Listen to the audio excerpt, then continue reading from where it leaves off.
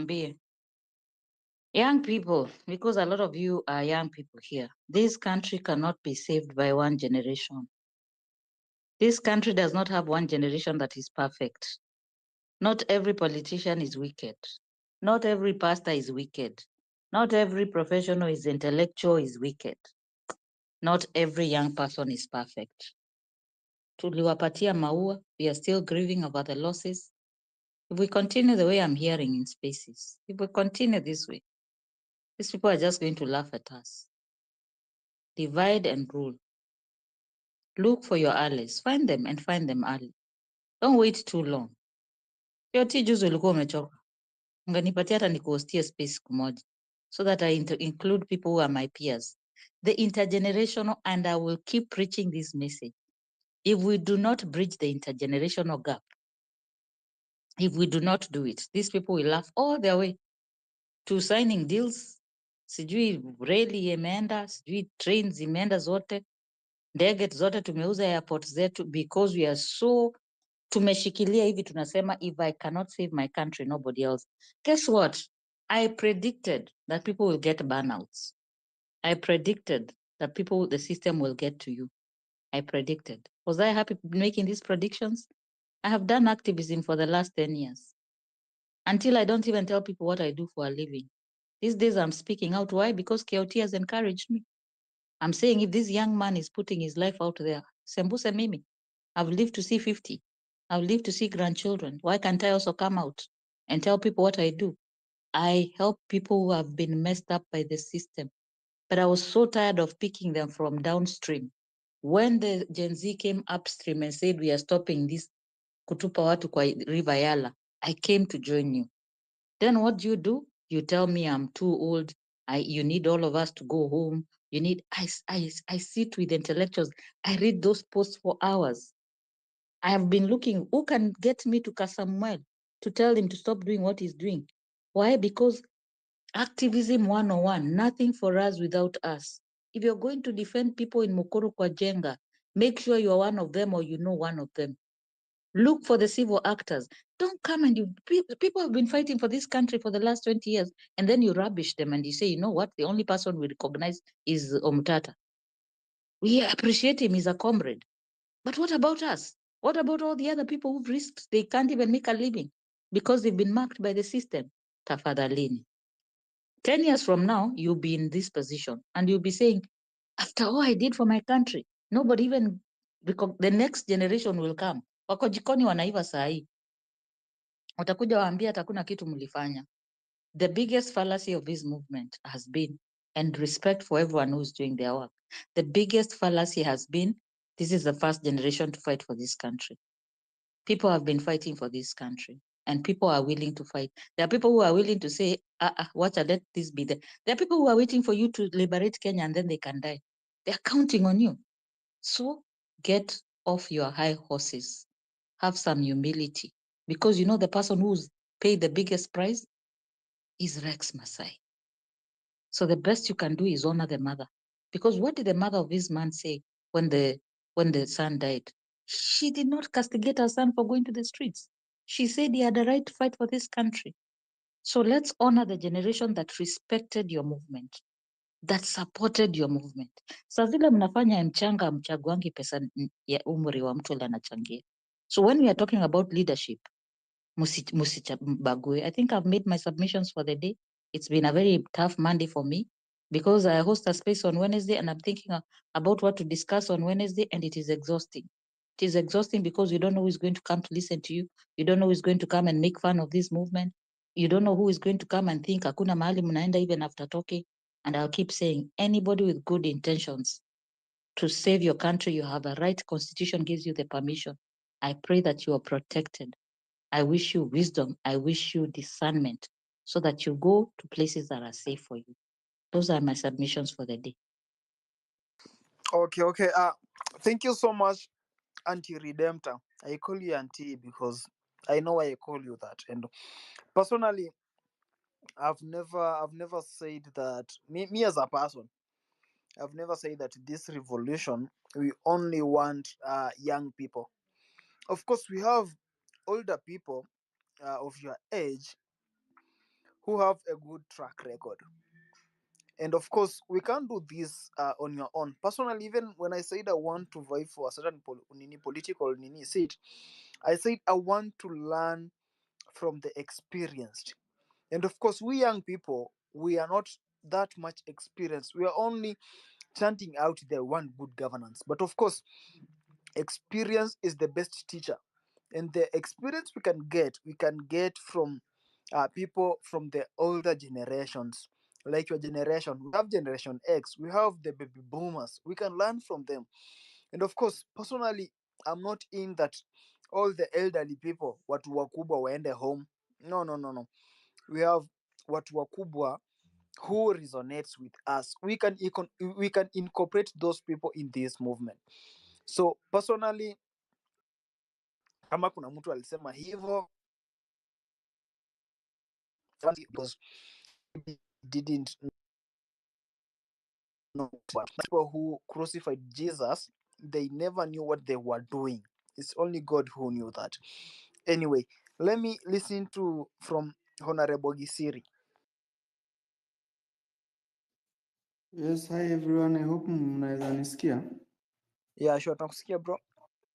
Thank you so much KOT and everybody who is gathered here.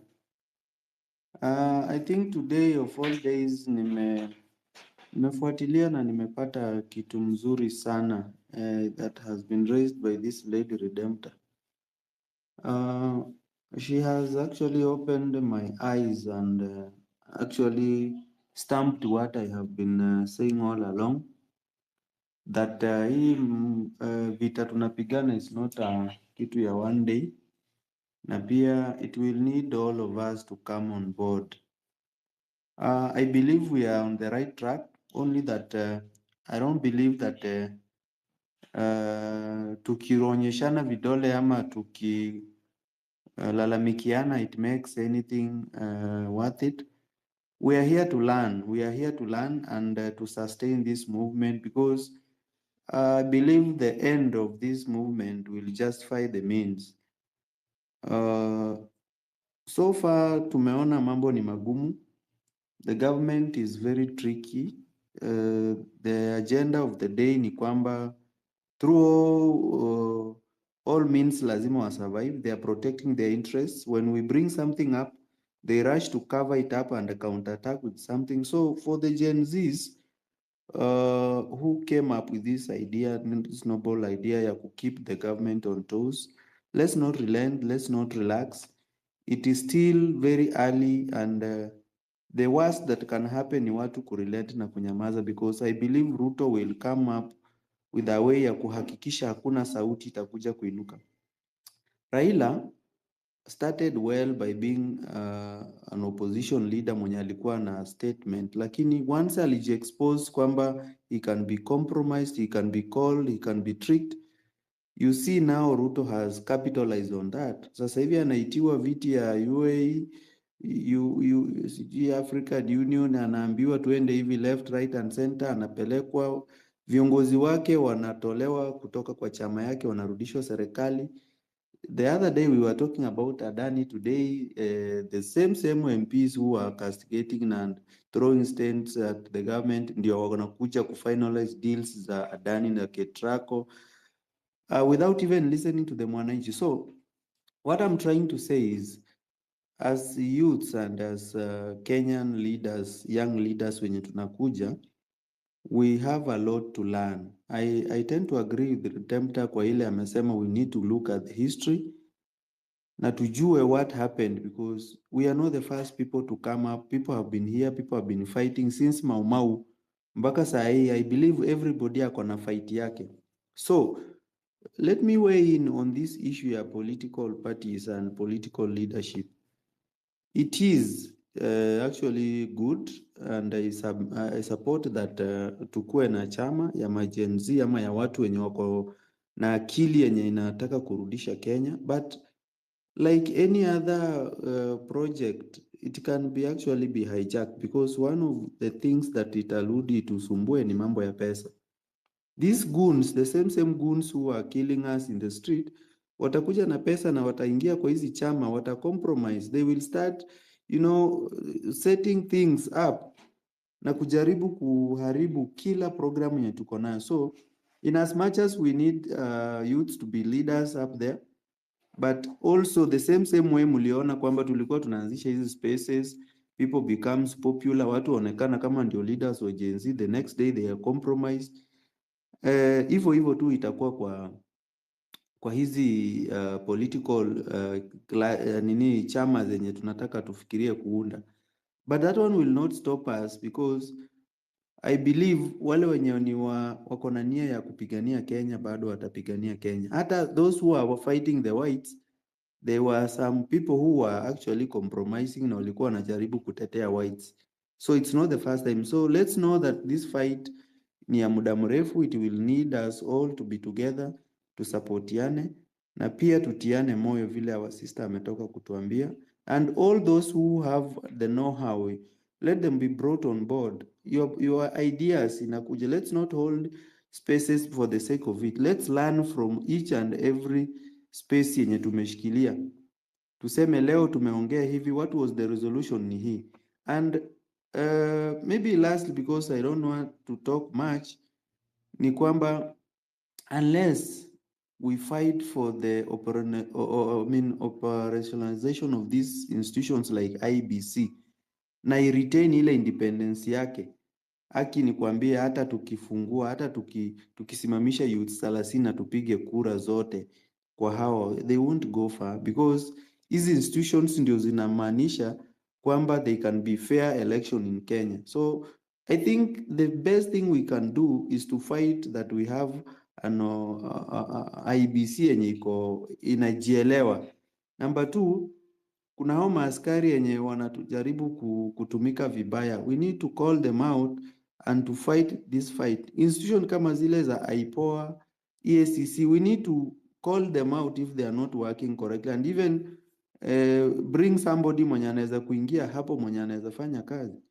Because why do we fight? Tunasema huyu is corrupt, or bado ni corrupt, or bado ni corrupt, then he is vindicated the next day by the same institutions zenye tuko nazo.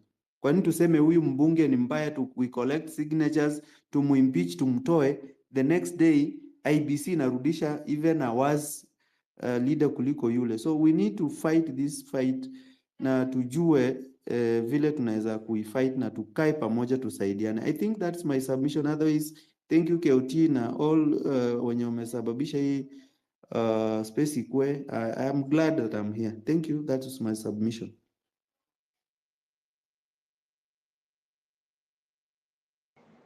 Well, thank you. KOT.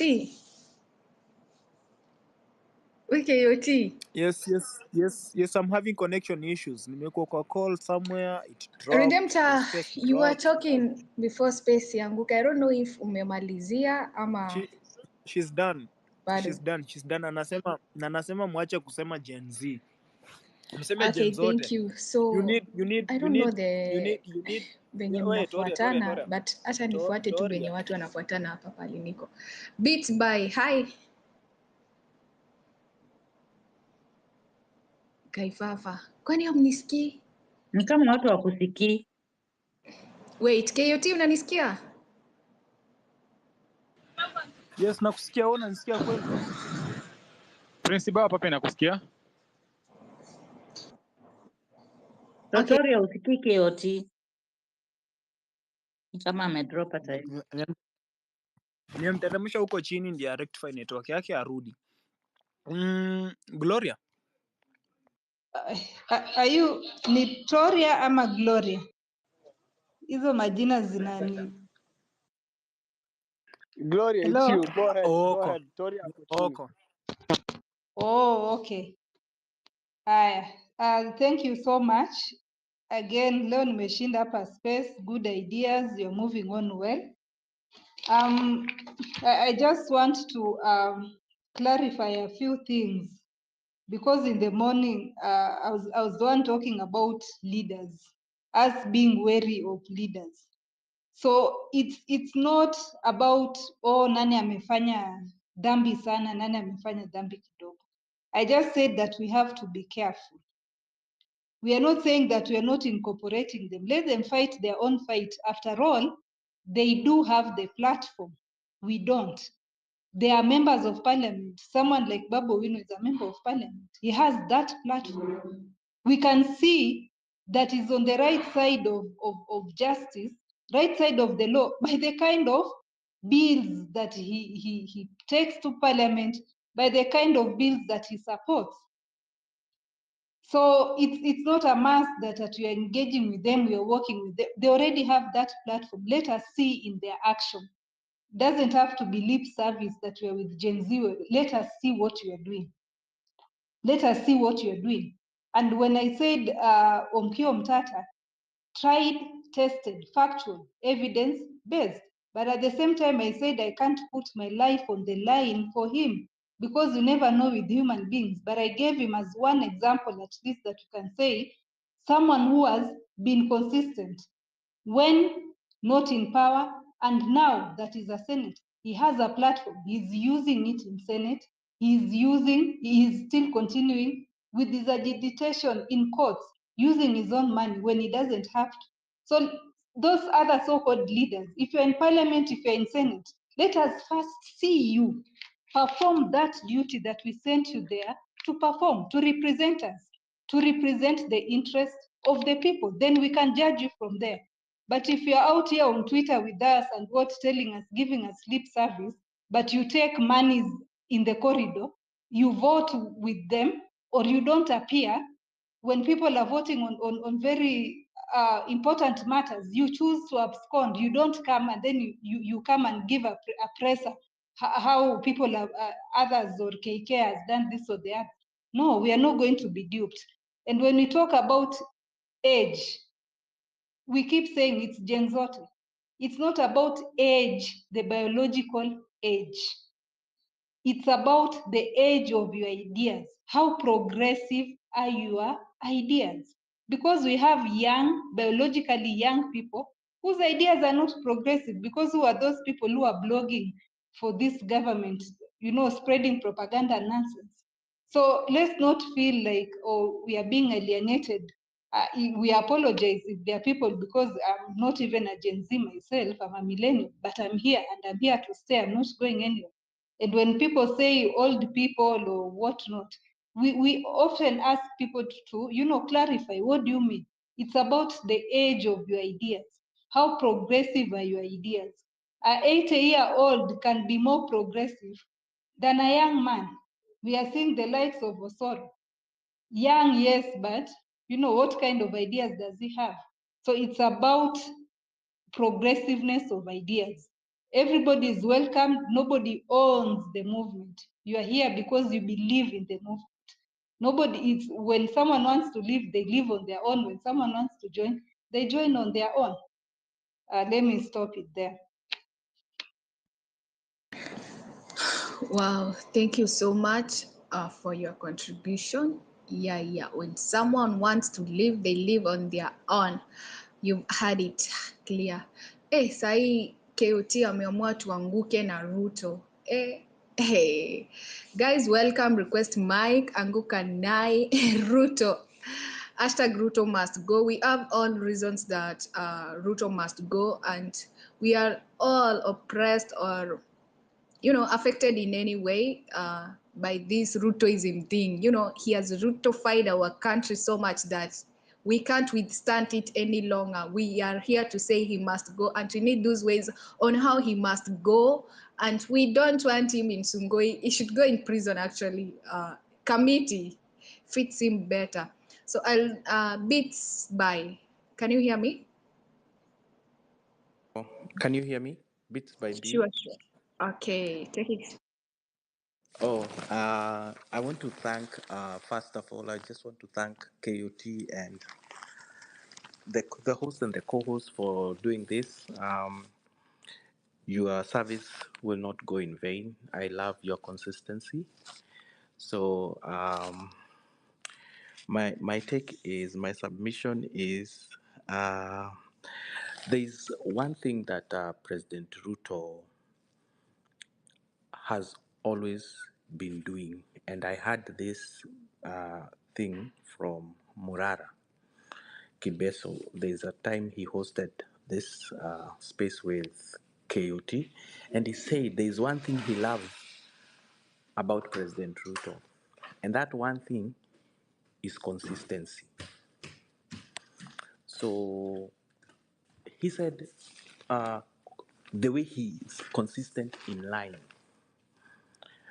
So as much as he's consistent in lying, we as people of Kenya, we need also to be consistent in whatever thing we are doing to fight this government. Secondly, I'll not be long. There's a President Ruto alikuwa ameenda Germany the other day. So there's something about the way he goes to outside this and outside to build bilateral talks. If we can have young people, anytime President Ruto akienda mahali kama Germany, hizo high level meetings, we also have young people, akishatoka huko, you'll be surprised, you'll be given an ear to be listened to. If you go and say, this president who was just here, he's a liar, he's a con. So every move anaenda kufanya, na si tunaenda tuna eject, even in a global platform. I don't know how that can be arranged, but I think it is possible. Akienda state tu, vile alikuwa amekama huku states, kuna wase young wanaenda, wanaona Biden, wanasema we want to say something about this guy. Don't give him this and this, because he has done this and this and this and this. So the same way, anachukua information yetu, like last week, 2 weeks ago, we were talking about corruption, and then anasema statement, corruption will not be a thing of our, ni kama he's using our, the things we say, he's injecting even him. So also in a global platform, anywhere he goes, I don't know how that can be arranged, but that's just my submission. We need to listen to this guy, the way he talks, and then we eject those stuff. Whatever he's saying, yeah. So that's all. That's my submission. But now we take it to a global platform, the way because he comes to ask for money in these countries, but there is no one challenging, no one is saying like, you know what, the president who was here, he's lying. He has done this. This money you are giving him, he's not going to do anything with it. And you'll be surprised you will be listened by those people, by those presidents. So I think that's one of the highlights. For me, that is the thing that is coming so strong when I heard the German, the people from Germany, the government from Germany said there's nothing like 250,000 jobs that was promised. So that really came out very powerfully. So that's my submission. Thank you. Well, thank you so much. Actually, I was thinking of the same, like, why don't we find a way when President Ruto, or Ruto goes ahead and to borrow money, we find some people who can go and represent us and go and counter-attack what he has done, because Yes. that's the same thing that this government is actually doing. And there was a space we discussed the same thing, and we saw like, if he has gone to China, we can as well as pay the flight for some people to go and represent us. You go and reject that. We can also identify some people, you go to IMF and World Bank, get the records and audits. They definitely have, they know how these debts have been being paid from Kenya. So they can give us that breakdown so that we can know, because we've never been told that the debt has decreased. It's every day it's increasing. Yet the taxes are going high and we don't know where that money goes actually. So if that can happen, I would be so happy and I'll be so willing to support it. So thank you so much. It's like you are in my mind in a way. So let's go to Prince Bahai. Hi, how are you doing? I'm good. You? I'm fine, thank you. Hi, everyone. Okay, kuna huyu jamaa kwa anaongea hapa, alikuwa anaitwanga Beats, somebody Beats. Hello, can you hear me bro? Beats baby you. Can you hear me? Oh, Okay, yes, I sasa can hear you. umeongea kitu kingine hapo ukasema what if tupange huyu jamaa kienda mahali kama ni Germany kama ni US akitoka a group of young men wanaenda kule pia wanasema ukweli contrary na chenye huyu jamaa aliongea, si ndio? Sasa hii inawezekana, lakini mimi naona kama hebu okay, hii ni maoni yangu na msibebe vibaya, ni maoni tu, kwa sababu kama vitu kama hizo zinafaa kufanyika, tunafaa kwanza kujiangalia sisi kati yetu. Umoja wetu iko na shida sana kwa kweli, hatuna umoja, kwa sababu ukiangalia kila mtu anataka kuwa kivyake, kila mtu anataka kuwa kiongozi, kila mtu anataka kuwa juu, unaelewa? Hatuna ile umoja sana. Unapata hata watu wengine wakishashikwa hapa, tukianza kupush hashtag ya mtu ameshikwa, kuna wengine hawezi push juu yani bifu za ujinga ambao hatutaenda mahali na hizi vitu tunafanya hapa. Tunadili na serial killer bana, mtu mwenye hashtuki na kuua. You understand? So for us to win this war, lazima tushikane vibaya sana. What if tushikane panapo Morara is doing well, Kasmueli anafanya poa, isipokuwa tu juzi nimeanza kuona kona hapa, sijui kama wamemwai ama bado. Unaona, yeye pia anataka kutembea kivyake, Eric Omondi ako kivyake, kuna mwingine ako kivyake. But kama kuna njia tunaweza shikana sisi wote. Ukiangalia Amerix yako kivyake, nani, kwa sababu huwezi niambia Morana ana host space, Amerix the same time same day na yeye ana host space. Hapo kwa mshaka hakuna umoja. Na hatukuna vita tutashinda tukiwa hivi, kwa sababu wote wataenda huku, kuna watu wataenda huku. Hapo tayari hakuna umoja. Mnataka hivi vita tushinde aje? Tutashinda hivi vita tu kama tutashikana, tuongee na sauti moja, na kama ni kitu tunafanya tunakujua sisi wote tunafanya kitu fulani. Kwa sababu tukiwa na sauti moja, hata kama mtu kushikwa, tuseme mtu akiwa mahali fulani. Jana kuna Collins alishikwa jana. Mimi mwenyewe nilikuwa niende kule leo, lakini nimeogopa kwa sababu mimi natafuta. Juzi tayari ulikuwa umenishika juzi. Unaelewa? But angalia, hakuna mtu alitoka. Ni watu kidogo sana walitoka. Sijui nani ya jamani msaujina ndio walitoka, watu kidogo sana. So hakuna umoja na hakuna kitu tuta achieve bila umoja. Mwingine anaweza endelea. Baha, I think what you said actually, we appreciate everyone's opinion and ideas, and we can only make it through unity. These like diversions, it won't work for us. We need all of us to bring our brains together. We think together, we think as one, and decide the way forward, how we're gonna work together. It doesn't matter if you're gonna contribute in producing the audits of how our money is being squandered, relaunching or going and checking on like what Morara is doing, the relaunched projects, what Recommend is doing, running to get signatures for the referendum, what KOT is doing on the ground for civic education. It doesn't matter. What matters is okay, you ain't doing that for your own benefit. We are doing all this to come all of us together so that we can change our nation and make everyone understand why we are fighting against bad governance. But when you start having these diversions, like you're going this way and people should follow you this way, we need to have one voice, and we can only achieve something when we are together. Remember that umoja ni udhaifu, utengano kai, I don't know. Umoja ni nguvu, utengano ni udhaifu. Yeah, something like that. So we can only do this, we can only work it out when we are together. Hakuna venye nitakuja leo. Me actually I do this hata kama I have a small space, nione KOT amefungua, I'll drop my space and tell people, let's join KOT. At least let's come together and hear what this has to say. Ideas are shared here. You go on the ground, share those ideas to the people in the ground, break it down what you've just had in a vernacular or a way that they can, all of them, understand what's going on in our country. This government is happy now that we are all diverted. They are diverting us with issues like fires, endorsement, I don't know, this, that, and they are happy. They are also diverting us with the young generation. We are saying we don't want all these leaders.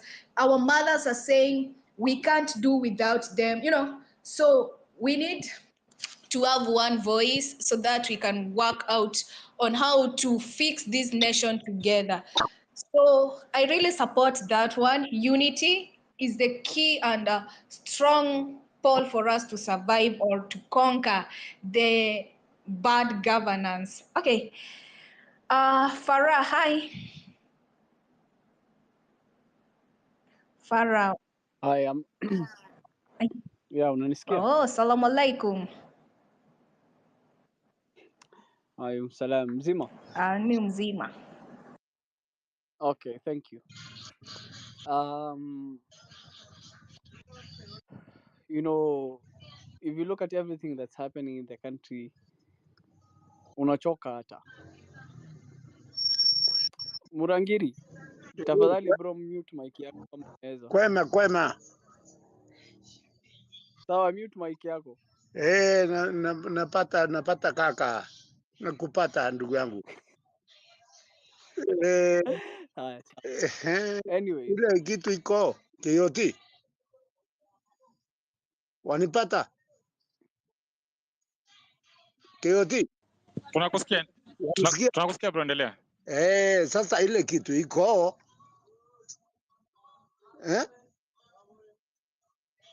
Tunakusikia bro, endelea, ongea. Kuna kitu ile iko ile kitu mwasema IMF ndio inatumika kumanipulate our vote. Ndio ile kitu twataka tusikize na tujue mbona IMF kwani inatusumbua na nini kwa hii serikali yetu. Ruto ameingia kwa hii IMF na Ruto huingia kwa maneno ya kumanipulate maneno ya kura zetu. Mbona tusiingilie? Mbona tuongee maneno ya ujinga tukiwa wa Kenya? Let's not be manipulated by this IMF. Waliandika ile finance bill walileta kwa Wakenya na ikawa ni mbaya juu wanauza vitu zetu. So why not tusiongee hii maneno? KOT, mi sitaongea maneno mingi, lakini nisikie tu, nitakuongeleza kesho.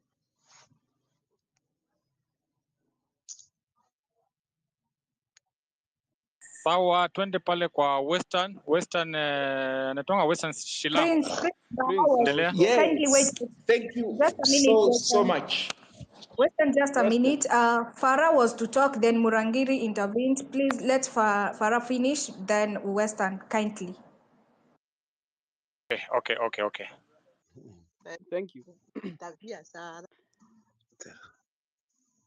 Okay, Sara. Anyway, Murangiri, umemaliza, tulia tafadhali. Nimesikia ndugu yangu, lakini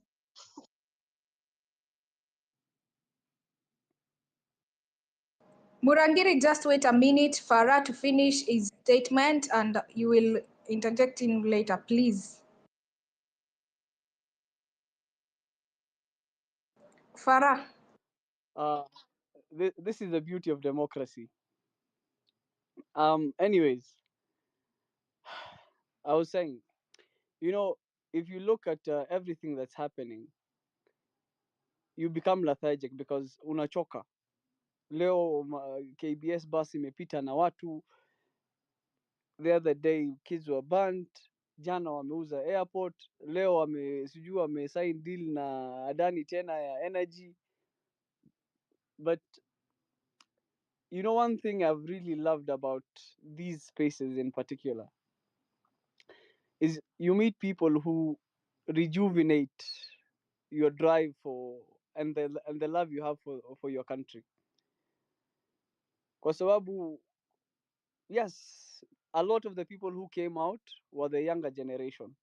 Walikuwa watu rika yetu. Sisi ndo tulikuwa kwa streets 80 to 99%. But a few people of the older generation were there And those who are not there, majority of them were supporting us in one way or the other. And a lot of them are still supporting us in different ways. Unajua, these battles cannot only be fought in the streets. They must also be fought in the courts. They must also. We need a lot of capacity building, and a lot of people are secretly and behind closed doors offering these services for free. So hiyo kusema Gen Z whatever, from today, Gen Z is an ideology and a mindset. Anybody who subscribes to the idea that we can have a better Kenya, that Kenya can belong to all of us, that iko siku Medicare and healthcare and education and all these things will be free, every one of you is a Gen Z. That was otherwise. What I wanted to say is, if you look, a lot of us have divide attention yetu into very many different things. We need to choose a battle na tukufe nayo, because we cannot be divided too thin. That's literally what we are being divided. Mtu mwingine anasukuma huku mwingine, yes, but we support each and every one of them. Right now, I personally feel we have two very emotive things in this country: the Endarasha thing and the Adani scandals. Just as we rallied behind the reject finance bill, we must choose a battle regardless of race, age, religion, skin color, skin tone, texture of your hair. Bora wewe ni Mkenya. You know, the national anthem says Kenya istahili heshima. But if our sisi wenyewe hatujiheshimu enough to be people of integrity and dignity and be accountable and stand up for when it matters for our nation, then hakuna tofauti yetu sisi na hao wengine. We are just oppressors in waiting. And if you look at what the Adani deal entails, they are now in charge of the energy sector. They'll be in charge of the airports, and soon they'll also be in charge of the railway system. The next thing is the port. Then how are we sovereign? What is Adani offering? For instance, for the airport, it's 30% of 2 billion. If you translate it into terms of Kenyan money, it's around 78 billion Kenya shillings. Ni nini inatuzuia us from the Kenyan people in tendering the same offer? Give us the same offer, but we do not need a non-compete against Kenyan airports. You can develop the other airports, it's fine, but give us 50 years with the decreasing percentages over the years, so that after 50 years it is state-owned. But between these 50 years, let us invest in our airport. If you divide the 78 for laymen, kwa mtu wa kawaida, hii 78 billion tukigawia watu milioni 50, kila mtu anahitajika kutoa 1560. But tuseme haiwezekani, because we are not, it's impossible to divide it amongst everybody. Let's form a consortium. Let everybody buy shares. Wacha mimi niuze ngamia nilete pesa hapo. Let somebody else do their business alete pesa hapo. But we need to take ownership of our institutions. The moment yule mama mboga na mtu wa kawaida ataelewa kuwa naweza nikaweka pesa yangu kwa nchi yangu, na at the same time I'm not only getting money but my country is being developed, I swear nobody will ever take us back to kabila ile upuzi ya mtu wetu sijui na nitatenga it's impossible, because we are the investors. Kibaki aliuliza watu mnangoja nani awajengee nchi yenu? The Indians have developed India. The British have developed the UK. The Americans have developed America. Dubai 40 years ago was a desert. But the Arabs today, it is where everybody wants to go to for holiday and business. Why? kwa sababu wao walichukua initiative ya kujenga nchi yao because they loved it enough, where you differentiate between what is personal and what is nationalistic, and every time the what is national supersedes what is personal. Look at what happened recently in Senegal. The Senegalese people backed Ibrahim Afei with 1, 2, 3 francs. Mama mboga yule jamaa boda boda, people gave bought into him. Hii siasa ya hii mambo ya kutegemea watu wengine. Look at what even the Adani did, how dirty it is. The shift thing ni yao, healthcare iko pande yao. Leo akiamua kuzima stima, they can do whatever they want. If they take over the airport, let alone the Endarasha thing, we will lose kids any day, every day. Itakuwa the norm. So all I'm trying to say is we have the resources. The only difference ni hatujakubali. Wewe uko na shilingi 100, mimi niko na 1,000, mwenzetu pale ako na 800. It is just pulling these resources together. We put it in a consortium, put in a bid, let us manage, expand, do everything that is needed. And then we hire a private company to run the airport. Adani predicts that by 2040, they'll be earning $1.2 billion annually. And our percentage as the Kenyan people is 76 million. Tuko na laana. Why don't we get the same deal? Let us be the investors. What is stopping us? Because kuongea ukweli, we can call for meetings every day tulalamike. Oh, kuna shida huku. Oh, but what ownership are we taking of this narrative? In 50, 100 years time to come, what will be said about what we did today? Airport ilikuwa inauzwa, walishindwa kuraise cents. In reality, amongst us, because if we have shares and you know that you'll be getting your dividends, I don't see what is stopping us. It is just our love for this nation is not deep enough to enter our pockets. Thank you.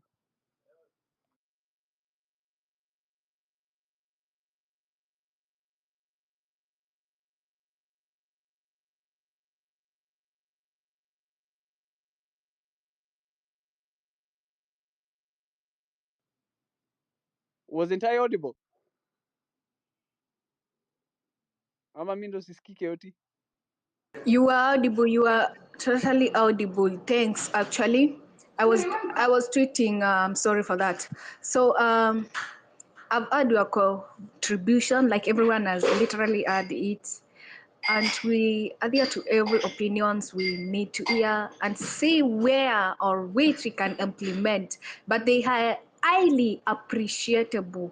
So thank you so much, and I want to give it to Sesco. Oh, Western. Where? Western. Guy Fafa. Western. Thank you, Toria, for at least remembering me. Thank you so much.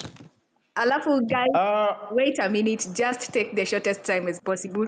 You know, the moment we talk a lot of words, people tend to sleep. So kindly, you take 3 minutes, drop, come again. That way it will work better. Okay, thanks, Toria. Toria, I want to address Redemptor. Redemptor talked about what I thought was controversial, that politicians, when they commit crime, they need a second chance. I'm not so sure whether that dispensation is extended to mere mortals, because the law has no buts, it has no ifs, it has no exemptions. The moment it does, then it's anarchy. Why would a politician accused of attempted murder or murder be given a second chance before they serve their term, before they appear in court? And why should it be that when they appear in court, the court grants them this very bizarre option of settling the matter out of court? Since when, in any normal jurisdiction, was murder or an attempted murder an issue that could be settled out of court? Since when? So are we really into justice, or we concerned about who commits crime and who the victim is? So if you're a person of status, you're a person of money, you're a person of wealth, we can waiver the law. But if you're an unknown quantity, then the law must punish you so heavily. I think that position is counter-revolutionary, because the rule of law is a guardrail. It's like when you're driving along the road, that guardrail, it guards you. If you run through it, you're going to fall into an abyss. That's like the rule of law. Once you knock it off, you are pushing the society into anarchy. It's like a bulwark against anarchy, dictatorship, lawlessness. So I don't know, really honestly, it's counter-revolutionary for us to somehow give politicians free rein because they're important people. Then why are we hard on William Ruto? If we think that if some people commit crime, we can exempt them and tell them, go and talk to your victim. Can you build a house for them? How much money can you give them per month? Who gets that kind of dispensation? And for your information, murder, attempted murder, the complainant is the state. It's not the victim, it's the state. So you cannot say, no, I'm forgiving this person. Well, if they attempted to kill you. Now, what about the person who was killed? Does it mean they can't get justice because they're not there to speak for themselves in a court of law? No, it is incumbent upon the state to find justice for victims, especially of murder and attempted murder. The moment we start constructing sacred cows, this is a sacred cow, don't touch him, hands off, then we should not have a problem with the judge who is now complaining that his security has been withdrawn because of sentencing the acting inspector general police. Because the acting inspector general police is a big person, in quotes. They are above mere mortals, they are above the law. So when they commit a crime, well, it's up to them whether they should appear before court, whether they should go to jail. We can't have that kind of a society. Honestly, we can't. So if you're committed to a Kenya that works for everyone, irrespective of the money they have, irrespective of their titles, irrespective of their wealth, we must insist that the rule of law applies even-handedly, impartially. Otherwise, we're not doing any justice to ourselves. Honestly, it's imperative. I was disturbed that they require a second chance. Didmas Baraza and all sorts of people, a second chance. Well, then what about people, ordinary people who commit a crime? Are they told, go home and think about it, whether you can come to court or whether you can start serving your jail term? For those who subscribe to Christianity, even Moses, that God, had a special place for him. When he did not follow instructions, he did not make it to the promised land. David, special place before God. When he did not do as expected, he was punished. So why do we expect people who commit crime not to be punished? Because they are mheshimiwa, they are big people. I think we must perish that kind of a thought. It's counter-revolutionary. It's going to sink deeper our country into anarchy, chaos, and lawlessness. We cannot afford. We have enough of that now. We must push back.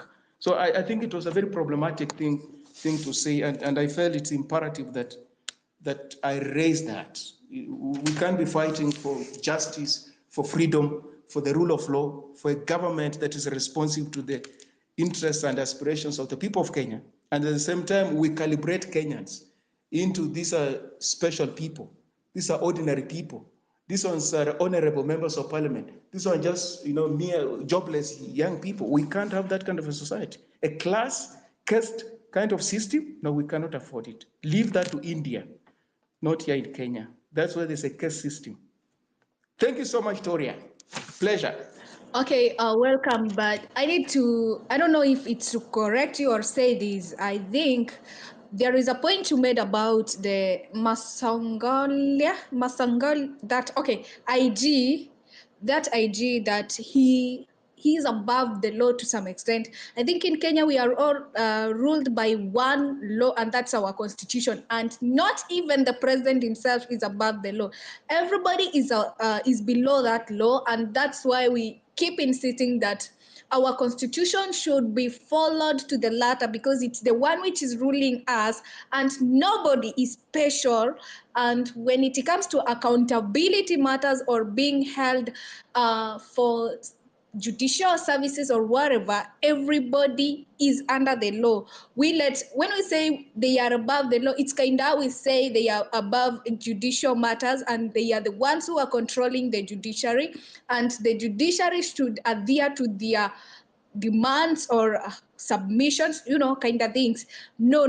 That one, it's not actually correct literally, because everyone in this country is below the law, and the judiciary is one arm of government that should be left to stand and be guided on its own, to do its work on its own. I don't understand why even the government leaders or members, politicians are invading indeed, trying to penetrate because of some petty issues, because they want the people who are siding with them to be favored when it comes to justice matters, when it comes to accountability issues. What's the work of it then if they are gonna listen to these people?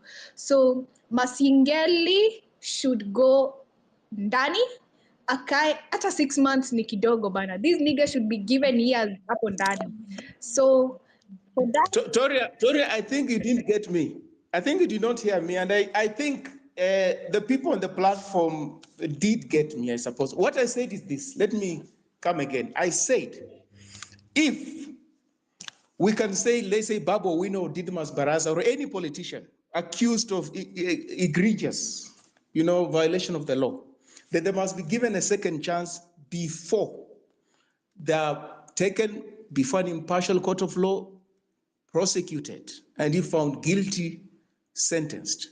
Then, in the same breath, we should not have a problem with the acting inspector general of police for defying someone says to appear before the court, and for defying the sentence, and for intimidation against the judge who made the ruling. That's what I said.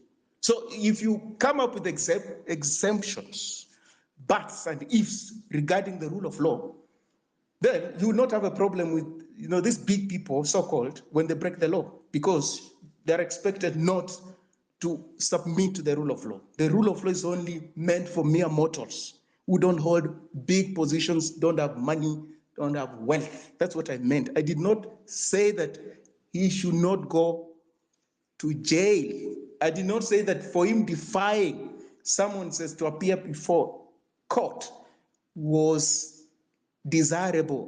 In fact, I've condemned it. That's what I said. So you mischaracterized what I said. Okay. Thank you for that submission. And I think as far as that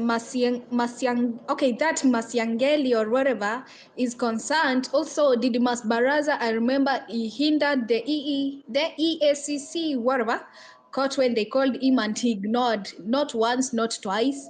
He should also be held accountable. I think our judicial arm, it's biased in a way, it's favoring some side in a way, because ebu sahi redempta iba kuku bana watakuchukua hadi shimo yenye utakuwa na utalala nyumbani hiyo siku.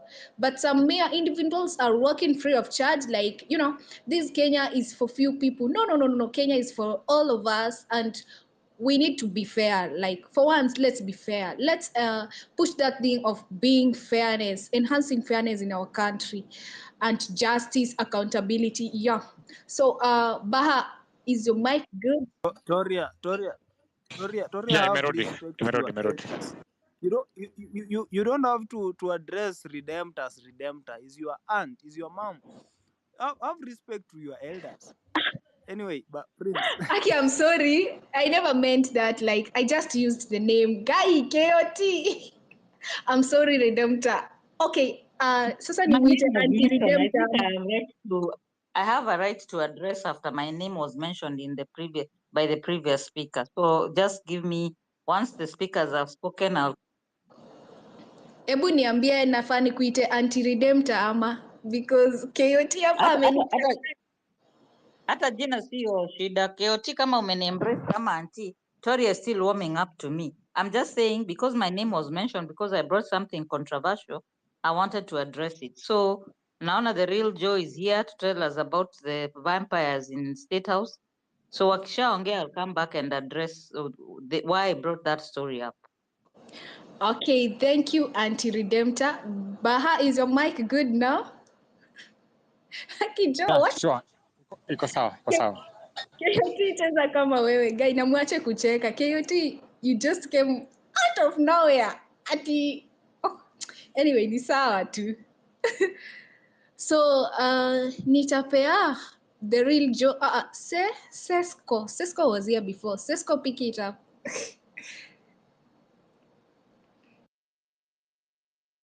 Guys, can you hear me? Kama unanisikia nipe 100. So if you can hear me, give me 100, Victoria. So Victoria, nasikia kucheka ukituambia let us be fair and stuff. We are the wrong audience. If I kutuambia tuache kuwa fair. There are people who are not fair wako hapa. Another thing, you're saying the constitution, no one is above the constitution. Hizo ni stories za jaba. We all know these niggas are always above the constitution. So basically sisi you are just educating us tukue more loyal to constitution, but either way tunajua the people who are supposed to be told about this. I think sitaki kurant, it's too early to start ranting, but comrades tumegoma bado tuendi shule, so I think this is the best opportunity tunafaa tukuja na setup na strategy yenye tutafuata as young people tujue venye kuta happen, because if you are waiting for 2027 ndio tukuje tupigane na huyu jamaa man, tutakuja ku lose. This guy is a political scientist. Mse ni mjanja sana. And there is no way atakuja kufail. 2027 hizi spaces zitaendelea tu. By the end of it all, he will accomplish Kenya nataka. History ya Dani whatever here. Hii ni story ya private whatever. Ni investment zao na wamo bazu big boys. We all know that. I think Kenya tunafaa kuwa tuna discuss hapa. It's venye tutatokea twende hiyo airport. Venye tutafanya what we are going to do. Actually, if you're going to keep on ranting here saying this and this and this, these guys wana celebrate tu huko wakisema wacha wapige kelele. We all know how this thing is going to end. Another thing is about unity. Mimi nashindwa wenye watu wanafanya vitu zao. Morara kwa peke yake, KOT, and then these other guys Eric Omondi hawa sijui nani. We don't have unity. Kila mtu anataka tu kufight on his own. If we continue that way, it's a weapon. When you're not united, man, it's a weapon for the enemy. Anajua venye sasa atawapata moja moja. I think that's for me. Victoria? Yes. Okay, Sesco, thank you for your contribution. But actually umesikia wakisema the university students bado wanaendelea na fees must fall. Bana, hii serikali haitaki tupumue, kila pahali imefinya kufinya. So acha tusikie Auntie Redemptor for the respect of our elders, then tutaendelea. Real Joe atapick it from there. Real Joe, najua wewe unawakanga. So Auntie Redemptor, kindly. Okay, thank you. I know I brought up something that is very controversial. I want to point out the reason why I do that is I've never met the Mheshimiwa Bob Owino. I've never met his victim, the DJ, but I know someone who knows him personally. I want to mention a few names. I want to talk about O.J. Simpson. It's a matter that we knew for sure. If you listen to all the submissions that he likely would kill that lady. He went on to have a long life of adventure and drama and bad things that he did. So eventually, even if the law does not catch up with you, life does. But there are situations in law where I don't believe in maslaha, which is what is practiced in Northeastern, and it's an injustice when it's defilement, it's rape, and people settle out of court. I don't believe. I do not have all the facts about what happened in this case. The only thing I would appeal to anybody who gets it's a very emotive subject, is have we ever considered the victim's point of view? What would have happened to the victim if he was not acquitted? I do not know what happened. There are 3 cases I can tell you for free because I did prison ministry in this country. There are 4 cases I can mention. One is a woman who went to the river, and when she came back, she found her husband with a lover. And she picked a piece of wood and hit her on the back of the head, and the woman died. When this woman was telling me her story in Langata Women, she said,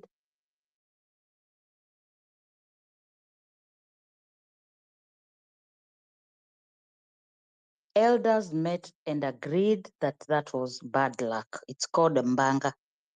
But the law prevailed over our traditional laws. Our traditional laws would have settled that matter and said this woman had no intention of hurting this woman that she found in her house in an afternoon doing things in the bedroom. So Western, I know about the laws of Kenya, but I'm just saying for this particular case, I do not like people to become very emotive until you've met the victim. The other case I would like to mention is a case of a woman who was walking, coincidentally, these cases are all from Kitui.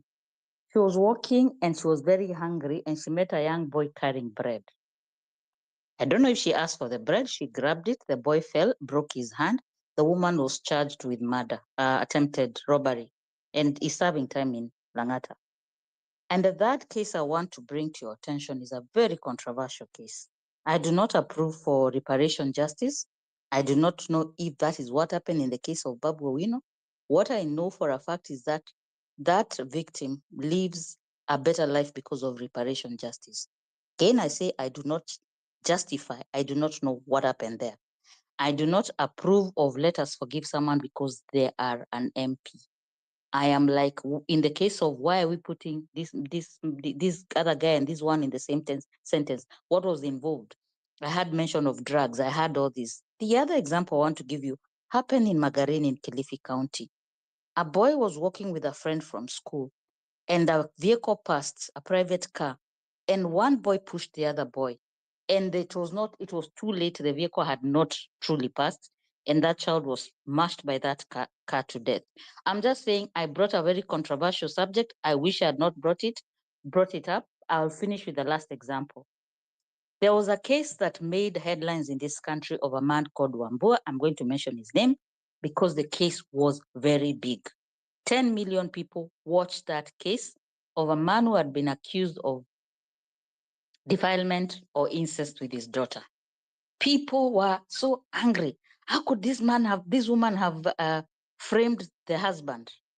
It was done by a very big media personality in this country in a very big media channel, and it took Kenyans, and people were so emotional.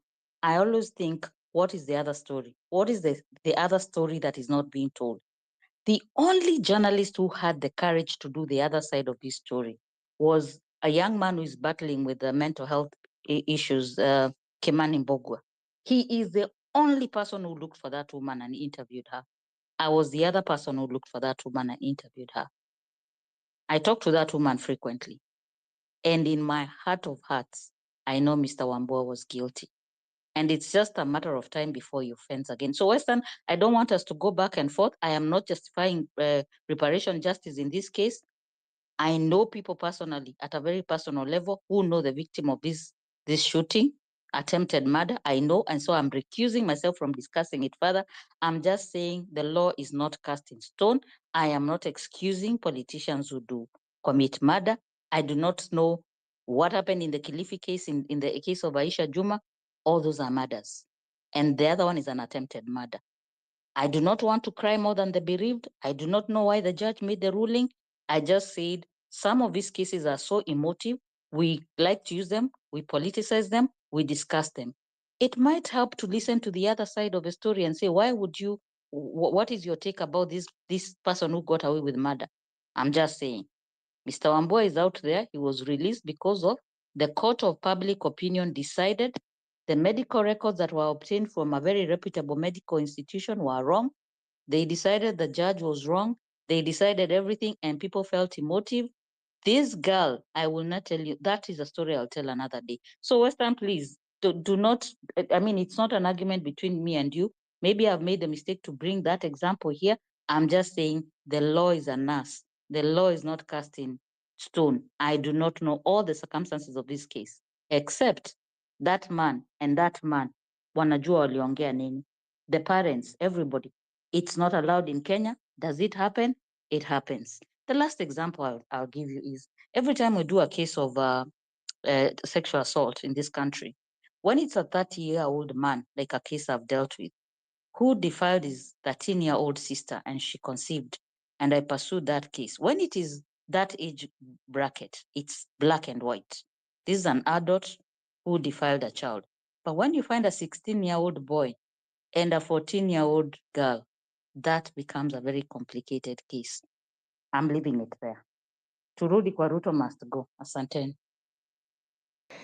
Thank you, Sana Anti-Redemptor. I really appreciate you made some good injections. Yeah. So, Western, I hope umesikia. We're not going back and forth between you and Sorry, no, Gloria, Aki just Western, before please, I knock, please, kindly, before I just knock please, off, just one. Oh my. please, kindly. Gloria, just Hold it there. Hold it there. Relax. Acha auntie hata apumue.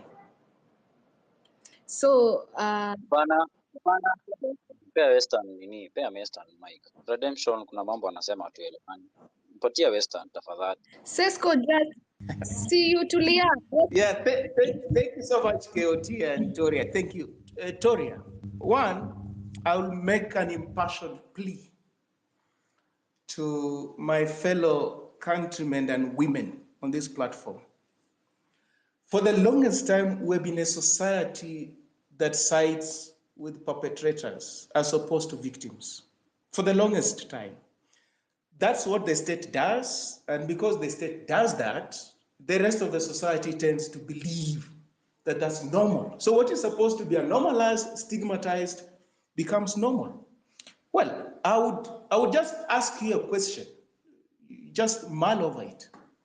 Why a person who was earning a livelihood and is now dependent on people, why that person would be said is leading a better life? No, just think about that.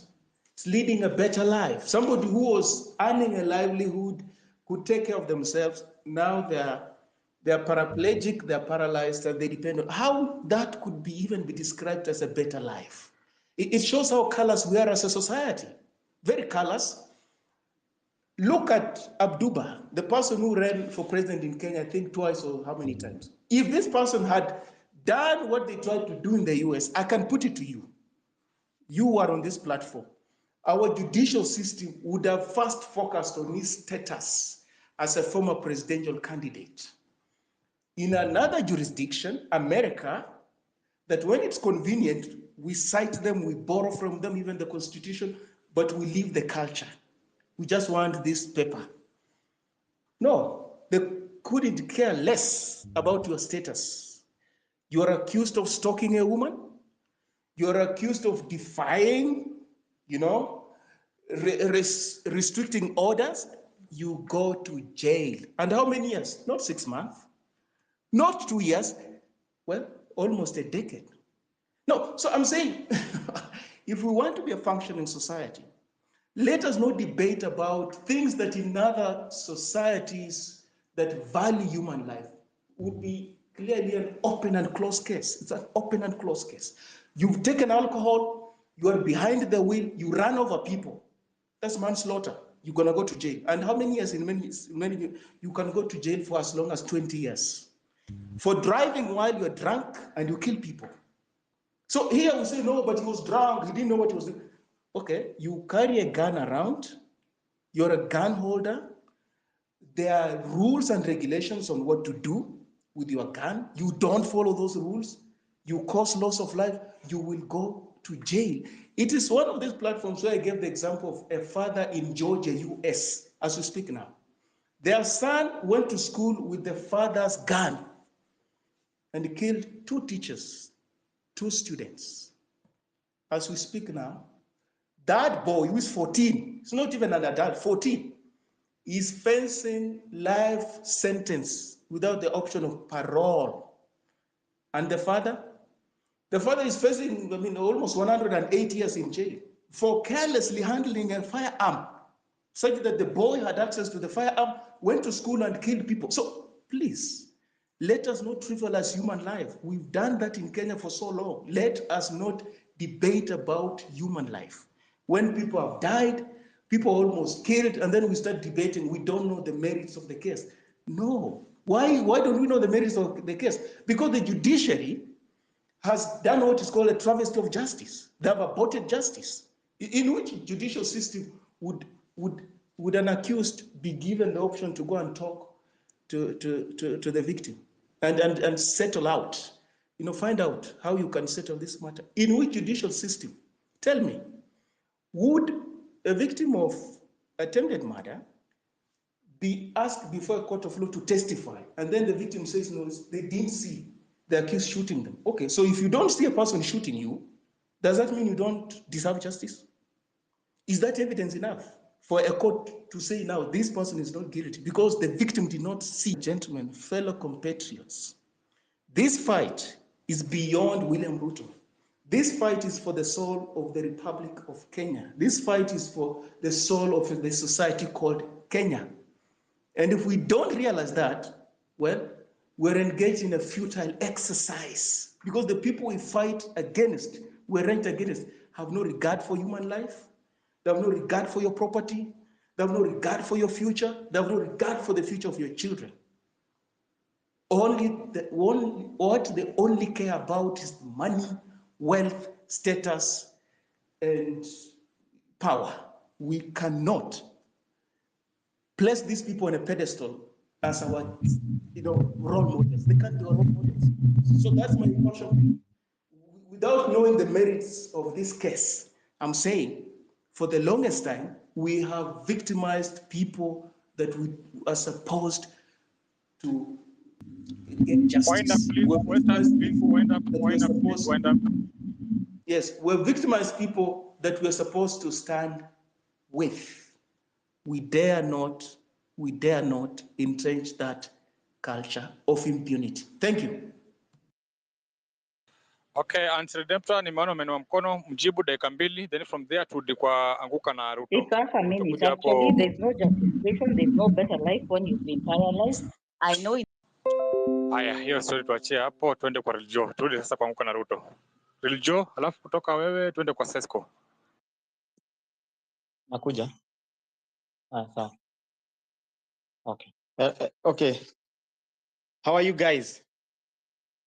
I can see We are good, bro. It's a bit heated here.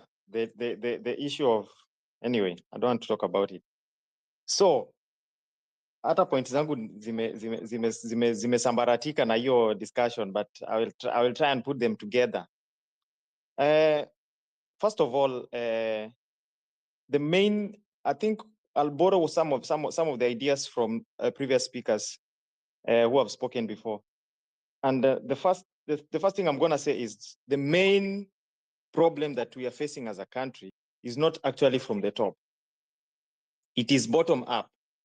Sorry to use that word, even though it gives people headache. It is bottom up. I think maybe Western has tried to insinuate the same. He has talked about the same. The problem starts from us, the society in us.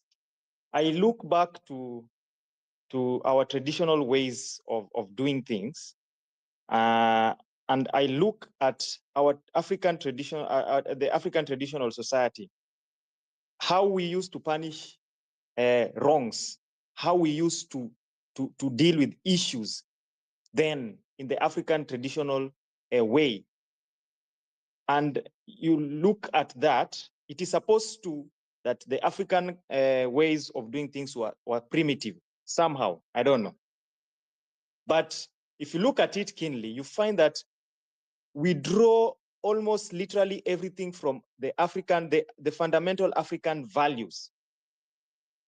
And they're shared across the board, whether be it whichever culture you're coming from, but the base is the same. What do I mean by this? In the African traditional society, the head of the home, who is the father, is the first leader, is the first political leader. I think at least from where I come from, I can say that.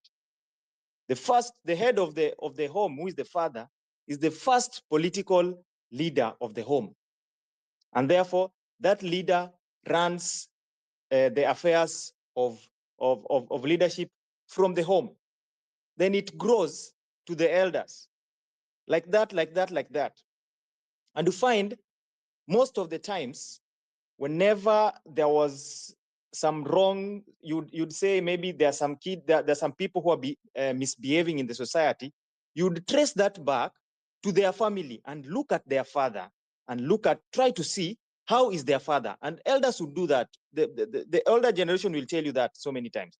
They would try to find out how is this family, these children are misbehaving. They are from which family? They are from family of so and so. How does their father behave?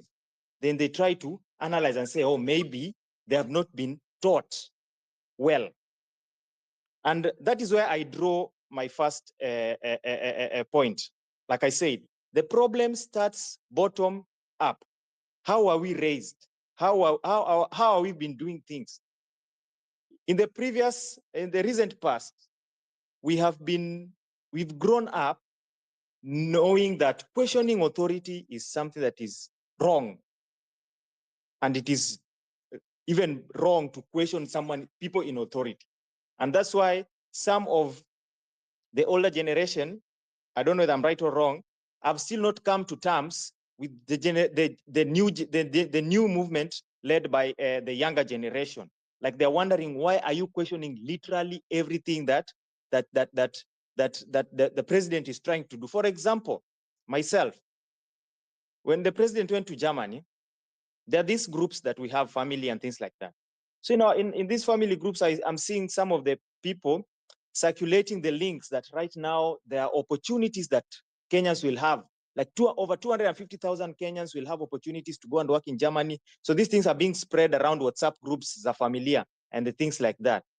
So I asked one of my older uncles, so why are you spreading this and this? So we engage ourselves, and he's wondering, why am I trying to like, he's feeling like I'm trying to oppose this, yet it's a good thing, it's a new opportunity for people and things like that.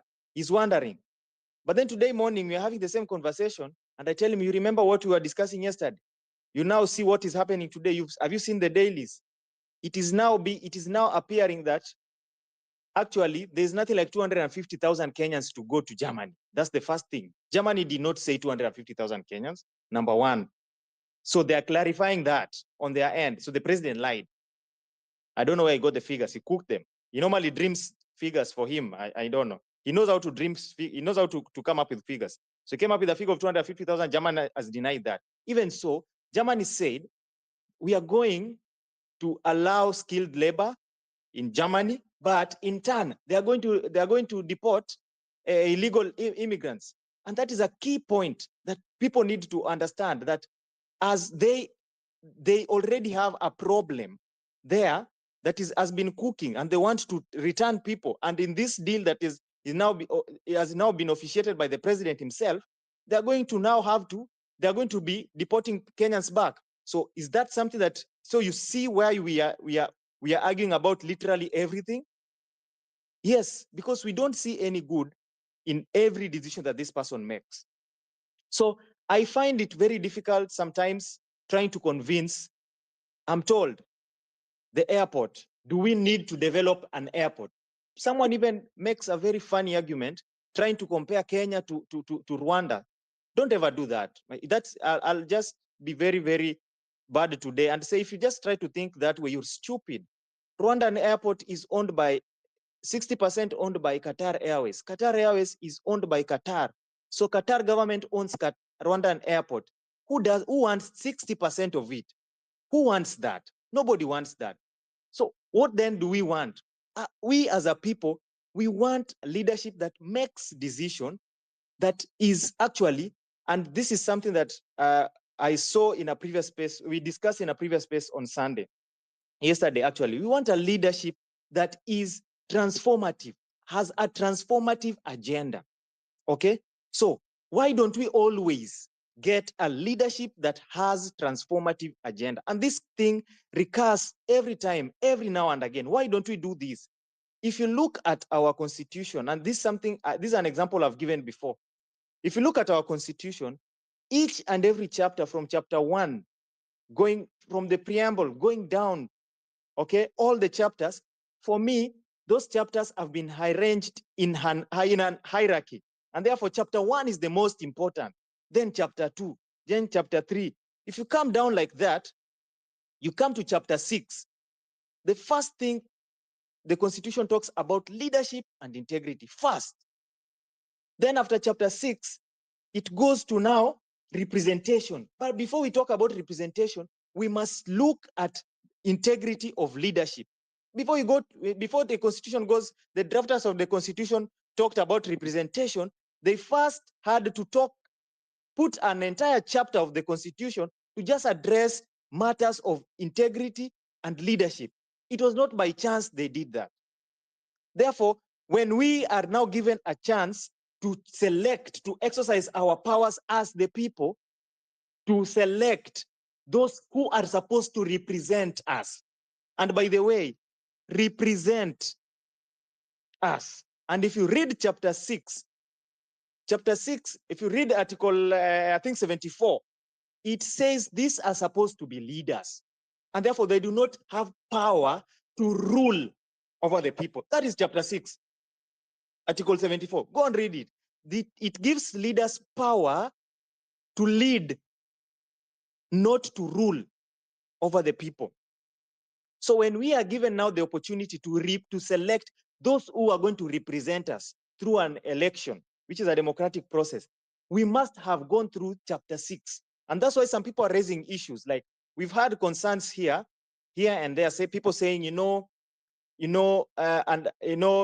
we have Babu Owino, we have someone who is a young leader. Yes, there are people who have had reservations, and I've heard that from Western. Even me, I have reservations. Like this is someone who has been convicted for something, even if it is attempted. I mean, that is not integrity. That is not a leader for me. That is not my leader. We need to ensure that anytime we don't need to sympathize with the leaders because this person, now the other person is doing well. No, that is not the entire point. We miss it. When you just do that, that is the first mistake we do as a people. We ignore simple things. Just the simple things. That is the first mistake we do. Then when the person gets to that position of representation, they do not represent you as you require. Okay? Then if you look at the next chapter in the Constitution after representation, it goes to the legislature, then executive, then judiciary. That means the legislature is highly ranked than the executive. And even so, the Constitution gives the legislature more powers than even the executive. But we have been made to believe that the president is powerful. No, the parliament National Assembly has clearly stipulated in the Constitution, okay? Article 95, it gives the National Assembly the powers to review the conduct of the president, deputy president, and other state officers. Therefore, they have been given power. And why are they given these powers?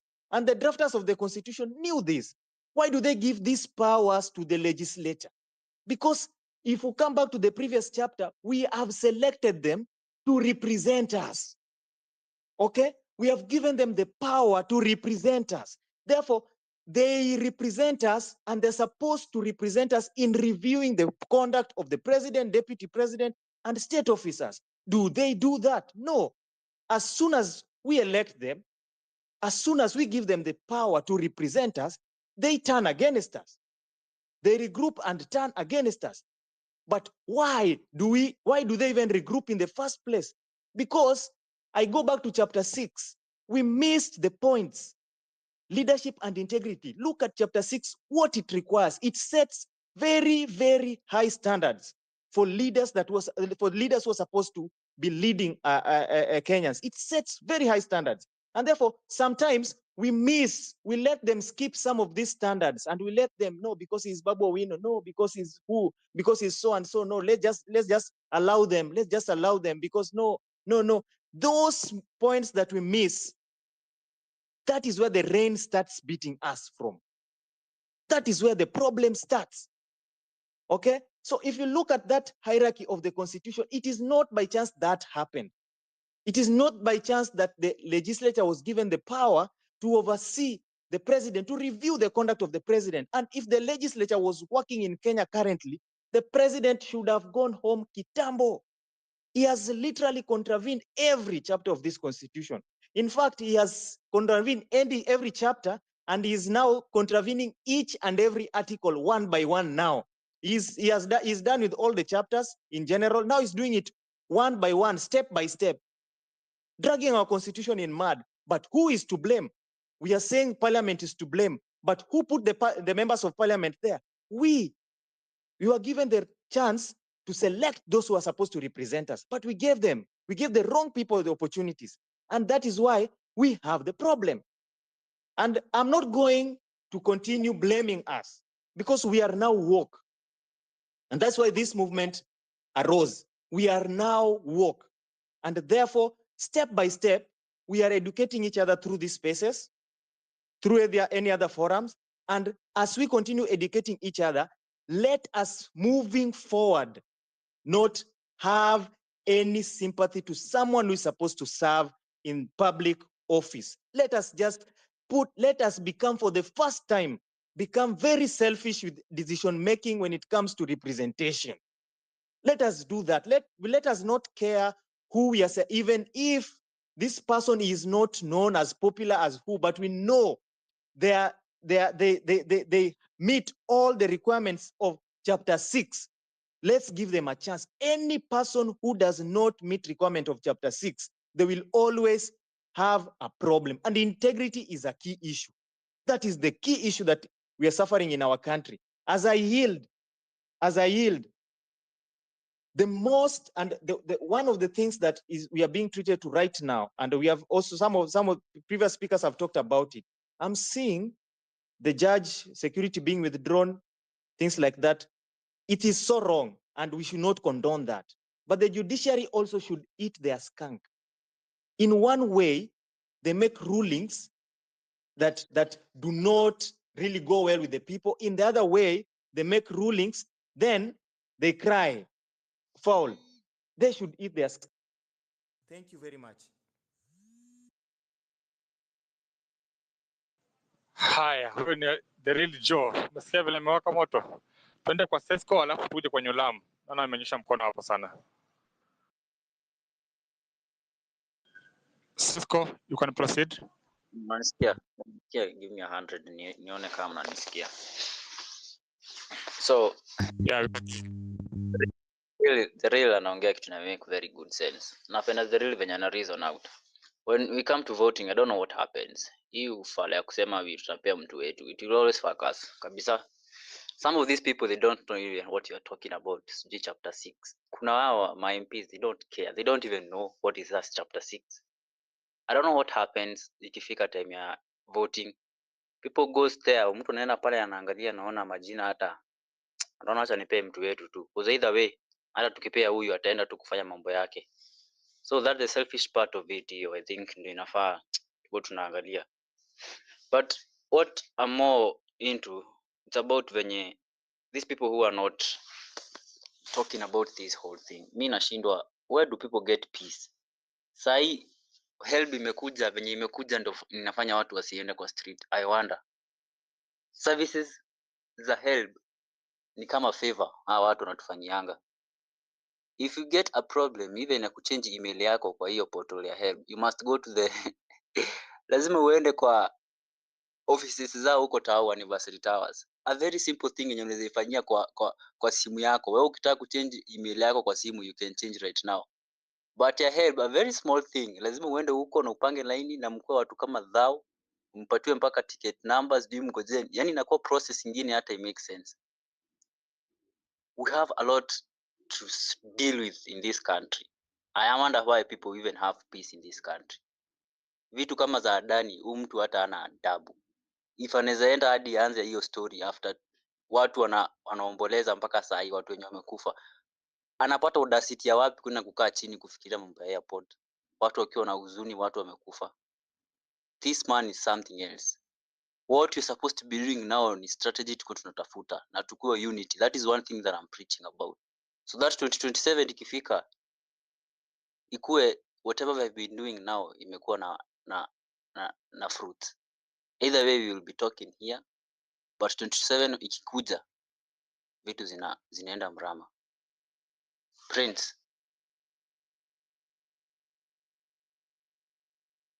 Yes, nakusikia bro.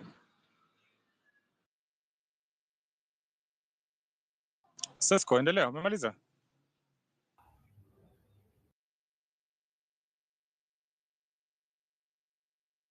Haya, twende kwa Nyolamo. Nyolamo, tu. Proceed. Hey. Yeah. Thank you guys so much. Thank you for giving me this golden chance. Look, I just wanted to piggyback on most of these speakers here. Everybody seems like is saying the very right thing. I really concur with what the real said. The real really hit it. I couldn't agree with him more. But now just to piggyback on him, he talked on one thing here that we needed leaders with integrity. I do say we need leaders that has duty and integrity, because duty to me is doing the right thing even without being told. Now we have a bunch of fools as MPs there that really go in there, and when you see them in the crowd, they are either dancing. It's nice to dance, but they dance, they show us the skills on how to dance. But when it goes into parliament, none of them even propose anything. Nothing. Nobody leaves that place with a legacy. Nobody even says, I pushed in this thing here, and now this bill is into action. Nobody. I have an MP who has never done anything. So, yes, duty and integrity really matters a lot. I like Babu Owino. I used to like Babu Owino, but what the real say there is tainted. Guys, any single time you want very good leadership, leadership, what is leadership to us? To me, I feel like leadership is having the skill to influence others to do the right thing or to do what is right without even following them. Basically, trying to influence people, to be in the right shape. Now, if I have a leader that can easily pull a weapon and kill somebody or shoot at somebody, let's say not killing, now, and goes through without even going through the normal law channel and being found guilty, then I think that is not a leader to me. That is somebody who is influencing me also to get into bad habits. See this? And also start doing this and creating a more chaotic environment. So when it comes to leadership, let's vet. Once you've been found with corruption, our laws should be, I'm sure, tailored well to stop those people that have been found with corruption not to be our leaders anymore, especially looking for the top office. Sorry to say, the guy we are fighting right now for all these years was found with so many allegations. He even went to The Hague. He even came back. He even was found with so many land cases, which were found not, acquired in a very unusual way. But just because he could say something small and people wanted that, he got elected. While technically, the law should have stopped him from doing that, because all those things he was doing, well, he did them, but he never did them as the president. So he should have been blocked from even contesting. So as I hear many of these things coming up and all kind of these things here, the really cited the chapter 6. I urge each and everyone to be looking at these things here. When Mandamano started, Gen Zs were on the right track and Ruto was succumbing to all the pressures. Guess what happened? We were told that MPs that voted for the finance bill were going to be recalled, especially in the ODM side.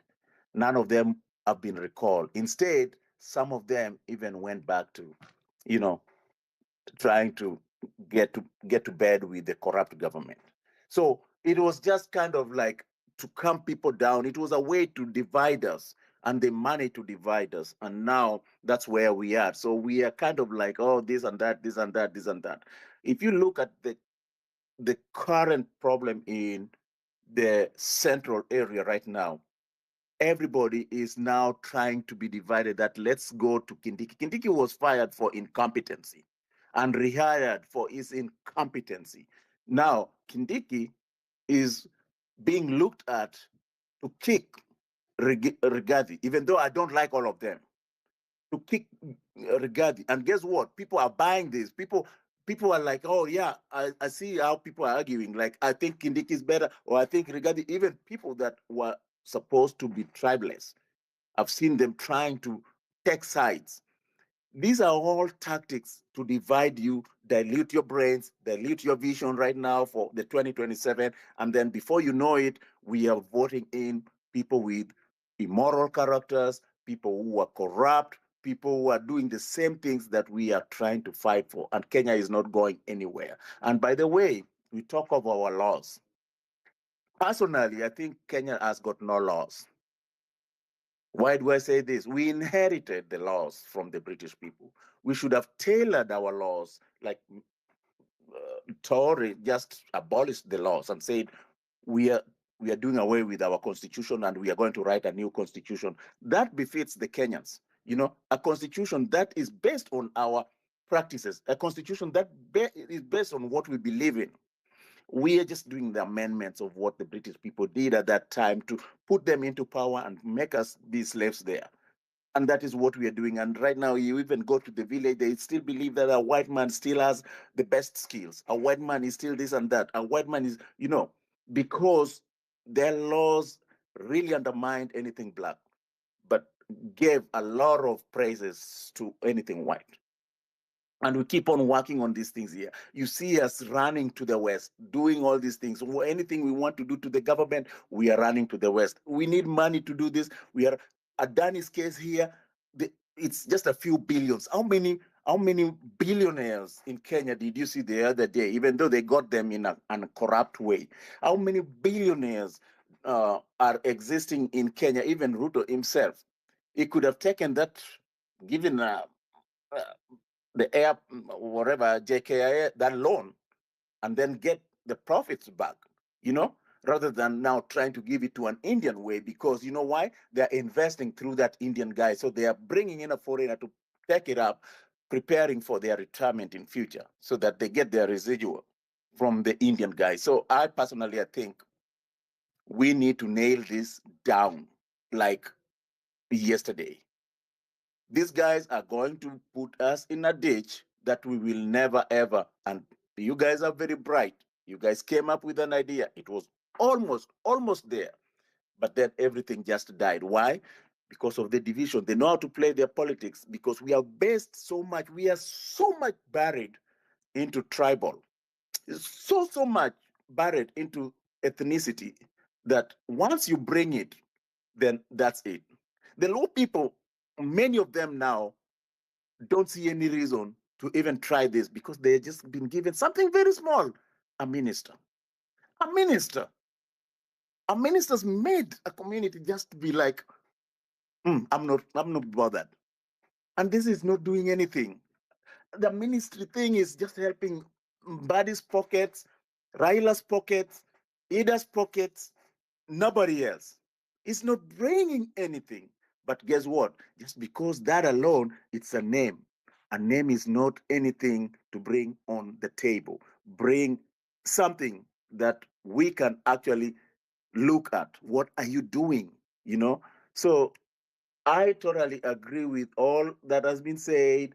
What the real said, I think, is very, very practical. If we start looking at, even if it's your brother, and you know your brother is a murderous guy, don't elect that guy. Even if he's giving you money, he's helping you, don't elect that guy to be a leader. Just tell him, I love you as a brother, but if you're going to be a leader, that you're wrong somewhere here. You need to start pointing wrongs even to your own mom, the person you love most. Because if you love her most, then let her know where she's wrong at. But if you're letting her go wrong just because she's your mom, and no matter what, she's my mom, just tell her, Mom, I love you, but here you are wrong. I think then Kenya will start going somewhere very far. That's all I need to share now.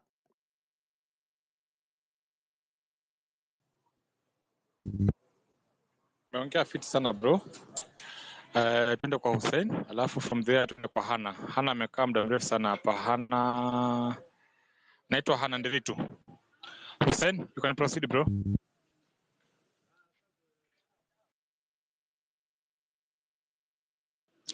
Hussein, are you there? Okay, huyu ni kama amedrop. Hana. Hana Nderitu, are you there? Hello everyone. Am I audible? Yeah, you are. Thank you very much. You know, we women, we are always multitask. We call it multitask. We think of so many things at the same time. And I've been listening to you guys since in the morning. I was there for another thing the other time, yesterday. I've been always around. But I think now it's time where we stop complaining. Tumefika kikomo. Because yesterday I was talking to my dad, very old mzee, and he likes what we do. But the problem is sasa consistent yenu ni nini mumefanya? Okay, I understand there are those who are doing civic education, and that is good. But we need a concrete project. As per now, the only concrete project we have is JKIA. We can do the other things. I'm not saying we cannot do the other things. But once we have launched a project with the airport, itaendelea. Kuna watu watakuwa wakifanya behind the scenes some other things. Yani tunapanua mabawa. For the moment, kuna mtu mmoja tu ndio ameongea juu ya hii story, ni Farah, about the consortium. And I don't know how far Farah has gone, and nobody has taken him serious. Actually, I think mahali amefika ni mahali the whistleblower alikuwa amefika. Yani anasema something, but we are not taking him serious, or we are taking him serious, but we do not know from where to start. So I think this thing has to be done. Consortium has to be put on. I've looked at the information. It's not that complicated. And we start chipping in. Once it is done, itakuwa very easy to save that JKIA issue. Hata tuseme tunaweka pesa yote na tuwapatie hao wase wenye already wako JKIA, they deal with the problem and they do themselves the whole thing.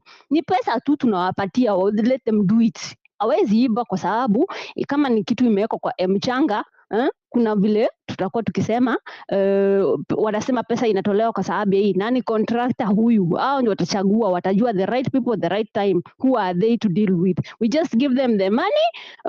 We stop dealing with that bullshit ya Adani, because this thing is killing us. It's overtaking even our memory. Knowing that our airport is going to go to somebody who even themselves, the Indians who are in Kenya, the real Kenyan Indians, are not for the idea of it. So seriously, that one we can do it, and then huku kwingine tunaendelea na hizi mambo zingine. Another thing, I was like, okay, kila Sunday tunaendaga kanisa. Tuende tukakae chini na hao mapasta tuwaambie, listen, after every service, wakati tunakaa chini tukule na nyinyi, we do what? You start teaching this what was the constitution, because they do not know the constitution.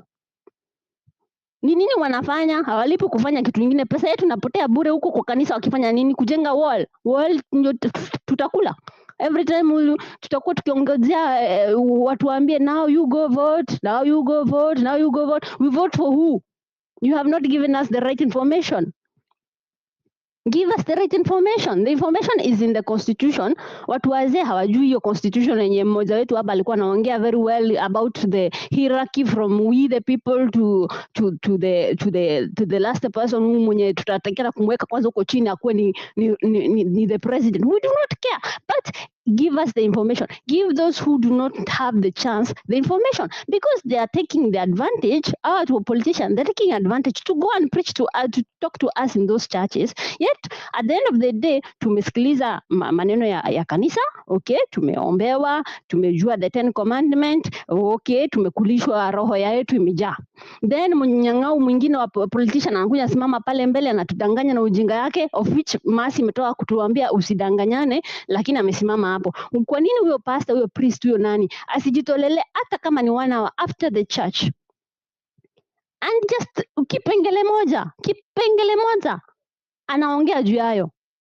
All his war, hata kama ni exchange, wafanye exchange. Leo ni wa mama moja mwenye anajua hiyo understanding, asimame aseme mimi I'm going to talk about corruption kwa nini inasema hivi na hivi na hivi. Only kipengele moja, we tackle that thing inside the church where people are, so that ikazi ya KOT na Willy and the others, we can help them in that way, because KOT will not reach everybody, lakini kwa kanisa they will reach if they write to each and every one of them. We say ACK wameandikiana baada ya every mass, wakishatoka tunatoka tunaenda tunakula.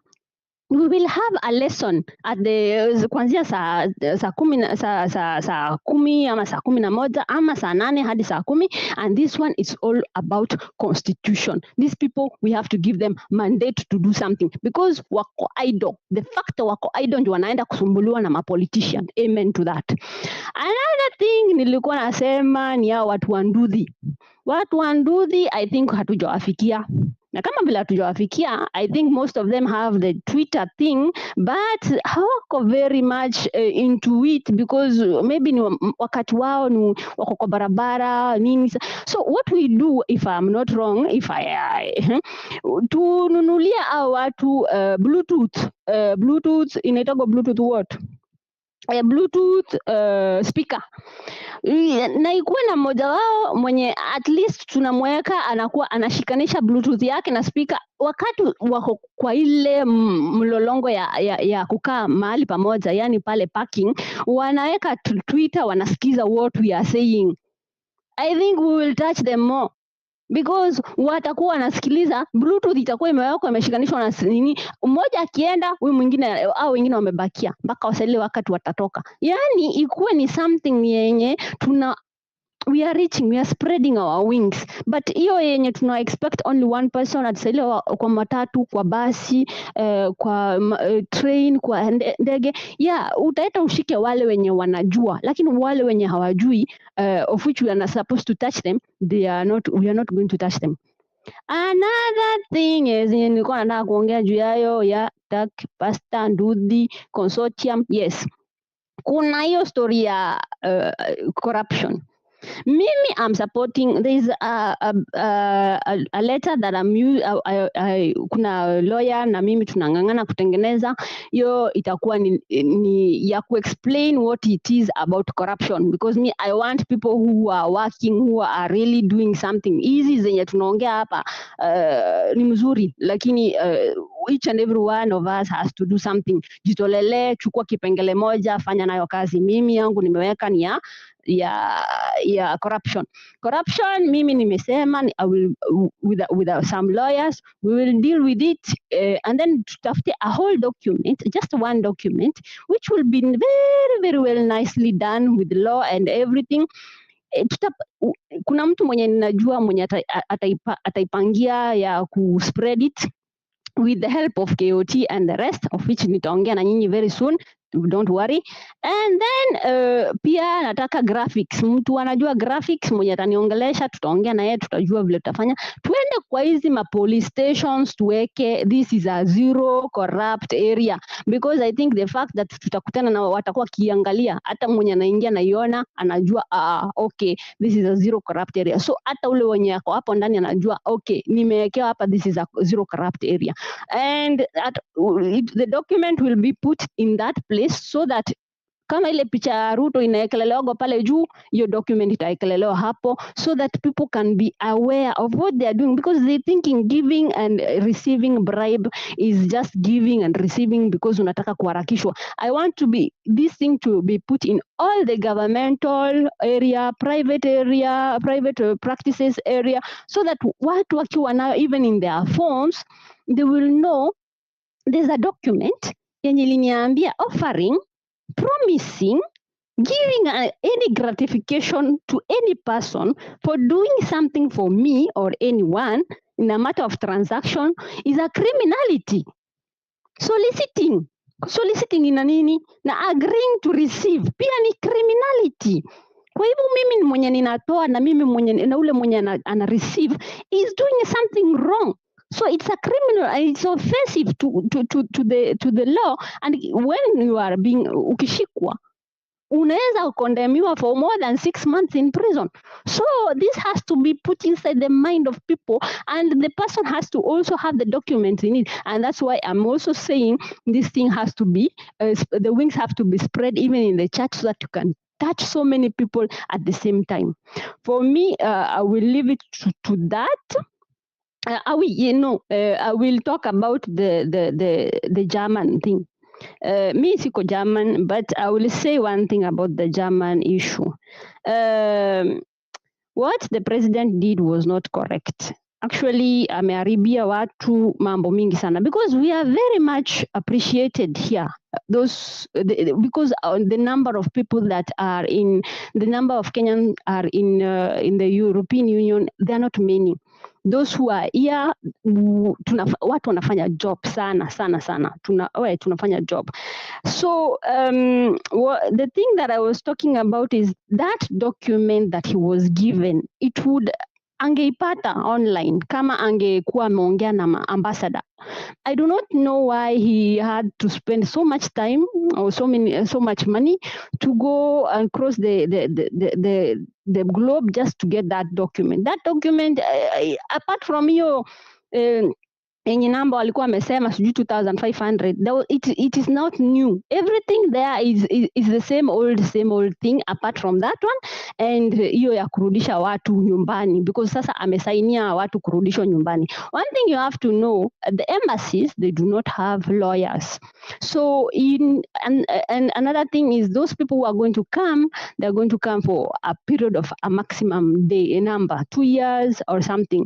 Once those time imeisha, hiyo document inasema unarudishwa nyumbani. So wale wenye wanafikiria kukuja because of that, they have to know they are coming for a period of 1 year. If you're a student, 2 years maxi, and those who are coming for work, 2 years to 3 years maximum, and then you are being taken back home. Lazima urudishwe because Monene amesign, sasa lazima utarudishwa ukikosa time yako ikiisha. Ama tunaambiwa in advance ile time unarudishwa, na unaambiwa ununue tikiti haraka. So lawyers, they were supposed to be, I think lawyers, they were supposed to be in those embassies, so that they can give these people, the Kenyans who are in diaspora, the reasons as to how the law here works. But now there are no lawyers. Ndio maana unaona people cannot go to embassies for refuge or for any help. So me, I'm still also going to still advocate for that. Lawyers have to be put in the embassies for all the reasons possible. Vitu mingi sana zina change in this world. Not all of us are in very good in good situation. When you are Arabia, they need lawyers. When you are Qatar, they need lawyers. I think it's very ignorant to think that those people, they are going to be helped by those people who are there because of just roho safi. Roho safi inafikaga, tunasaidiwago ndio, but inakuaga na limit. Kila mtu anachokaga. Ndio niliona kuna Mkenya anasema ati people in Europe, wenye Wakenya wako huku nini majuu hawapendi kusumbuliwa. No, it's because tunaweza wasaidia, but to a certain point, mahali roho yetu, hata si roho, mahali mfuko yetu imeisha, na mahali understanding yetu haifiki, we cannot do. So you feel like nimeenda mahali ni Wakenya wenzangu hawakunisaidia. No, it's not because of that. Ni kwa sababu hata sisi tunaweza jipata tunakusaidia, and therefore tunajipata pia sisi tumejiweka kwa situation mbaya. So that's why I'm saying the lawyers have to be there. And if there is a possibility of huyo Roslyn Job kufanya that, it would be nice. But anyway, hiyo ni Kenya na Kenya ni yetu, and kila mtu lazima respect Kenya. Amen to that, and I leave it to that. Thank you very much. Wow, asante sana Hana. Twende kwa KD, alafu turudi kwa who is this? Andrew. Andrew amesubiri sana. Kati ya Wanyama, hebu nisaidie hapa kati ya the Duke, KD na Andrew, nani alikuwa mbele? Hebu nisaidie hapo. Just let them go before me. I'll come back like in 5 minutes, please. I'm not in a good place at the moment. Basi tuanze na the Duke, tumenyesha mkono, and then from there twende kwa Andrew, then KD. The Duke, you have the mic. Asante sana Prince Prince na Wanyama and Kotsonko. Mimi nafurahi sana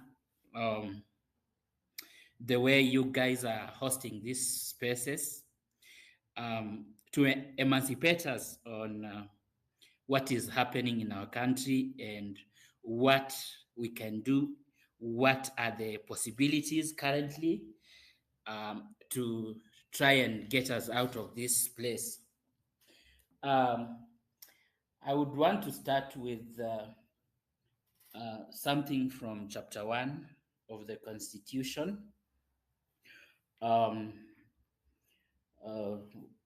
where it says, all sovereign power belongs to the people of Kenya and shall be exercised only in accordance with this Constitution.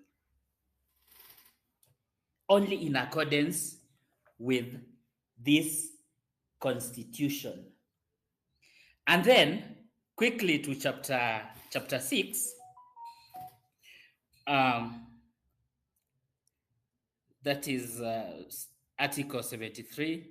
It says, authority assigned to a state officer is a public trust. That's what I would like to underline. Public trust, only exercised in a manner that is consistent, obviously, with the Constitution, and then demonstrates respect for the people. Respect for the people.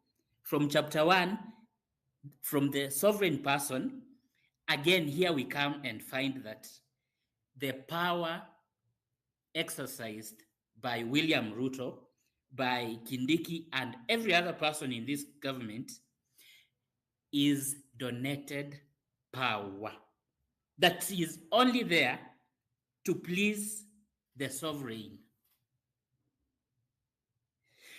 It is these fellas are there to respect us,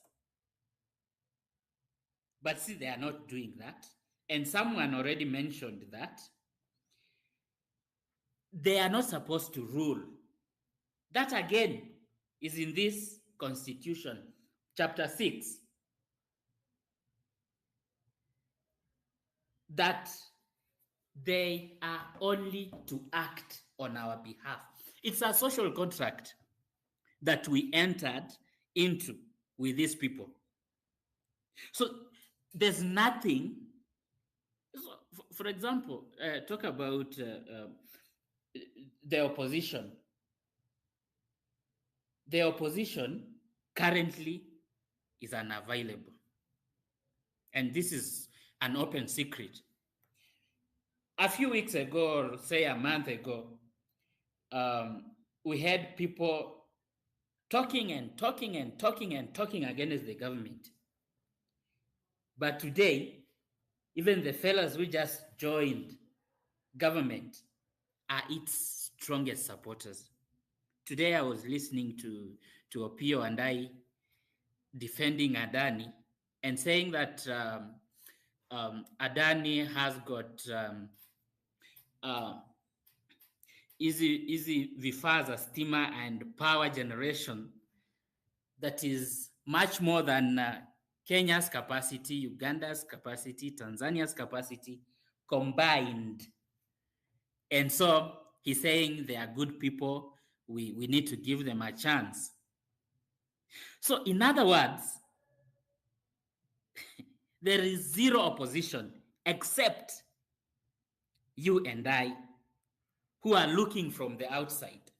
But again, it's not a guarantee. There's no guarantee that you and I, given an opportunity to enter that government, that we shall refuse, or we shall enter and do the right thing. I mean, right now, everyone in our country is trying to look for the next client to steal from. Everyone is trying to con someone. It's just opportunity that is lacking. So, but the few of us who could maybe have the guts to do the right thing, please do not stop. Do not stop, because everyone else is a thief. And if you join, we will not even have a minority. I mean the minority good. Something that I wanted to ask us, there's this issue of Adani and the CS refusing to hand over documents or to disclose documents.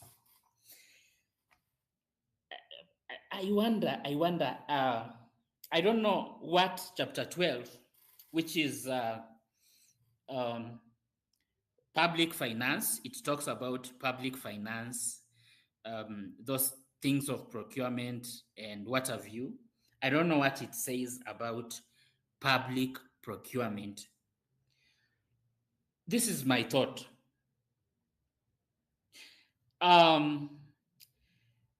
What is the role of NDAs, those non-disclosure agreements, when procuring in the public space? Why?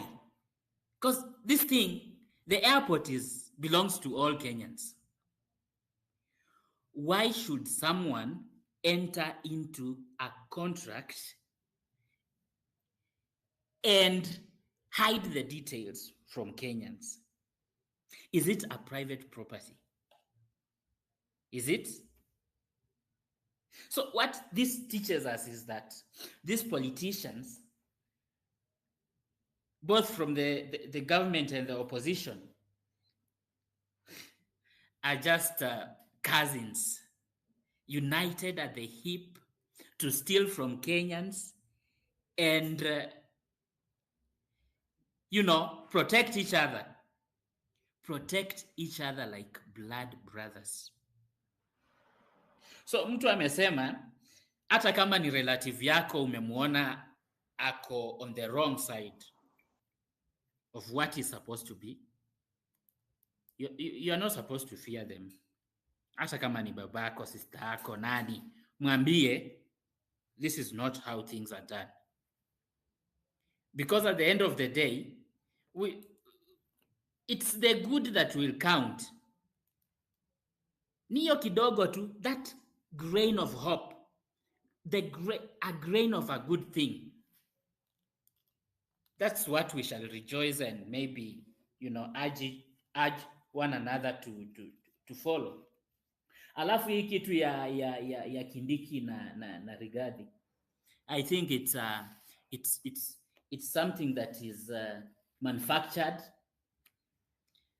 to divide and divert our attention, so that we start now debating between who and who is good, who is a lesser evil. You remember during elections, the debate was never about issues, because essentially these guys had copied manifestos from each other. So it was very difficult to tell who is telling the truth. So what people went for ilikuwa tu huyu ni mwizi lakini anakula na sisi, huyu ni mwizi lakini is a lesser evil, huyu sijui ni nini. So at the end of the day, the whole debate, the whole conversation about good leadership and good governance is lost. So hata hii mambo ya hawa vijana hawa Kindiki and Rigiji ni kitu tu ika hapo. Today I saw them having tete-a-tete. So there's nothing going on. And then lastly, I see churches have fallen back to their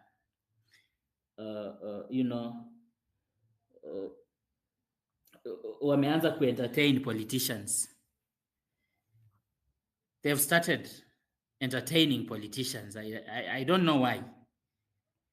At the heat of the Gen Z demonstrations, most of them toe the line. But today, I'm sorry guys, we are back to square one as far as churches and maybe integrity is concerned. Thank you so much.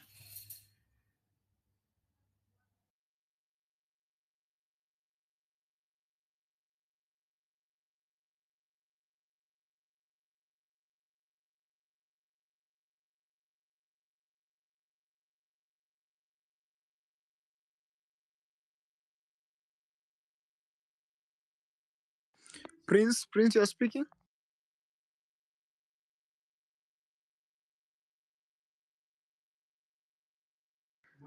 Toria, is Prince speaking too, guys?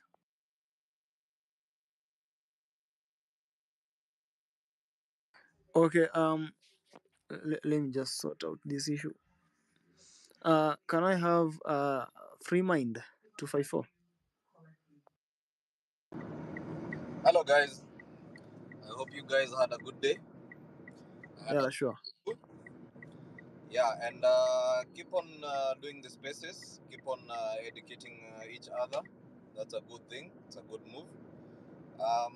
From my side, I would like to talk about whatever happened during the weekend when Ruto was in Germany. So basically what happened is Ruto always uses diversion tactics. So this guy, when he went to Germany, actually what he went to sign is the pact that people are supposed to be deported from Germany back to Kenya. So that is the most important thing that he went there for, and I believe he was paid for it because, as everyone knows, we have a very big problem with immigrants in Europe right now, and they are looking to send people out of their countries. So there is no way they will tolerate 250,000. That is not even mathematically. It does not make sense because. How do you send like a whole Lamu province to another country? Who will accept that? Nobody will accept that. That one can change even how things are done in a country. Because you imagine if Adani would come to Kenya and bring to Kenya 250,000 Indians, or Chinese would come to Kenya and bring a workforce of 250,000. That's a very big number. Actually, the biggest number that we have of Kenyans in abroad is USA, and the USA basically they have like 150,000. Yeah, for the longest time we have 150,000 Kenyans in USA, and you imagine the size of USA; it's very big. So saying you will take 250,000 Kenyans to Germany does not even make sense to somebody who will sit down and just think about it. So that was a lie from the word go. And the number has been changing since the chancellor was in Kenya last year. He said 250,000 people from different countries, but Ruto changed that to 250,000 Kenyans, which is mathematically impossible for a country to accept 250,000 people in their country. So anyway, I believe whatever Ruto went to Germany to do is to sign that agreement where they need to deport Kenyans from Germany. And mind you, it's only Kenya that has signed such a deal. There is no any other country in Africa that has gone to sign such a deal. So I believe that is what Ruto went to sign, and I am very sure he got something out of it. That is, Ruto will do anything to benefit personally. There is no way Ruto will go into a deal that will benefit others or Kenyans and not benefit himself. So what Ruto is doing is just hiding whatever he went to do by just giving you a good number, so that he knows Kenyans are always excited with numbers. So every single time you hear Ruto talk, he will talk and give out numbers. He knows people will be very happy. He talks about giving jobs in I don't know, this affordable housing. He will flout numbers. He will say we have given jobs to. If you interrogate those numbers, you will tell it's not factual. So he lies a lot, and he uses diversionary tactics. Right now, whatever diversionary tactics he's using in Kenya is that he wants to divide people, and that is only how he will be able to rule, because if people come together, he will lose his power. So he gets power through division of people. So right now he's trying to divide Mount Kenya people, and that is a diversionary tactic. This guy Gigi and this other guy called Kindiki, those are just friends, they're political friends, political cousins, and they are just politicians like any other. So let us look out for these tactics that they are using. Let us not get into their traps, because those are traps that they are setting us. They are setting us for up for us. So let us be focused in whatever we are doing. Let's keep our eyes on the prize. So that way we will be able to move forward. That way we will be able to push our agenda. That way we will push them out of office, all of them, because they are all rotten. All of them, they are rotten. So I wish and I hope that the next election we will manage to push like 90 or 100% of all politicians who are holding office right now, so that we can do an overhaul of the whole government and start a new thing. And I believe if we do that, we'll have to jail a lot of these politicians once they get out of office. Anyway, that's my take tonight, and thanks for the time, and enjoy. Okay. Thank you so much, Free Mind, and yeah. So can I have Nyolamo? Oh, I was to go next. Okay. So Okay. thank you very much, KOT, and everyone who is able to contribute in this forum. Me, I'm a realistic person. Mimi ni mtu ambaye huwa na gonga ndipo, sipendi kuenda kona kona. Maoni yangu kwanza kabisa ni Wakenya tunajua shida ambayo inatukumba. Sisi wenyewe tunajua shida ambayo inatukumba, lakini tunajaribu kutafuta vijisababu, kwenda huku, kuenda kona kona, uende huku. Lakini we know the problem that is ailing this country. Problem ambayo ina ail this country is the big man himself. Pale juu. Hiyo ndio main problem ambayo ina ail wa Kenya. Na tutakubaliana wale ambao tumezaliwa huku ushago. Ukiangalia zile maboma ambazo mababa wa hizo maboma ni mapyuni, Andrew Kiba anaitanga mapyuni, wale ambao hawa take responsibility za familia zao, unapata kwamba hizo maboma zimechanganyikiwa. Watu wanafanya tu vituko zao, watoto ni walevi, mama pia anafanya vituko zake. Leadership mzuri ya nchi ama familia inaanzia kwa baba. Baba akiwa ajiwezi, watoto pia watafanya vituko. Nchi kama president ajiwezi, anafanya vituko, watoto obvious, ama wananchi obvious watafanya vituko, watakuwa wezi juu wanajua pale juu baba ana support ama ajali. Unaona? So nchi ya Kenya tuko na shida, na shida ni president ndio ako na shida jameni. So mimi na kitu ambayo nataka kuambia KOT na wote ambao wanaorganize hizi forums, tafadhali sasa tubadilishe gear jameni, tubadilishe gear, tuanze kuchukua actions, tukue na strategy. Tutarant hapa sijui Ruto must go sijui nini, tutaongea hapa sijui Adani, tutafanya nini. At the end of the day huyu jamaa atakuja na strategy ya kuangusha, kushika watu kadhaa, kufanya nini. Na mimi napenda kupatiana example. Watu ambao tumekulia ushago, kuna zile ndogo ndogo zenye zinaumanga huku chini buttocks. For example, tukiwa watoto umekaa chini mnakula pale, mmezunguka ugali, alafu hii kitu inakuja inakuuma. Ndio itakuaffect, lakini haitakuaffect sana. Unaweza amua kuikanyaga uiwe, ama uichukue utupe nje, haitakuaffect sana, wewe utaendelea na shughuli. Hizo ndio vitu zinafanyika saa hii Kenya. Hizi vitu tunajaribu kufanya, sijui nani afanye nini, sijui nani afanye nini, nataka kufanya haitasaidia.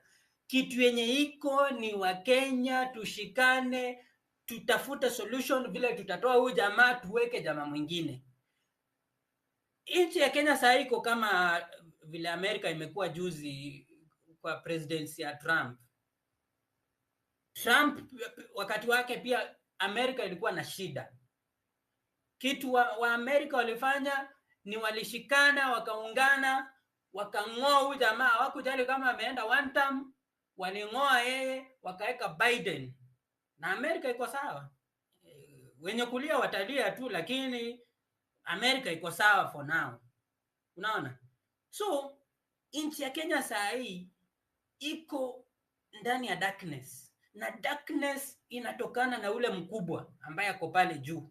Mkingangana mng'oe huyo jamaa, basi sasa mtakuwa mmetengeneza maneno. Lakini hizi vituko mingi, sijui kuongea hapa, kurant hapa, sijui Adani, huyo jamaa anaweza amua hiyo kitu na assign hizo ma contract huko chini ya maji. Na siende na control media, ambie media, nyinyi mkijaribu hii hatutawapea hizi matenda, hatutafanya nini. Mtafanya nini kama Wakenya? Ndio tunasema constitution inasema sisi ndio tuko na sauti. Lakini jameni, hii power tumepatiana kwa president. Na kusema ukweli, president ndiye ako na powers ya kufanya kila kitu. At the end of the day tutalia, tutarant, tutafanya nini, tutajaribu kitu tutafanya.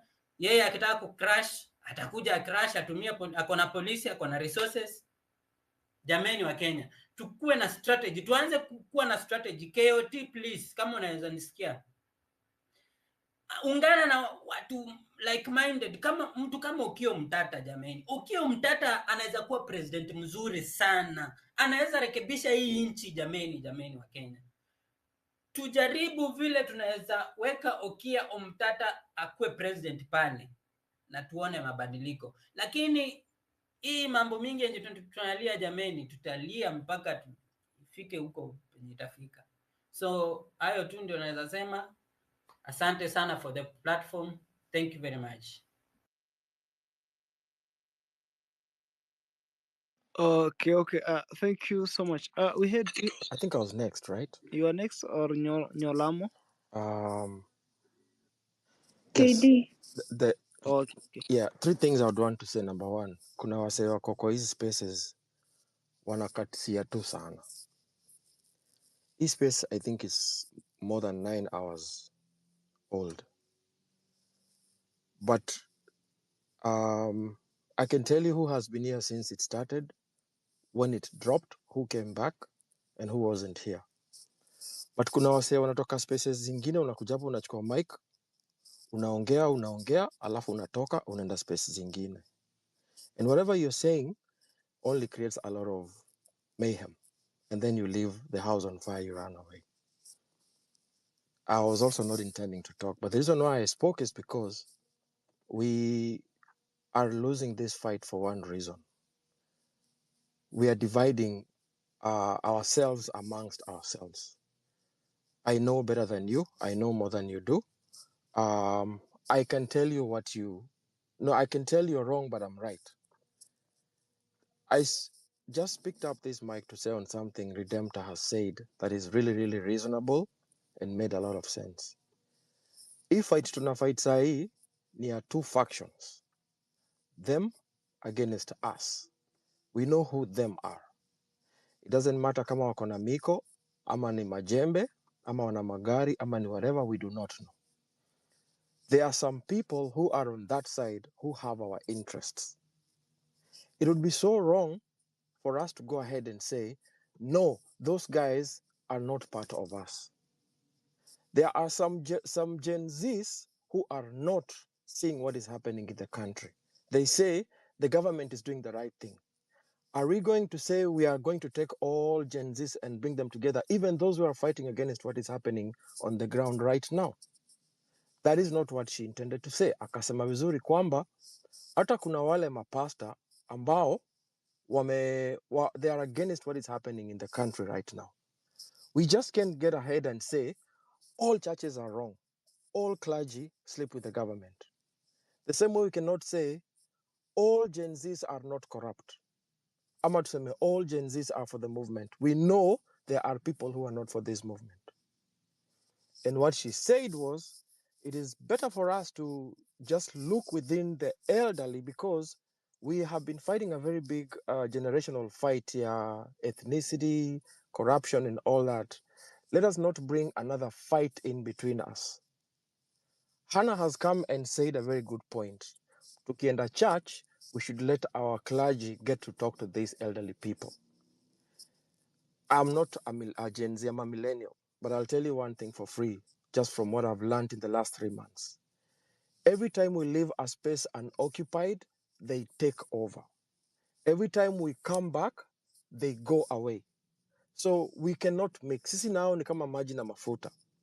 When we said occupy churches, they did not come to church. And I think it was for like 2 or 3 weeks. When we left the church, they went back to the church. The reason why our parents are very vulnerable is because we have left them to these elderly. I mean, to the politicians, sorry. The politicians will go where there are masses. So, ukifika mahali useme mimi ni millennial, mimi ni Gen Z, au wazee walipigia kina Ruto kura, and then they decide and say, okay, we are going to vote for those guys because the Gen Z said they don't want us. Who's losing? How are we going to win this fight? It is nobody who's going to laugh and say we won. We are giving them leverage to say we are better than these kids who do not know anything. At this point in time, it is only wiser for you to look at the demographics in the country right now. Fikiria ule mzae akujui, fikiria huu mtu wa ushago mwenye hajui mtu akumuongelesha, fikiria huu mama wa mboga, the 70-year-old woman who nobody talks to, and think of how you can change their perception. And Redemptor is older than me, than all of us, from just the way she spoke. I would urge you to go and not tell them, but listen to this elderly. Catch a teaspoon of their brains and see how you can modify it to befit the fight you are fighting right now. Otherwise, if we say, this was a very good parting shot, if we say we are going to win against this government as the young people by ourselves, we are living in a very big dream. We just need to sit down and look for like-minded people, not to give them power to be the next ones running after office, but to work together towards eliminating the common enemy, which everybody is fighting against, which I think was a very valid and affluent point that we all need to look after. So, point number one, si lazima uongee kwa spaces. And if you really have to, at least take like 30 minutes to just get to know the flow of what the topic is. Otherwise, you coming in and then just raising your hand, getting a mic, and then blah, blah, blah, blah, blah, and you're out, you're just deconcentrating all the forces and creating more mayhem. This space was very good 1.5 hours ago. It lost its direction after Farah spoke. Everything just went haywire. Not to say the guys who've spoken haven't made sense. There are so many good points, but now everything got jumbled. Everything is just mixed up. So my plea, don't just get on the space and jump on. I've been on this space since, I think, 9 o'clock. Imekatika, ikarudi, and I was just like, it was very captivating. Guys are talking a lot of sense. I was so happy with what is happening, and it's actually absorbed me. And that is why I've been able to put my mind together and say, maybe it's good if I share my 2 cents to make some sense to them, some of us who may not understand what is happening. I will not speak on the German issue because I do not have any knowledge on it, but I have learned so much just from listening to the people speak, especially those in the diaspora. Now, pangu mimi nikiulizwa, shida iko Kenya saa hii is not even, we are putting so much load on these, our mama wazee, our baba wazee. Rightfully so, but they shouldn't take all the hit. There's a certain clique of people in Kenya we call the middle class, and somebody mentioned it, that I think we really need to take heed and look up to. When Adani came after the airport, what happened? KAA wali strike, KAU wali strike. And in a span of less than 9 hours, the government felt the heat. They had to actually do what everybody did not expect. Now, sai tunaongea, the kid who went to the church with the flag saying, reject finance bill ameshikwa, they're all quiet. Life is normal. Judge nani amechukua security yake, tumechill too, everything is okay.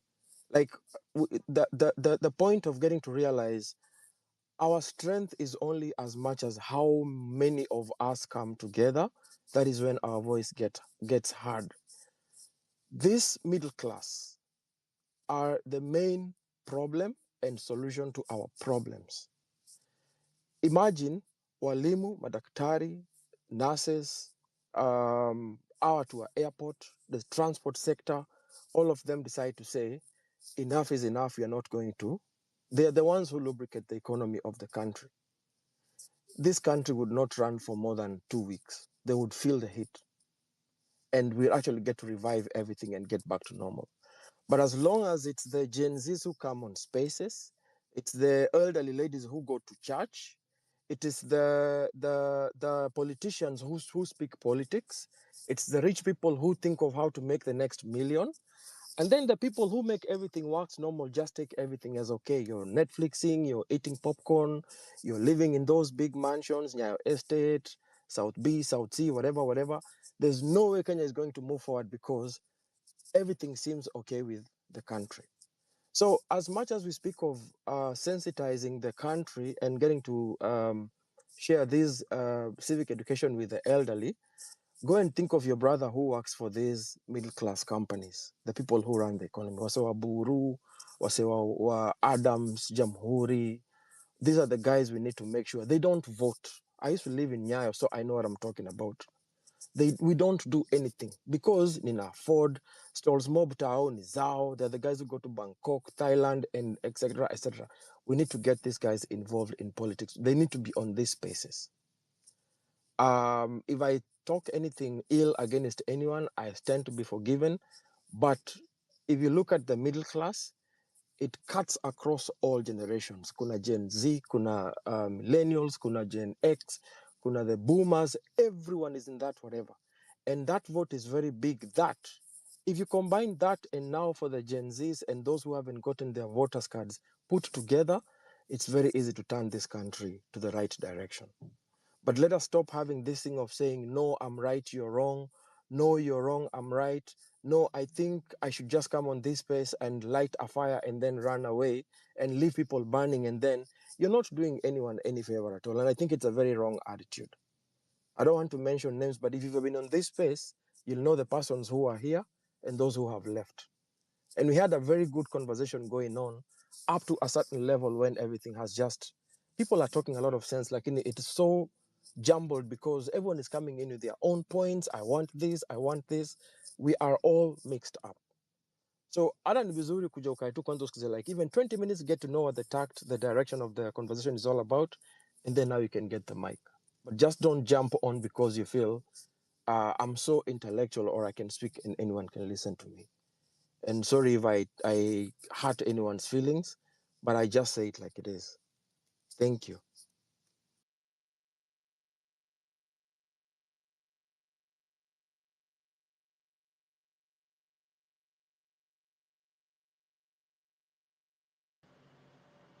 KOT, who was the next speaker? Was it Ogola ama Fundi? You can just hand over to anyone. You know. Okay, Ogola, proceed. Ogola. Hi everyone. Okay, my word on this government is that it's an already failed government. We are dealing with a maniac. We are dealing with someone who doesn't care. We are dealing with a ruthless man. And this ruthless man doesn't give a damn about what we think about him, or he doesn't give a damn of what he thinks about us. We are common citizens to them. And these politicians are doing so hard to group themselves together in a way that they will not be fought by the citizens. Because, one, they control the money. Two, they control the voices. Three, they even have the power to jeopardize the economy in whatever option they want to, you see. So what we need to do as people, we need to come up with ideas that are really there. We need to have people at the forefront, true real people, like KD is saying, true real people at the forefront. We need to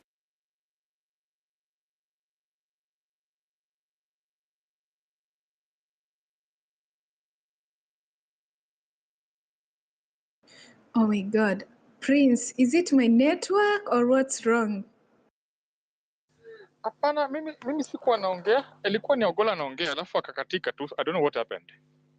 You know, the same thing happened to KD, then I had to drop nikidhani network yangu ndo iko na shida. No, same here. I couldn't hear him. I think his network sounds like his network because he just dropped abruptly. Yeah, sure. Yeah. Fundi, proceed. Fundi, proceed. Tukimngojea. Hello guys, good evening. Nimewasalimia nyote. I'm so happy that I'm here today.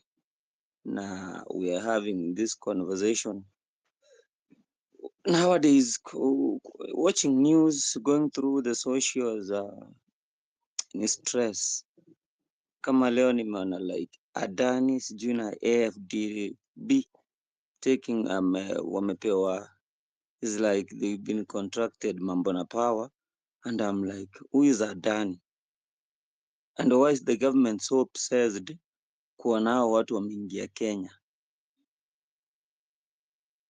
Ruto is a mistake, to be realistic. Ruto is a mistake, together with Gachagua and the whole team, tukiongeza na Raila wote hapo ndani, because wakati watu wanaandamana like we don't want this guy, but they insist like huyu jamaa wako, muliona juzi Senate questions were being raised like mbona hii kitu ifanywa ni kama ifai kujulikana. There are no direct answers, meaning hao watu wamekula pesa mingi. That's the reality of things. Na leo nikisoma about the mambo na power, I was like, we are doomed. That's the reality. Na the government has seen maybe we are tired, hatuwezi demonstrate anymore. because time ya Gen Z matusi ilitoka kwa wengine, walimu wakaingia juzi.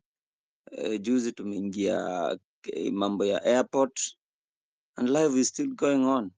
Ruto ameenda Germany, amerudi na story zake za jaba. Mumeona response imeingia hapo, that's a lie. A whole president, you lie on an international platform. It left me wondering, like, for sure, who is Ruto? I voted the guy, but currently siwezi understand huyo jamaa kabisa. Yani hata nikiulizwa Ruto ni nani? Ni rais wa Kenya, but who is he? What does Ruto want? Because kama ni mali by now, I think Ruto akona pesa mingi sana. Every deal in the government ni yake in direct. I think that's why even at the moment wamekosana na Gachagua ni juu ya hiyo pesa. Muliona juzi Western Hotel ndio inachukua pesa ya serikali. And according to the law, I think that should not happen. But Ruto doesn't give a damn about it. Abductions zinafanywa, Ruto anasimama anaambia watu such things are not happening. And you wonder like, where does this guy even live? Yani huyu jamaa ana utu. Mimi Ruto nimeshindwa na yeye hana utu. But I hope we rise up and realize that 2027 tuko na kazi kubwa. That's for real. Mimi nowadays I pray that hao watu waendelee tu kupigana vita zao. How I wish 2027 Gachagua vice for presidency. Wamekosana kabisa. And then tupate mtu wetu, tuache ujinga mingi, who can be neutral. We go for them.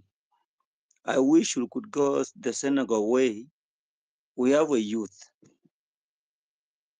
Fadhali tuwe na youth kabisa, millennial ama Gen Z. Akiharibu tujue ni youth ameharibu. Ruto amezeeka. That's the reality. Currently, Ruto is focused kuachia familia yake mali kwa wingi. That's why unaona sijui ni George amepelekwa kwa transport. The lady anaitwa nani, Shalini. Shalini is everywhere. It's like if Shalini was a guy, I think ule demu ndio angekuanga mbaya sana, ndio Ruto angeachia next. So mi kitu naweza sema tujipange, tujue like we are not fighting kitu rahisi hivyo tu. We are fighting a wall. Na ukipigana na wall, you know the repercussions, but we have to get ready. Watu tujihami, mi am sure 2027 hii kuanguka nayo iwe real.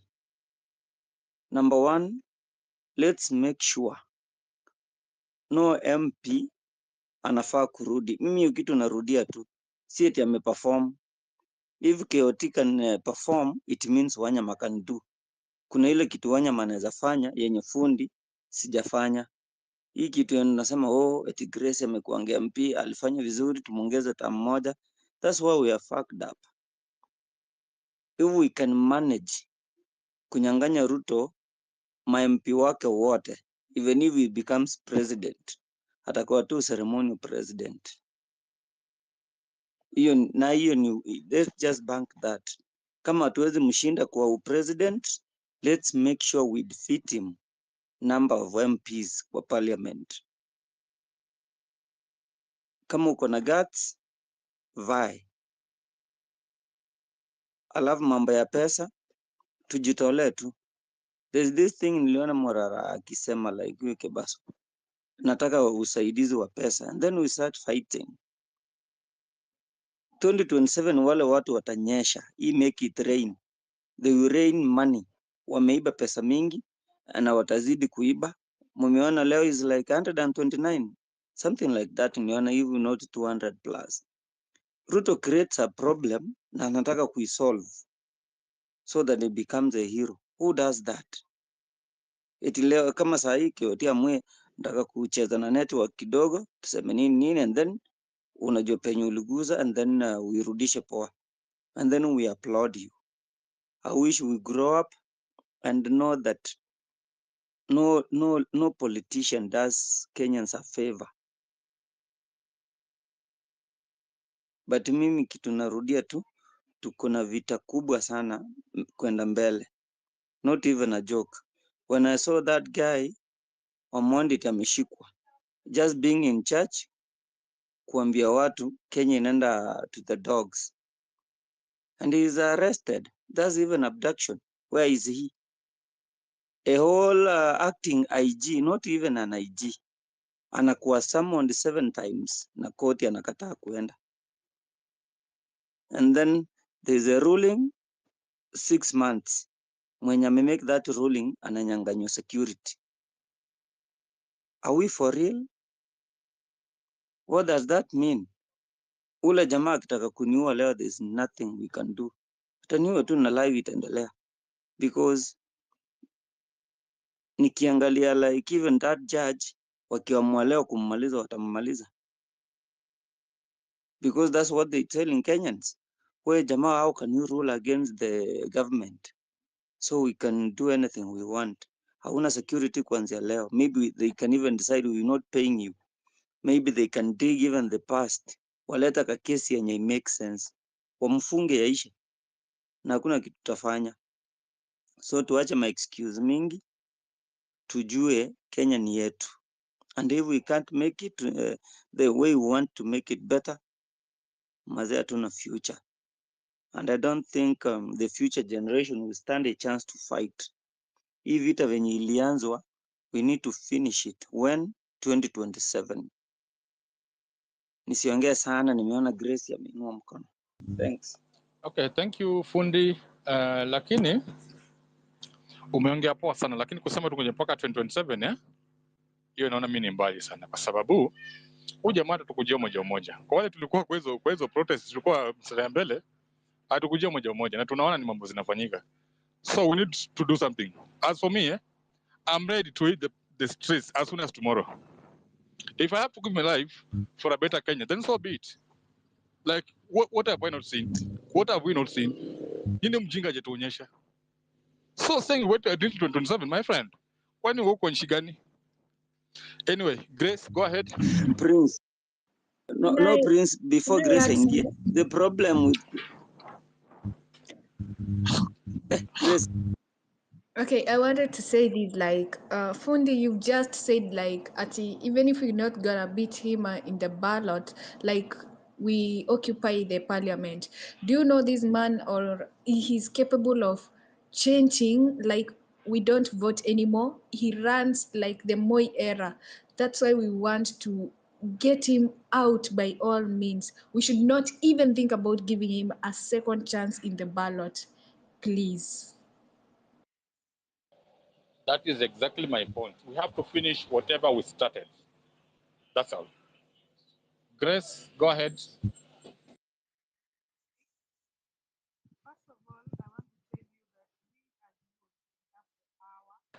Grace. Prince, sijui kama Grace alimaliza, but what I was saying, you know, sometimes there's kuna time unafika you go back to the drawing board, you strategize. Huyu jamaa kitu alifanya akaona ametuweza kabisa, and of which I can say alitushinda ni kuita Raila. The problem with some of us, we worship that old man. Hiyo ni ukweli tu. A point of correction, bro. A point of correction.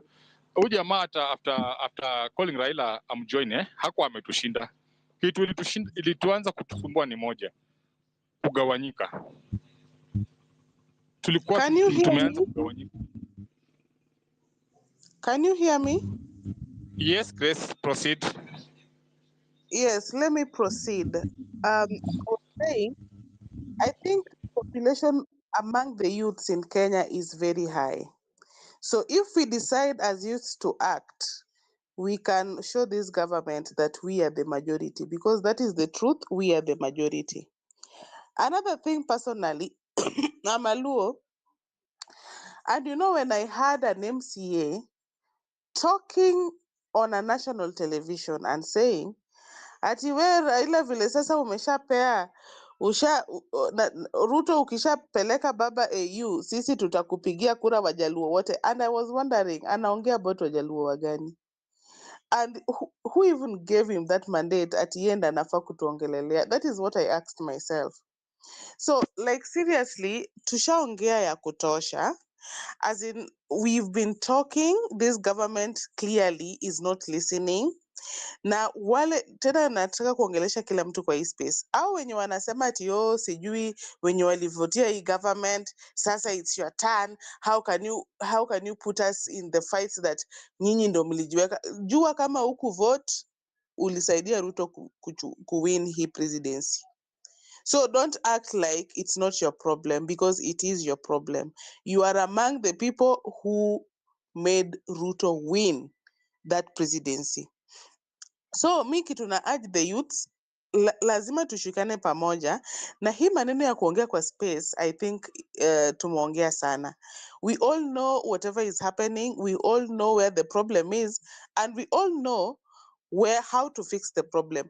Na saizi tunaweza fanya everything, because mimi hata nakumbuka niliota jana, and I believe in my dreams kuwa Ruto ata shut down internet, na tena itakuwa for a very long time, because si ati hawajui hapa internet ndo watu wa wanaongea, they speak their mind, they know it very well. So they are planning things that you won't believe. Sasa mi na urge to the youths, let us, kama hata tumesema tuna boycott vitu, let us do it, because it will work. It will work. Kama tushasema tu sisi kama youths, na tena hao wenye wako na big wigs, tunasema sisi tuna boycott Safaricom because hiyo ndio inasaidia government, that is what will boycott. Kama unatumianga JKIA kupanda ndege na unaona ni kitu ya government, tumia Wilson, there is nothing wrong with it. Kama unaona ili government feel the pain, but hii maneno tu ya kuongea na bado tunaacha watu wanaiba pesa. Me actually, when I see the kind of corruption that is in this government, mi hata saizi nikionanga Ruto akiongea kwa TV yangu nazima. TV is mine, I'm free to close it. I close it because I don't want even to see that man speak. Nimechoka to that extent. Na ukiangalia vizuri saizi the system of education ni ujinga tupu. Ukienda health saizi hata naona ati health peke yake billion shillings ati kumanage mpox. Hiyo ni ya kazi gani, ama hiyo ni uwizi? That is clearly theft. How do watu wana plan kuiba? Ukiangalia saa hii ati sijui wanataka kuimplement CBC, mara wametenga pesa ati sasa wanataka kujenga grade 9. Unashangaa fine, mnajenga grade 9. Form 1 classes zinataka kuenda wapi? Is the government planning on how to deal with these Form 1 classes that will be empty, ama hiyo ni wastage of resources? Hiyo ni education sector. Ukiangalia kitu ina happen among teachers, you will be shocked. Some of them are employed to teach music and they did English literature in the university level. So you wonder what kind of education are we nurturing for our children? You wonder, hata hao walimu wenyewe, imagine somebody is paying you 17,000. Me, I have teachers who tell me they literally streamline YouTube and leave those children music for a beginner, YouTube. And that is what they are learning in school. So sincerely we have a problem, and hii kuongea na hakuna action haitatusaidia. And if you know you are a big wig na huko hapa, in fact mi hata ningekuwa niko big wig saizi ningekuwa, I think I could have been doing a recommendable job. Kama tumesema we are boycotting, saizi mnaona hata tenders zote zinaenda Western Hotel. We have been complaining about it. But kama saizi tunafaa kukua tunaangalia kama hii county hii kazi inaenda wapi, Western Hotel, mnaanza kuongea about it.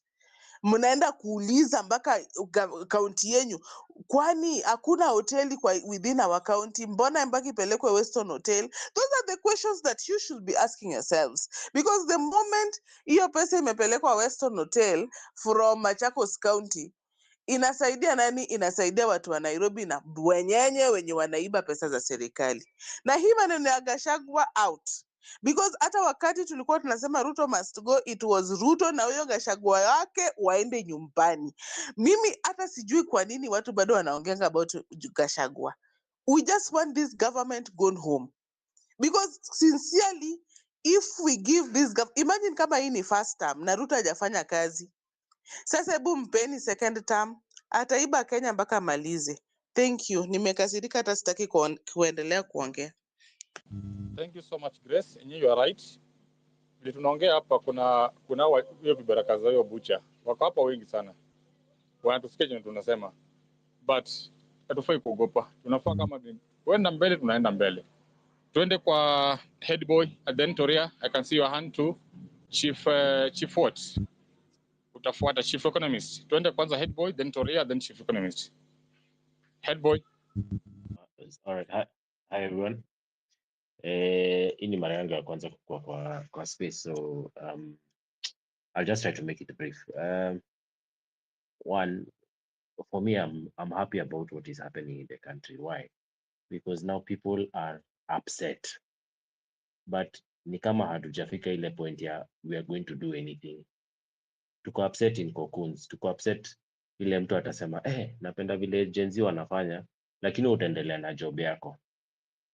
So I think as a country, we are not upset enough to take action, and that is the reality. The fact that unajua ukakuwa home uone wife yako anapigwa, kuna wale wase wataamka wanajua yenyewe hapa ni kuna watu 10 bado nitapigwa, lakini nita protect deme yangu come what may. But kuna ule mse atasema sasa hata nikisimama kutafanyika nini?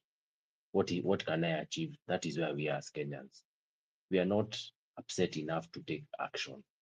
Another reason why I'm happy is because the truth about the political class is coming out. I was never pro-Ruto. I don't think I'll ever be pro-Ruto. And I have my reasons why. Nilikuwa nasema, for me, coming up to 2007, for us who are the millennials, kama umse, kulikuwa na hizo incidences za Kiambaa, kulikuwa na the fact that because of an election, you decide to rise up and kill people. It means that even whatever is happening now is not new if we base it on that history. Whatever is happening now with the politics, when people protest, watu wanauliwa, it's the same thing that happened to witnesses of ICC. So there's nothing new. And if we don't change our strategy, then we are going to be beaten because we are doing the same thing again and again. So my view is we need to prepare. We may say that 2027 is too far. It may be far, but how prepared are we? Leo tukipatiwa hiyo uongozi, nani atakalia? How will we have peace in the country moving forward? My view is, yes, we want an overhaul of the whole system. For me, I'm for it. Wacha kila mtu atoke. Kama alikuwa mzuri, kama alikuwa mbaya, wote waende home. Wacha tuanze afresh from MCA. Nikiwauliza nyinyi wenye mko hapa, and I just challenge you, other than the presidency and the governor, can you remember who the other people you voted for are? Can you remember who you voted for as an MP? Who you voted for as a women rep? Who you voted for as an MCA? So part of the problems we have, sisi ndio contribute. So we have to sit and think, sisi ndio youth, we are the bigger generation. Sawa, tunataka kuichukua hii kitu aje? Tunaanza kutoka grassroots. Ma MCA tunafagia wote. Why? Because tuko na issues even at the county level. Na vile hata Eric Omondi anasema tulidevolve to corruption. So we start from the county level, tujue nani anasimama MCA area. Sera za huo msee ni nani? Tuende kutoka MCA tuende MP, sera za huo msee ni gani? So that if we are going to change things, we have to start with the right foundation. And maybe this is in God's way, he has given us this time to prepare. That means hata vile wanakuja na wanashikana na nini, wanatuonesha tu their true colors.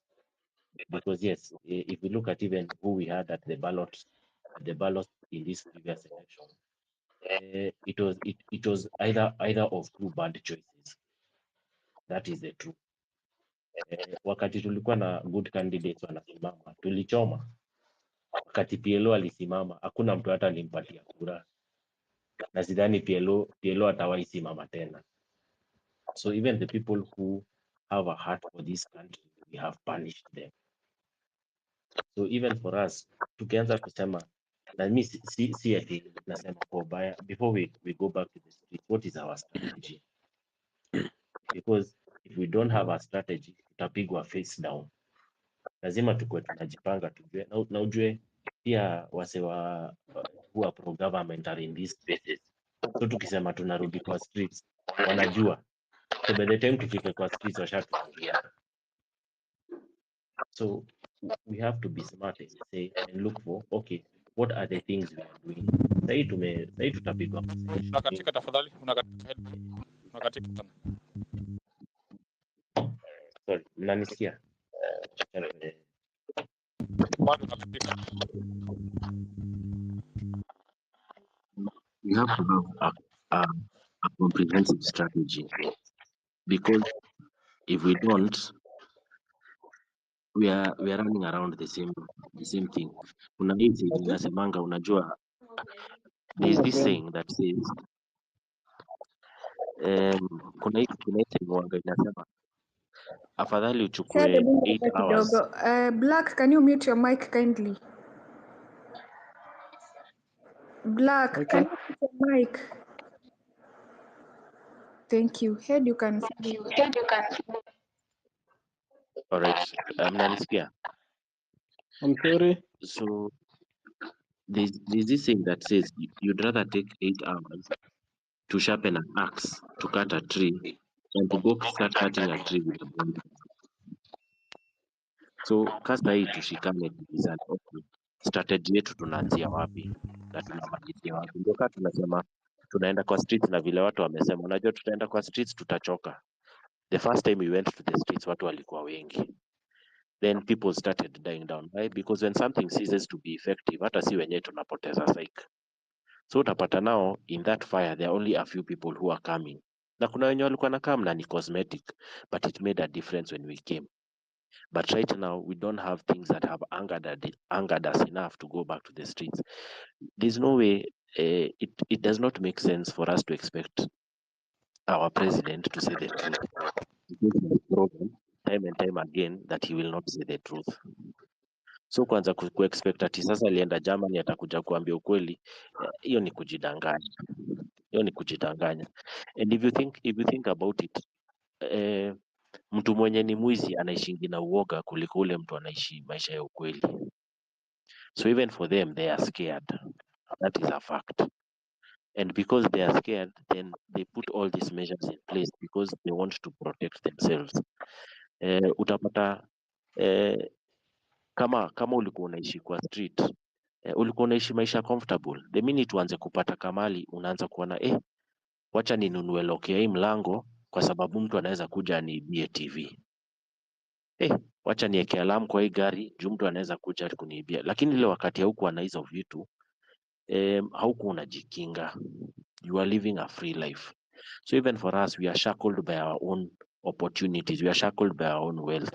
We are shackled even in our own mindset. So we have to find, even for these guys, remember, mtu mwenye ameiba ako na uoga kukushinda. Na wasi kwa sababu wanaiba hii pesa na sio halali. Niko sure huko kwa manyumba za Ishungwa ni masefu wako nazo ziko na pesa. Nyumba za hao ma MP wote ni masefu wameweka pesa. Kwa nini? Kwa sababu hawezi banki hizi pesa. Kwa sababu hii pesa sio halali. Unaona, na hii pesa itakuja na itaisha. But kama mlisikiza ukiwa Mtata akisema leo asubuhi, alikuwa anasema on Spice FM, alikuwa anasema revolutions die. Juu kama ni students, mkifunga shule, students wataenda home, revolution imekufa. Kama ni watu wameandikwa job, mkiwafukuza job, revolution imekufa. Lakini the minute you as the peasants, you as the people take up arms and you say enough is enough, that is the only time we'll be able to succeed. Ule jamaa alikuwa president wa Romania, alikuwa na fly kutoka keja yake, alikuwa anaenda parliament. Wale wase, the people who have put him in power, namwambia Hawa watu hata ni sifa zako wanaimba when people were protesting. Kwa nini? Kwa sababu wanaona watu kutoka helikopta, so akiona mikono juu, hawa watu wanamwambia by the way, si wanakusifu. Ile kitu iliwastua ni ile wakati parliament ili burn down, ndio akajua ni kubaya. The same thing happened in India until not India, where is this place, until that revolution took that next step.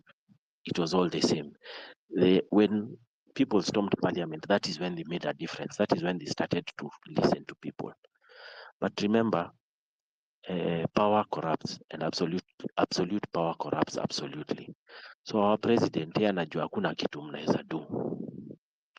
For him, when he was sworn in and he said he wants to give autonomy to all these institutions, he said he's carry budget, atapatia police budget, atafanya nini. He was playing to the tunes of the masses. But what was he trying to do? For me, ukiniuliza, anajaribu kutengeneza a government like that one for Moi, where you as the president, you're not ceremonial, you're a person who has the power and you control power absolutely. So sahii mtaenda kuongea, hata makarao wanajua ni nini mnapigania, lakini kuna kitu wanajua, lazima wafuate sheria of whoever is in power. So even until these people own the revolution, until this police also own us, and by the way, hii hatufanyi. Headboard, just a minute. Headboard, just a minute, please, bro. Hey, Blackie. Sorry? A minute, please. Black Nation, please, worldwide. Hebu mute your mic. Thank you. Okay. Headboy, proceed.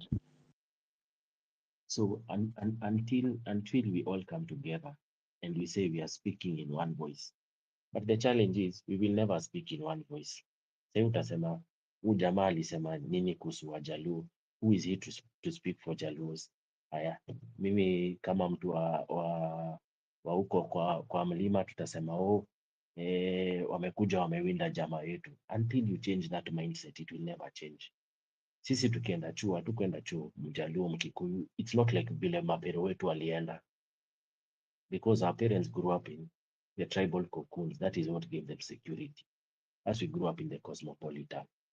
Kwa hivyo mi najua hata boy wangu, hata sijuangi kwenye kwao kuko unless tunaenda marunashio.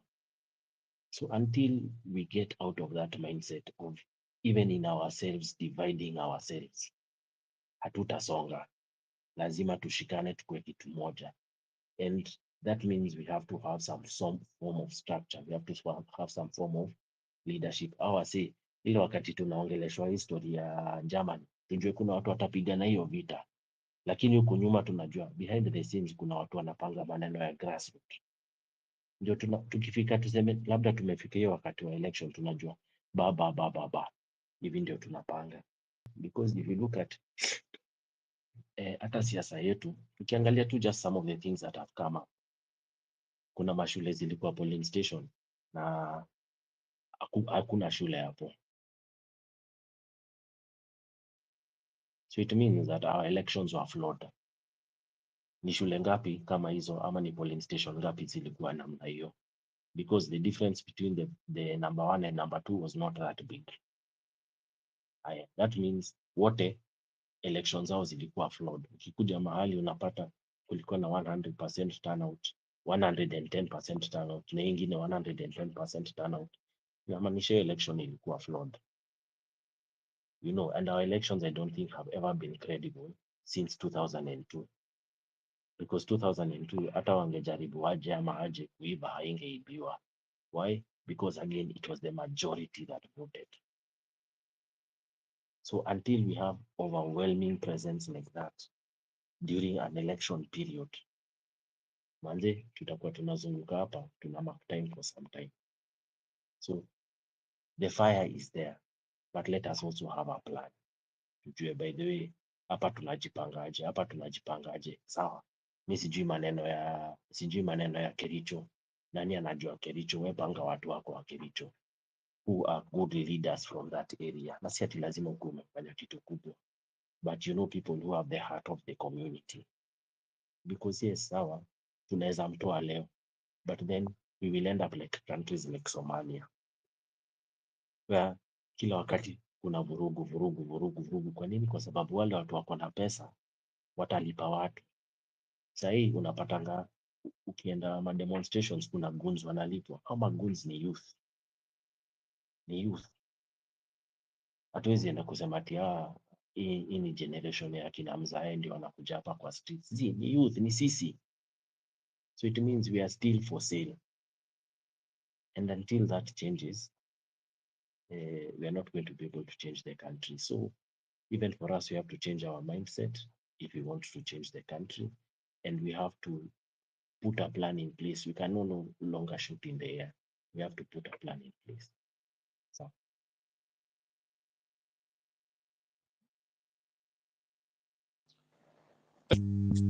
Thank you so much. Toria, proceed. Okay, I wanted to talk something that Grace talked about, and it's this thing of Baba betrayed us. Actually, I think the first day people went in the streets, people were taken in the streets because of the oppression you encountered and how you felt the bill is interfering or oppressing you or affecting you. So we should put in mind that despite that Raila Odinga went ahead and had a handshake with William Ruto, or they went in bed with the government for his own reasons, we did not choose him to be our leader. So it should not affect us in any way, and we should not divert our movement just because of mere and petty issues like these. They are trying to divide us using any way possible, because Ruto knew very well that Raila has a large followers, and through him he can attack or make us divert from our main agenda. It's the same way you see people on social media now, they are saying like, the moment Raila this, the moment that, no, let's stop that, let's come together, forget about this tribal thing and anything else. When we put these things aside, I'm sure we're gonna achieve our goals and we're going to make it. This is the only way we can conquer and recreate that scene of 25th June. Large numbers in the streets, no tribal. Okay, we are tribeless, partyless, leaderless. That's the only way we can recreate that scene. And through that, you'd see large numbers of people availing themselves to go to the streets because they know we are all being affected the same way. No one is special. Even the so-called the police officers who are trying to counterattack us, they are also affected. Their fellows are in Haiti. They have not been paid. The government was issued with the money, but the money was pocketed by some greedy individuals. They should take that as an example and join us and know that you're not going to be discriminated by the bills which are going to be passed just because you are a policeman or you are a politician or what, So guys, let's keep aside this thing of Raila this, Raila that. No. Raila is not our leader. If we know very well, like in every movement, we always have snitches, like there are betrayers, and you betray us, we keep you aside, we keep moving, we keep marching. We should not let the government see this as our weakness. We keep going forward. Now as you're talking, I've seen like Mukuru Kwanjenga is on fire again. Sakaja is there. Nothing has been done. They have vehicles to go after innocent people at their homes. They have that fuel, yet they can't afford fire brigades to go and shut down the fire. I don't understand. Like, they literally want to see our country burn down. And you know what? We're going to help each other overcome these tribal clashes by one thing. If you tell your parents, your grandparents through the vernacular language and make them understand how these things are affecting us as a country as a whole, and why we want good governance, why we are yearning for good governance and rejecting the bad governance, why we are against this bad governance abducting us. They will truly listen to us and they will understand why we are doing this, and they will support us, because hakuna mzazi atakwambia don't go to streets yet mtoto amekufa, that pain of a child, of losing a child, only the parent can understand. Na ukimwelezea in deep the way we are going to be affected, because everything since 25th June, it changed totally. Kabisa, let me tell you guys. Ili change kabisa. Juu ndo maana unaona, like, because these MPs saw that they are capable of being bought, they are being given money, and we relented on salimianing them. Tuliacha kuwasalimia wakaona, oh, so the storm was only for once and it died. So we need to bring the storm back to assure them that this power belongs to us and you must respect us. You are our representatives. You should do what we want you to do. You should present what we urge you to do there. You know, those are the things we need. Like, to educate huyu mzazi wangu, like me, I told my grandma, hey, shosho, unajua nini? Unaona ile ng'ombe yako ati utakuwa unaifunga pampers. Ati saa hii hiyo mahuti unaokota huku nje ndio utengeneze manua. Utakuwa unalipia license. Nikamwambia shosho, can you imagine unafaa urudi kwa tumbo ya mamako uzaliwe tena ndo upate ID kama utaki kurenew ID at 10 years. Then my grandma was going crazy, like, kwanza hiyo part ya ng'ombe I knew nikimshika hapo nimeshika the spot. So alikuwa crazy, ako like, oh Ruto, oh this, and I felt so good because niliwakisha fire nyumbani na nilijua akienda kwa inaitwa chama ataenda atete au mama wachangie, and in using that way utapata tuna spread civic education kwa hao watu wako huko ndani. We can only make this work by emphasizing on civic education, guys.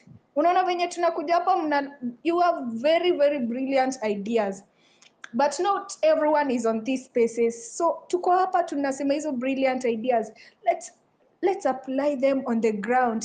Tusizieke hapa tu kwa space pekee ama tuziseme hapa ziishie hapa. Ukitoka hapa enda, kama ni simu piga, mwambie iko hivi na hivi na hivi. Press, keep pushing, keep putting pressure. They will understand why we are doing this and we are not relenting. Bro, if we relent, let me tell you one thing.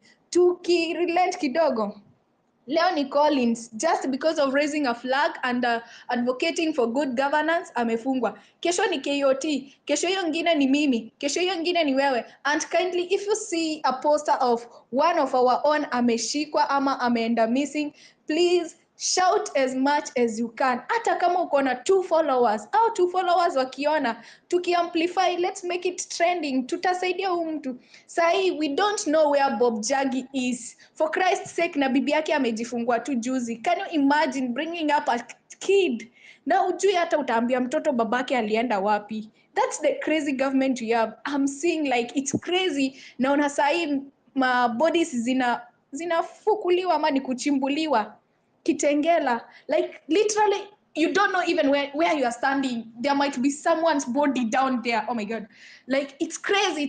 This government is really crazy. Oi, where mi kama uski umejam na kama uoni sababu ya Ruto kuenda, and I don't know those people from Meru. You saying niye gembe, you're just saying we need to give him 25 years. Are you crazy? Are you out of your nuts?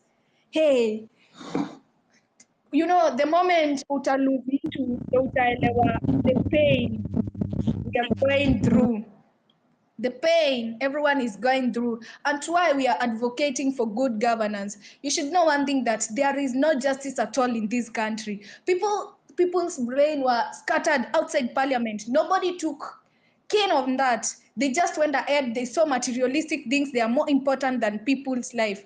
The highest rate of inhumanity that we have in this country, people being like, unaenda unauliwa then wanasema ni accident. And we know very well that if an accident happens, the police are there. They just pop up out of nowhere on the spot. So guys, Ruto must go. Ruto must go. I can't imagine the lands that our forefathers fought for being grabbed. I've just seen that Adani has just won the whatever, that Ketram, Naita Ketramani, the power, Kenya power, whatever, wame-win. Why are we giving foreigners the mandate to come and control us in our lands? Don't we have people who are capable of running these things in our land? We have engineers, we have people who have done masters, PhDs for these works, for Christ's sake. Why would we accept like scammers, thieves, criminals to come and control us in our land? Mind you, those people will be employing their own people. Hey, Ebo reject Adani. We need to go back to the streets. The streets are calling us. I think the only language this government really understands, it's the street method. And we go to the streets, they are abducting us. What the fucking hell does this government want? You know, guys, me, Ebo, you guys, me, hey, unalala, umejam, unaamuka, umejam, unatembea, umejam, guy fafa. Hey, me, hey, Ruto must go. Just come here, fuel, and use that fuel to push that information to your people down in the ground. Start with your family. Let them understand why we are doing this. Even if they say you are crazy, like you are involved in politics and they're not gonna help you, let them see you are crazy. But later, they'll come to understand why you are pushing this. The moment they see the benefits and the fruits of what you are doing. I've just seen like, I don't know. Yeah, we say civic education. Machakos, like for Christ's sake. Wavinya being welcomed like a Jesus has come to from heaven just because she stated that she went and opened an hospital in the UK for Machakos people to go there to be treated. That's crazy. You must be running out of your nuts going to celebrate such kind of a person. Can you imagine? Who will... You need a flight, you need a ticket, you need a passport to go to that hospital. Who will be accountable for all that? Who will pay for that? At the same time, you are sick. You go there, they won't treat you without money. Maybe even the hospital it's a private thing. But let's open our eyes, guys. Me, I'm so frustrated by these people of Machakos. Oh, fuck, no.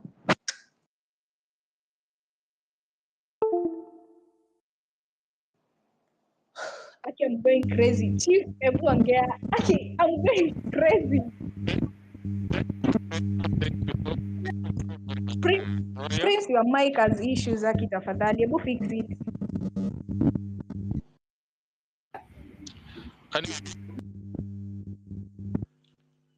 Hello, am I audible?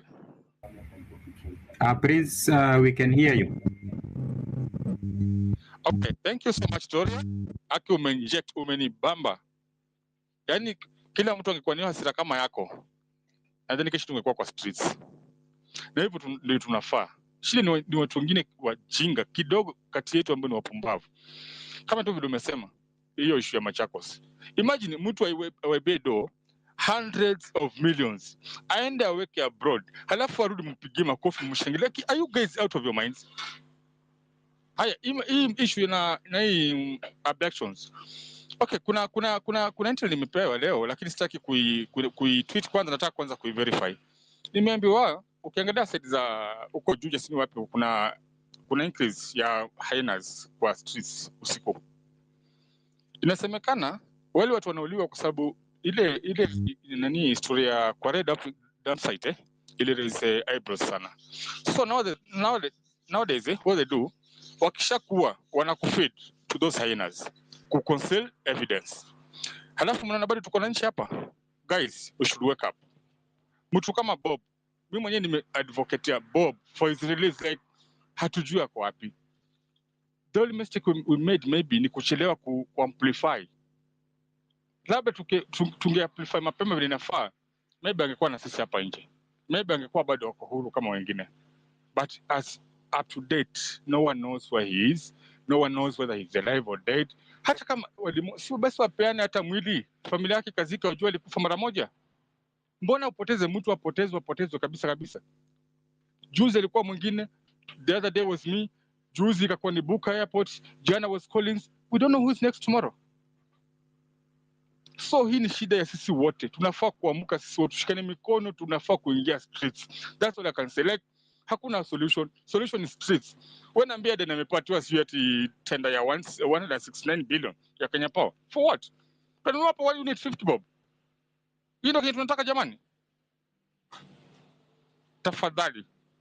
Tafadhali na waomba tena sana. We need to do something as soon as yesterday. That idiot must vacate that office soonest possible. Mwingine achukue mic. Chief Economist, go ahead. Thank you, Prince. Asante sana. Toria, that was injection full dose. Sijui yake mtu who have like wanauziwa each and everything. These are deals that are being made in boardrooms. Sasa nasikia kuna public participation on Ketraco. For what? The deal is already made. Adani washaanza kuhire. What can you say as the public to change that? So the issue we are facing as a country is a very, very big issue. And that is why I always say that we are not only dealing with this regime, in some way we are also dealing with ourselves. Because we have been brought up, for example, my generation, we've been brought up in this environment and this mediocre society where politicians are gods. These people are gods. Look at what happened between the political maturity from colonialism to now Africanism. Our politics has never ever matured. The way, same things that were being done by Kenyatta are the same things that are being done by Uhuru and are currently being done by Ruto. Yani it's the same thing. So we are not only dealing with this administration, we are dealing with this mediocre society of people who wanasikia unaenda maandamano and they ask you, why are you going to risk your own life? But these people have risked their own lives with poor amenities for more than 60 years. It's time we change this. And most people will say that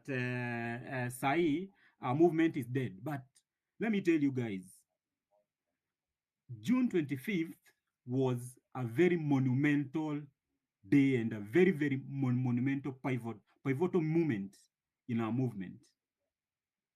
People were able to get out, no matter the tribe, no matter the age, no matter the social status, and went out and called for a reject finance bill. And it happened.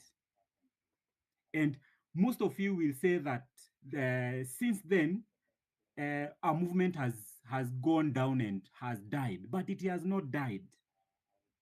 We are sort of getting this thing done in phases. We had the pivotal movement, now we need to chart our way forward. And the issue of leaders and watu kusema ati we are supposed to have leaders, June 25th, and Boniface Mwangi said this thing cannot happen with leaders. It will end. So our biggest priority and our area to work on should not be on these politicians, should be on ourselves, should be on civic education. We should not be looking at what these politicians are saying. Right now, go pay any politician to say nonsense. They will basically say that nonsense. Look at what Caleb Amisi did. This guy was for Mandamano. What is he speaking of right now? The exact opposite. These are people we cannot change. These are people we need to axe out. We cannot go to negotiate. We cannot go to talk to Raila and tell him, oh, you know what, you did us this and this and this. Watu wanakuanga hivyo. Now wamekuwa hivyo forever and ever and ever. And by the way, guys, don't play into this politics of tribes, of what is happening between Gachagua and Centro and wherever.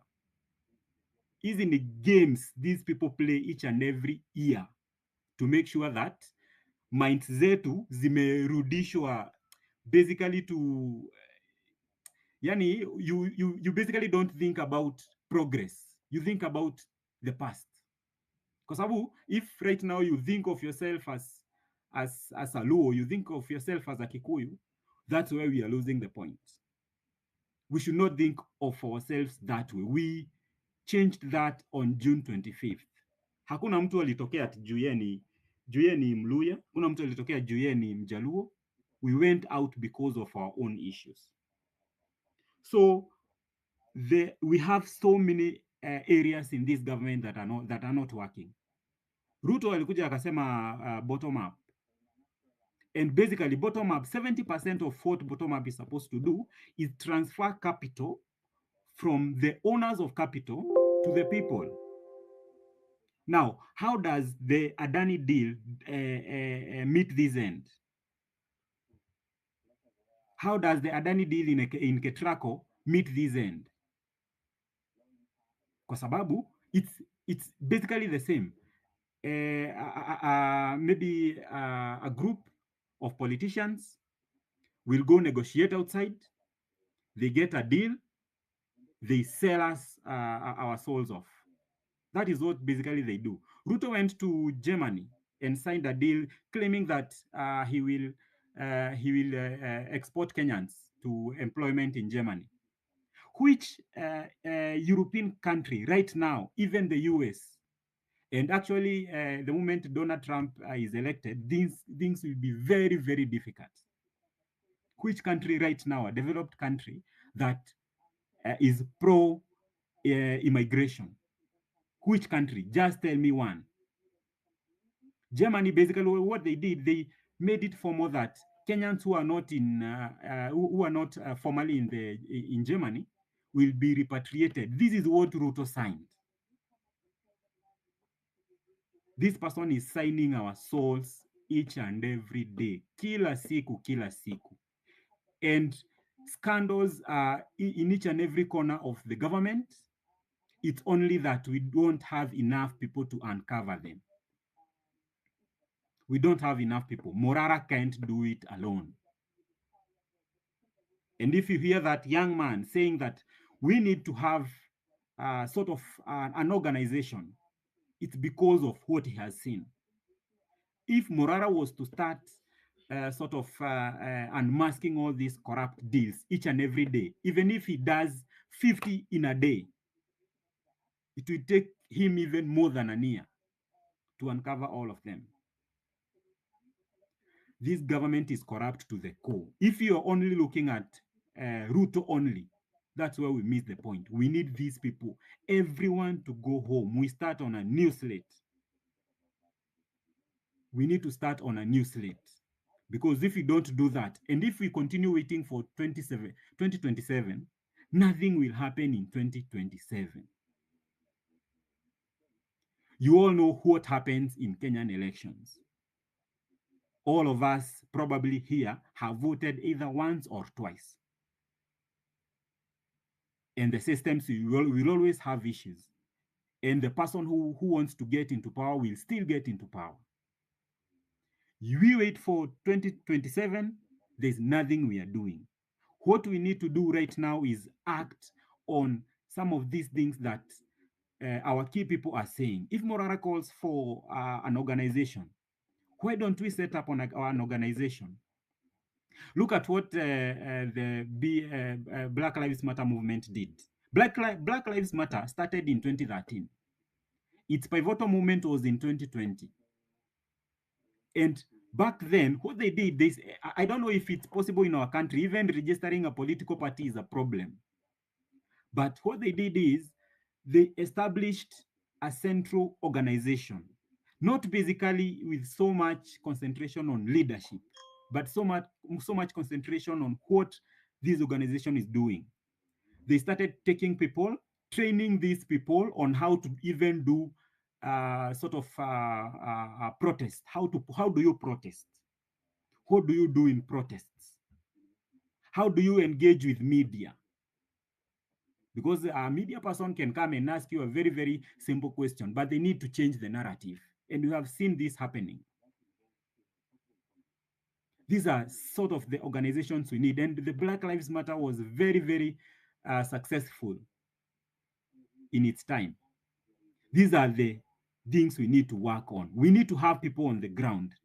The BLM movement still had people on the ground, each and every county. Actually, the BLM movement, they could just wake up a day and hear that a state is actually protesting. They did not plan for it. The people there planned for that. come to our situation. We have this man, this Sugoi thief, walking in each and every county, each and every village, talking about fake promises. We have people on the ground, people who can stand. Actually, this is the most pivotal sort of action we can do for our movement. We have people who can stand up and say, Mr. President, you're not going to talk to us. Take your lies somewhere else. Peleka huko nje ya nchi. Don't come and talk to us about lies. They take him to account on things that he promised and they were not done in the same constituency. Alikuwa Nyeri. We have the issue of Endarasha. People did not ask the president, why didn't these people respond on time? Why haven't we seen the Ministry of Education being overhauled and people going home and others being charged with murder? Because you can't be given a portfolio to manage and you basically do a shoddy job. Ule jamaa akona meno kubwa, kazi yake tu ni kuweka meno kwa screen. He's still in office right now. And Ruto is talking about compensating. How can you compensate for lives? Huyu mtu anatubeba ujinga, but the main problem, sisi pia tunajibeba hivyo. Why would you let a whole Kimani Ichung'wah come to Central, talk to people and talk about ethnic politics? Why would people let Gachagua do the same thing? I think we are not angry enough. And if we need to be angry enough, we need to take this movement to the ground. We need to speak to elders. We need to speak to mobilizers in counties, in sub-counties. This is where the movement should be. Ruto will be in maybe in Kisumu next week. We are very, very sure that the people of Kisumu will speak in our own accord, not going there to cheer. The thing that happened in JKIA is not something even to talk about, even to laugh about. Having an MP, a governor, talking about his own family and how he is committed to his own family and how he is committed to God. Hatukatai God ako, lakini si God alikuvote in, bro. You need to take task and make sure that you are answerable to Kenyans. There is a guy there who is doing a very, very good job unmasking each and every project that this lady is shoddily doing. We need more people. We need more angry people in the villages. We need more angry people in all social media platforms. Facebook sahi akina Terence huko tu ni kudance juu na nini. We are here trying to fight for our country, but you have people in TikTok doing nonsense. People cannot take even a moment to talk about our own country. These are the things we need to do. If we concentrate on so much on politicians will come and go. Kesho Raila ataongea kitu ingine ushangae. Huyu ni yeye. Sifuna ataongea kitu ingine ushangae. Guy. Hii ni ile fala ilikuwa inatuambia sijui nini hapa hadi na tupigania huko nini. These people are the same.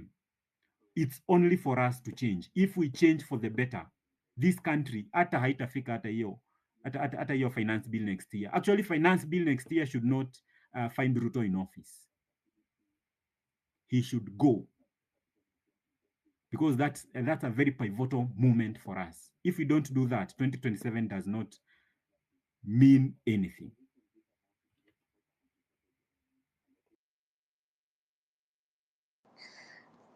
I thank you so much. And I really think that these people need to give us manifestos which are realistic, not to tell us that you're building gorofas which ain't realistic. Like this nigga, for instance, when he was vying or doing this political shit, that nigga said, I will employ, I will do this, I will do this. Then all of a sudden you come in the television and say, when I got the seat, you were jobless. What the fucking hell were you promising us? Empty promises. Can you give us realistic manifestos that can be achieved within the period of time you've stated? Not this bullshit of I'll do this, I'll fly, this nigga, instead of, he has never even stepped in his office. He doesn't know whether It's still there. It exists. I don't know even if he knows the direction to the office. He's back on vehicles. It's like a campaign mode has been installed in the country. We are here. So guys, let me tell you, we have a lot to do. We have a lot to do. If we say we wait for 2027, I want to remind you one thing. The person who is in control of everything as we're talking now is William Kipchirchir, Samoei Ruto. The three arms of the government are being run by him. That's why you can see that a lawyer, okay, a judge like, or a magistrate like Lawrence can give sentence or can sentence someone from the government, and he's threatened, like his life is in danger just because of stating facts. Lento, journalists, they don't have freedom at all. Where the hell did freedom of speech go? Freedom of expression, our rights, where are they? Like our constitution is being violated day and night, hour after hour, like on daily basis. They don't follow the constitution at all. So we are here trying as much as we can to follow the constitution to fix this nation, but they can't see that. Those people we are fighting for, like they are there trying to tear gas us, kill us. Have you forgotten about the poisonous gas that we were sprayed on the streets? The water, poisonous water, and you just sit down, you want to relent? Have you forgotten how kids have been killed? Like nobody. I'm so sad. Like the interracial thing, we have female representatives in the political class. These ladies have given birth. They are mothers, they are grandmothers. Nobody even for a single day stood up and said, we need justice. We need to hear about these kids. We know very well that William Ruto leads by blood. He is surviving because of shedding and sacrificing people. That's the reality. But we are not going to allow him to do this with our kids. 70 kids, for Christ's sake. Tanzania, that rumors were saying they are in Uganda. Nobody went ahead and followed whether the rumors are true or they are lies. Nobody is confirming anything. They just let it be as it's as if it's a normal thing. It's a normal thing. People burning, people dying, people disappearing, like we are in hell already. Oh my God. Like these leaders, I really support the referendum. The referendum Eric Omondi is running. Like we don't need women reps at all, because if not even a woman, for Christ's sake, even you as a man, you took part in creating that child. Why don't you stand up and feel that pain of being a parent? Ask, question, where are the kids? Nobody's talking about it. They are assuming. What do they expect those parents to do? Like you taking food as if these children have died because of food, like they have lacked food. Like we are led by crazy people. These people in this government are really crazy, starting with William Ruto himself and his entire regime, and holding up non-constitutional seats. Mudavadis, they are squandering our money the way he wants. Yet we are here. Taxes are being raised. Now they have been dealing with their Adani thing as a deal. It's going to benefit some people. They're going to grab our lands, claiming that they want to build hotels for whatever. I don't know what they want to build. They bring their people from Adani to come and rule. Can you imagine yourself being searched by an Indian in your own land? For Christ's sake, they are controlling. We will be opening gates for colonial period. We will be welcoming back our colonizers. Are you ready to go back in that life of living as slaves? We are living as tenants in our own land. Hey.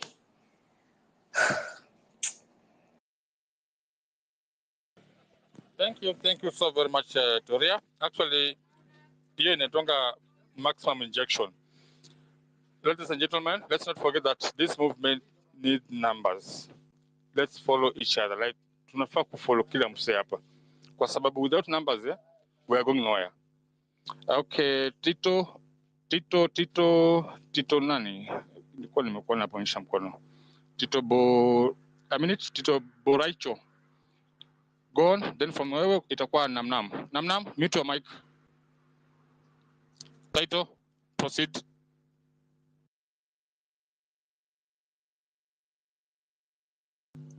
Halo Tito, uko hapo ama umelala? Okay, namnam. Take on.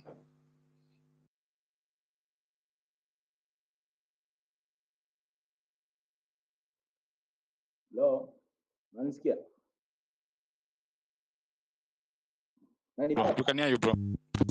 Yeah, we can hear you, bro. Okay, like mimi nilikuwa nasema bana, tumechoka na huyu mzee. Like tungesaka tu any means zenye tunaweza fanya like tumtoe kwa ofisi kabisa. Hiyo ndo njia pekee yenye tunaweza shinda hii kitu. Hiyo ndo nilikuwa na. I'm done. Thank you bro for your views. Na njia tu ya kumtoa pekee jamaa sahi ni streets. There's no other option. Njia tu pekee yake ni streets. The question is, are you guys ready? Because as for me, I'm always ready. I was born ready and I'm always ready. Mukisema ngwe, kwani ni kesho? Dr. Towe?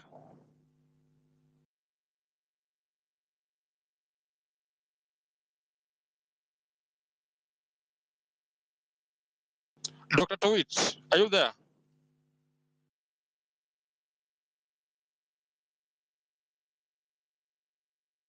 Huyu ni kama amelala. Kenda, can you hear me? Kenda.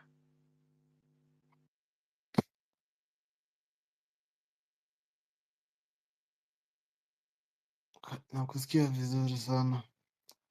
Okay. For me, mimi naweza sema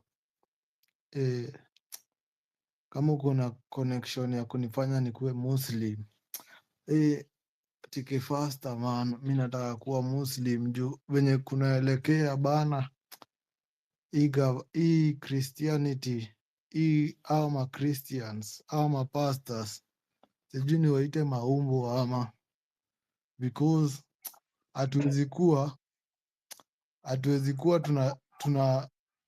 tunajenga inchi na we unapatiwa 10 million inchi yetu. Sisi raia tunaambiwa ati hatuna pesa, na 10 million inapatiano ijenge churches, na saa hizo kuna msi ako sick in hospital bed, ati ana kitanda kwa huku Kenyatta Hospital. Hizi hospitali zetu bigi ati hazina space, ati ndio upati, yani mgonjwa wako apate kitanda lazima abook, yet tunaambua hatuna do, na 10 million Ruto amepatiana sijui 10 million kwa church gani hiyo inajengwa kwa Harambee. Rigiji akapatiana millions bado. Ndio hiyo Waiguru alikuwa ametumwa apatiane sijui 2 million na president kwa Harambee fulani alikuwa. Pastors, mnafikiria aje? Tunawalisha na sadaka, mnakula sadaka yetu, alafu after kukula sadaka mnakuja kupatiwa 10 million ndio mgonjwa ako hapa ako KU, yani hadi apati facilities, yani apati medication enough. Tunaambiwa madawa hakuna, na we kazi yako tu ni kupewa milioni 10 kuliko useme hii milioni 10 kuliko tujenge kanisa. Kanisa yezitibu mgonjwa, kanisa yezifanya hii barabara yetu hapa nje imeharibika sijui kaa nini itengenezwe. Kanisa sahii tu ni mingi hadi zinatuamsha usiku jia venye wanapiga kelele. Kaa uko na connection ya kuwa Muslim bana, tunifanye tu Muslim akina Imam, niko ready. Mi kwanza yangu ni by faith, alafu tena Wind up bro, wind up please. Kenda, wind up. saa alafu tena historia ya Russia. Kenyans tuache kusahau haraka haraka.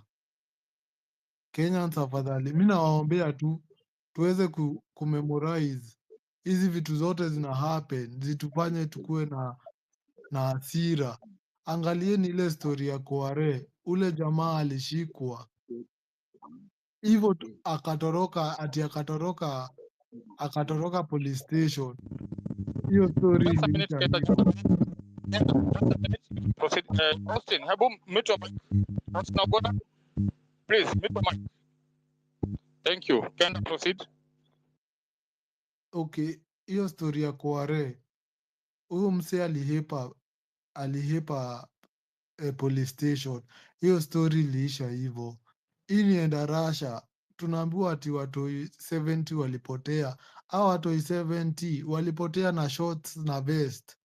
Tunafaa tujiulize hizo maswali. Entrance zote zilikuwa zimefungwa. Au watoi wangeenda aje kukojoa usiku? Hii kitu yote ilikuwa imeplaniwa. Hii si ati ni accident. Hii kitu yote ilikuwa imeplaniwa. Fire emergency exit ilikuwa imefungwa. Tuone vitu kama hizo wadau. Au ni brothers zetu walidedia huko na tukanyamazia hiyo story. Sahii kwanza tunafaa kuwa vigorous vibaya sana. Tutoke kwa street. Kila msee atoke kwa street venye tulifanya ile 25th, na itaishi remain history kwa hii country. Acha nipe next speaker. Asanteni.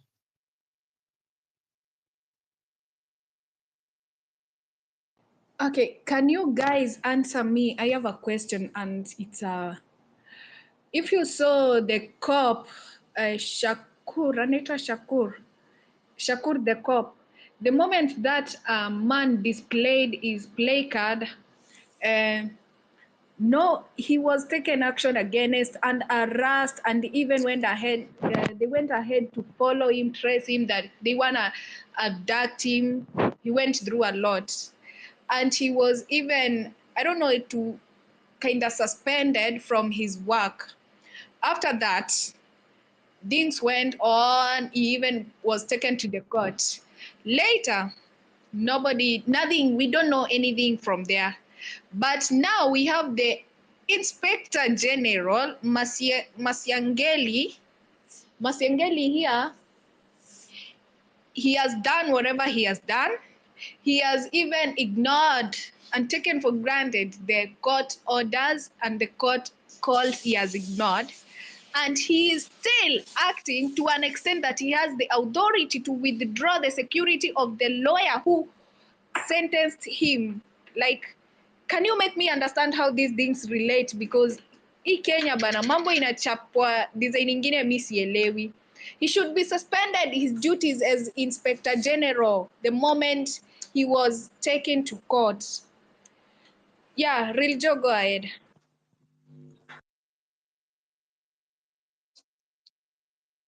Thank you very much, Toria. Can you hear me? Okay. So basically, Toria, what you're asking is about Masengeli. Number one, what you should understand is this is just impunity at its best, being displayed right in front of our eyes. We are being shown what being in purportedly power is. This is not even an IG.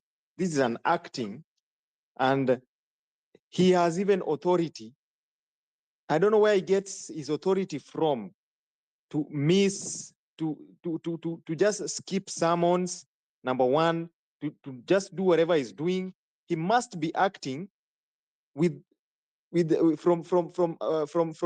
must be acting on orders from somewhere above or something. We like saying orders from above.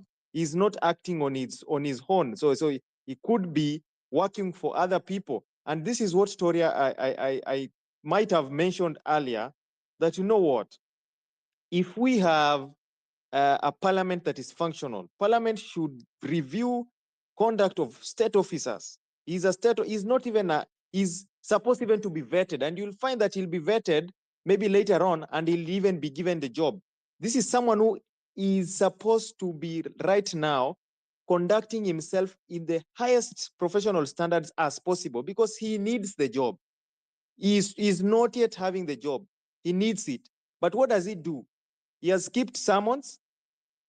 He is then ensuring that this judge is going after the judge by withdrawing security. It is illegal. It is illegal to do that. It is only in Kenya. And this also boils down to what most of us have spoken about in these spaces, even previous speakers. We have allowed these kind of things to happen to us in this country. We have allowed these people to do this right in front of our eyes. We have allowed them.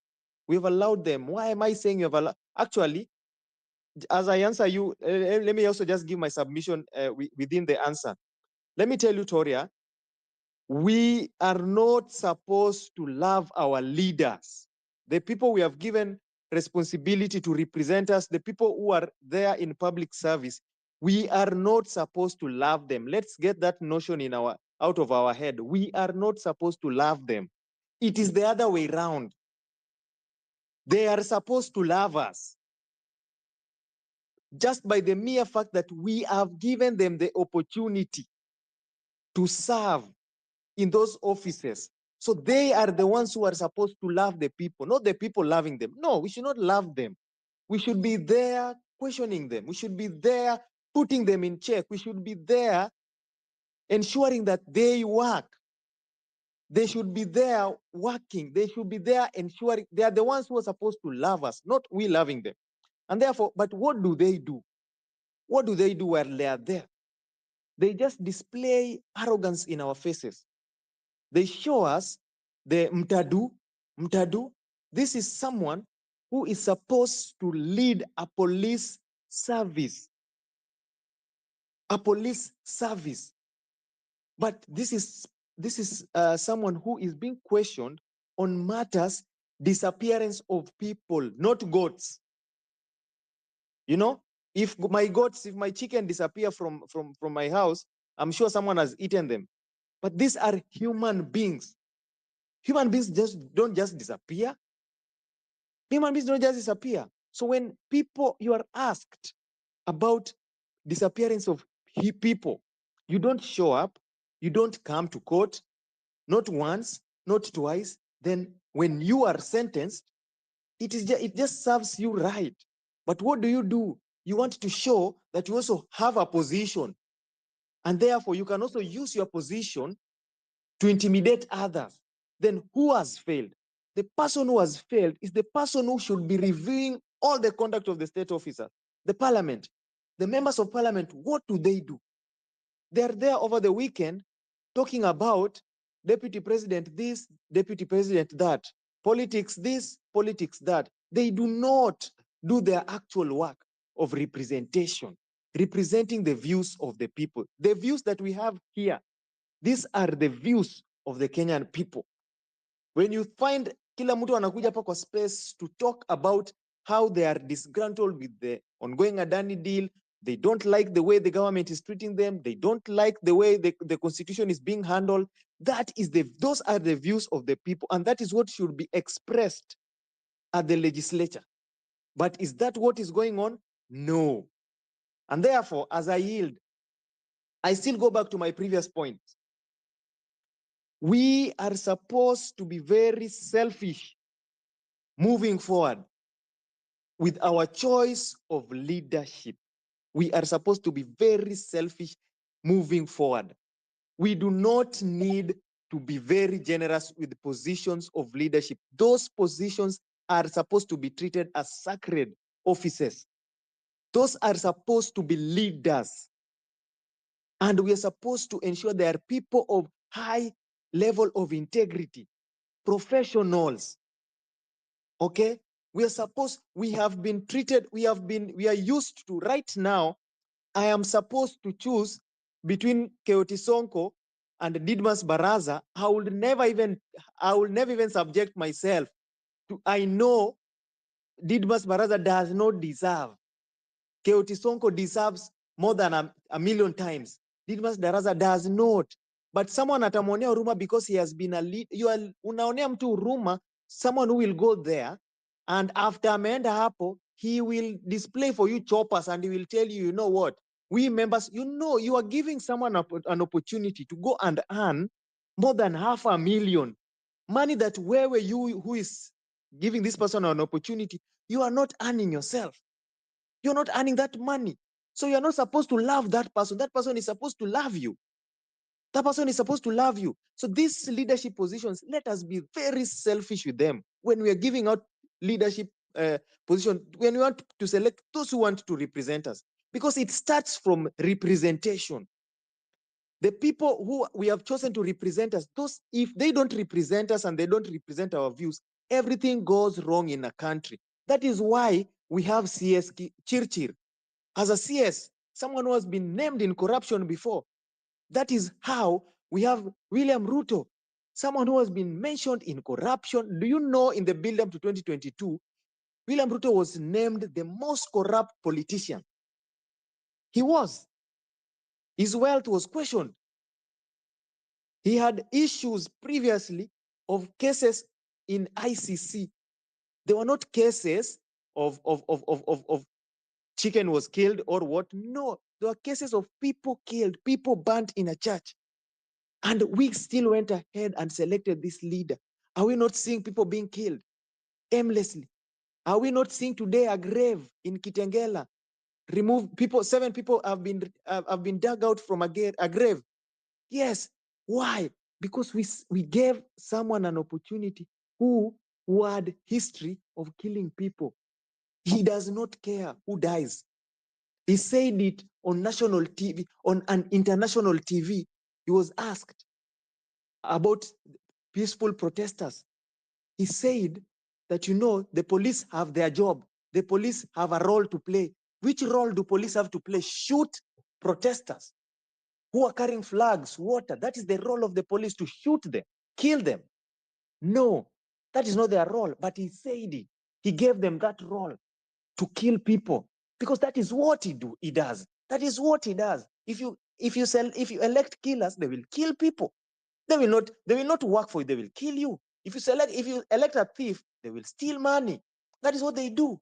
There's nothing else they do. That is why they are pushing deals. I'm telling you, these people are pushing deals here and there. There's nothing going on in this country that is not a deal, that does not entail a kickback. This Adani we are complaining about already, they were given months ago. Saindi watu wamegundua hiyo. No, months ago they were given the power line. The 440 kVA and the 220, they were given already. Karibu 90 million, another 150, they were already given those ones. Watu wameshakula kickback hapo. Hiyo imeenda hivyo hivyo. We are going next. So there's nothing that will ever come out from this sort of leadership. And I'm very sure that right now Kenyans have learned, and we are not going to complain about the mistakes we have made in the past before. Of course, me, I've never voted for William Ruto. I've voted twice for the other person, Raila. Not that, and right now I would never make that mistake ever again. If I was supposed to be reversed, I would never. But we cannot go back to the past, and we cannot say those who voted for William Ruto are the ones who put us in these problems. They have learned from experience right now. What do we do moving forward? Let us be selfish with selecting the people we want to represent us. Let us be selfish in selecting leaders. Let us select the most blameless person. We have denied very brilliant people in this country leadership opportunities. The guys like Ekuro Aukot, we've denied them opportunities because they were not popular. Me, I voted for Raila because he was popular. I've known him ever since. But we've denied people but we've given people who have history of corruption leadership position. And therefore, we should be selfish. Moving forward, let us be selfish. Let us not repeat these mistakes of giving these crooks opportunities. Let us not do that. Let us be very selfish with them. And we will never see someone like Masengeli, just an IG. Huyo anafaa kuwe gereza, sahi anafaa kuwe prison. He should not be then withdrawing security for an High Court judge. An High Court judge of all the places. This is just dragging our constitution in mud. In fact, it is stupidity in the highest order. Thank you. Okay, thank you so much. And let me tell you this, never allow a word regret in your dictionary. You've injected very well. But let me tell you this, as far as we know very well that we are voting or we are blaming ourselves for having voted for Ruto, we all know that these people, they don't follow what we've done in the ballot. We all knew very well that Raila Amolo Odinga was the one who was leading, but when things turned out there in the bomas of Kenya, Ruto was announced as the president. So as far as we are talking about voting or IEBC, we need to consider a way that we can make sure they don't tamper or interfere with our votes from the word go, from the ballot to the counting to the announcing of the results in the IEBC in the end. Actually, that's where we were messed up. And now it's not high time we blame or we regret. No. Put that aside, focus. We all learn through mistakes. It's high time we rectify our mistakes and let them be lessons that will keep us moving forward. Thank you so much. So Prince, are you there? Prince? Yeah, I'm here, Toria. Talk to me. Okay, nice. So you will go after Nam. Oh my God, Nam. No, wait a minute. There was this gentleman by the name Tito Boraicho. I saw him raising his hand, and he was not given a chance to speak. So maybe after Nam, then we go to Tito Boraicho. Is it okay? Okay. Okay. Nam, proceed.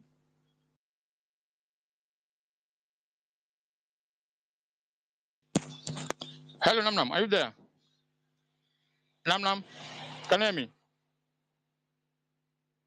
Nam.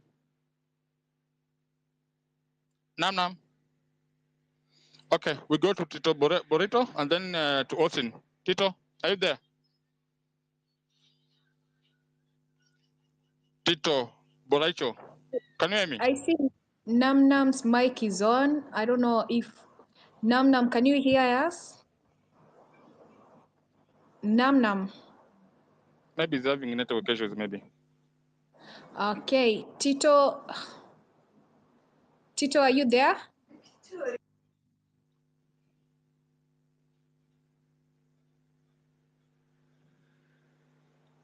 We go to Austin then. Then from there, I think Namna atakuwa ametengeneza amesoti issue yake network. Austin, can you hear me? Yes, actually, I'm Austin, yeah, and I have some issues, Maze. You know, in Kenya today, like we youths, we don't have freedom, like you know. Say it is hard in Kenya as their youth, you know. The things happening in Kenya are not what we expected. So it is hard. You hear this and that, it is so hard. So what I can say is we youths, we can make this Kenya to be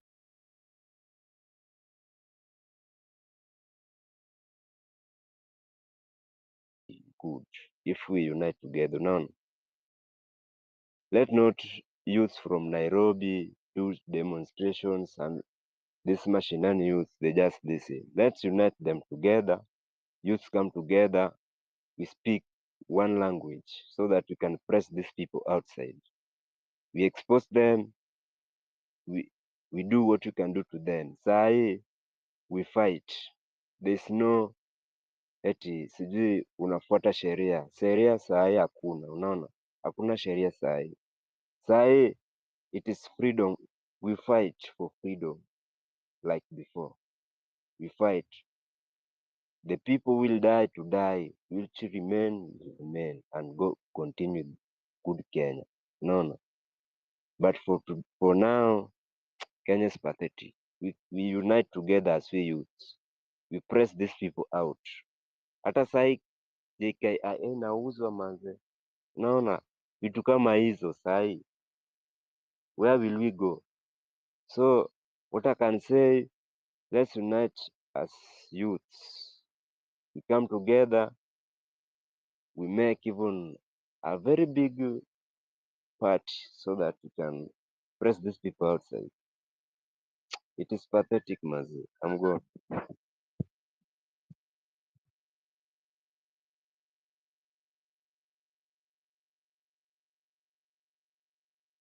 Who was next, Prince? Nam, you back?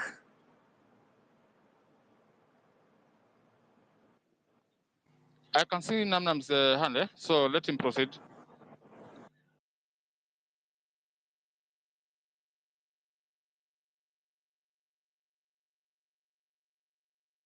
Namnam. Tito, Boraicho. Tito, Boraicho.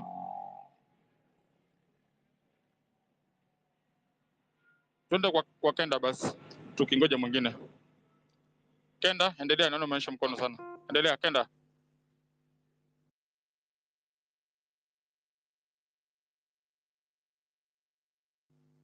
Kwani leo ni ile I think almost everyone, network issues. So guys, we are around 100 people and we have only 15 reposts. Kindly, can you repost? Take a minute and repost the space. At least what we are join. We want all of us to have one voice. We come together to skizane bana. At least repost the space kindly. Just a minute. It will cost you nothing to repost the space. Alafu, after we repost, follow everyone who is here. Yours truly, Upper Principal speaking. Follow me, follow Toria, follow Kyoti, follow the real Joe, follow everyone. Like this fight needs numbers. We need numbers. For us to win this, we have to have numbers. Please, Dennis, you can proceed. Dennis Sandaski.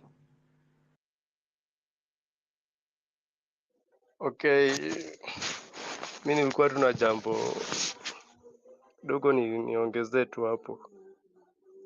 Hii mambo ya kuongea social media sana na kwa ground hakuna kitu tunafanya, itatu waste. Unajua kuna msemo inasemanga the best means of defense is to attack. So tukikaa tu tunaongea social media 2027 ikam hawa watu bado wataiba kura. Saizi hizi ID zimekuja mpya, hatunaenda ku register line, unasikia hati hiyo ID kuna line ilisharegistiwa. Hii inamaanisha aje? ID zimeshachukuliwa, yani ni kama zimeprintiwa mara tatu, zimetengenezwa mara tatu. Juu yangu yangu nasikia sijui Caroline Mutoka ndiye ako nayo. Vitu kaa hizo. Sa bana 2027 tusidhani ati itakuwa rahisi. Hawa watu wameshajipanga. Hawa politicians wote wameungana na hiyo 2027 tutaona moto. Kama tujajipanga, hiyo ndio ukweli. Tusiongee tu hapa kwa social media alafu kwa ground tumenyamaza. Action speak louder than words, unaelewa? Hawa watu tukibonga tu sana kuna kitu watasikia. Lazima tuingie kwa ground tuwaonyeshe. Sawa, hivyo tu.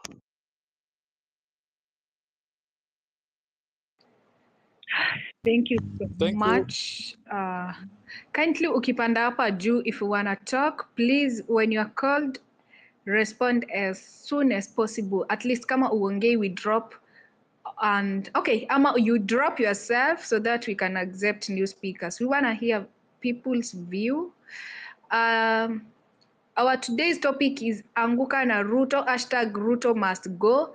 And remember, our host Mabonga is using data, so we have data support number there. Kindly, let's support our own Mabonga so that we can keep the space running. Thank you.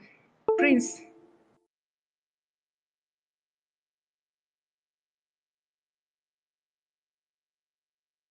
Yes, can you hear me? Toria, can you hear me? Yes, yes, yes. I think from Dennis was African. African, are you there? Yes, I'm here. Okay, proceed, bro. Thank you so much. I think this is my first time sharing on this space. KOT, you're doing a good job, and I salute the effort of revolution that you've put in place, and everyone else. My name is African or Khan. I'll want to share about imambo ya Dani. Yeah? I think guys, tunachukulia kitu lightly. Ni kama ile Occupy JKN will happen last week. That was the end of it. We need to make the government officials aware that we should make them aware that we know where their properties are. So if anyone who is able to make zile flyers Occupy kitu kama nitwaje Weston, inafaa we rally behind Weston tuseme if JKIA is given to Adani, we occupy Weston kama mbaya, because JKIA belongs to Kenyans, but Ruto wants to make it a personal property. So if he's going to give away what belongs to us, we have to make sure we deal with what belongs to him. Because if we continue taking things lightly hapa, we are selling our future. You know, Ruto and Co, they're already done. Like our jamaa wamefika ma 60s and huko. Most of us are either in our mid 20s or mid 30s, early 30s. The future is ours. We are the current adults of this country. Na tukiendelea kuacha hawa wazee wenye wanaenda kukufa even after 30 years. Unajua hiyo Adani deal ni ya 30 years. After 30 years Ruto will not be there. If we allow these people to give us a future of slavery, tutajilaumu sisi wenyewe. We have the energy, we have the numbers. It is time tuanze commercial wase. Tusiongee ni kama vitu ni normal, because what I hear wase wanaongea tu is like vitu ni normal nini. History ya JKA should be the start of the second revolution. Na this time if kama kuna msee wa KAA mwenye anawaka hapa, mwenye ako kwa group, hawa jamaa wa airport, this time mkianza hiyo story ya occupy, msikubali story ya mnaambiwa let's go and have negotiation. We know what the government did last time. Wakati walisema okay, Gen Zs tumewasikia, we are having give us time, tumewasikia. What did they do? Walirudi na wakafanya the same things we told them not to do.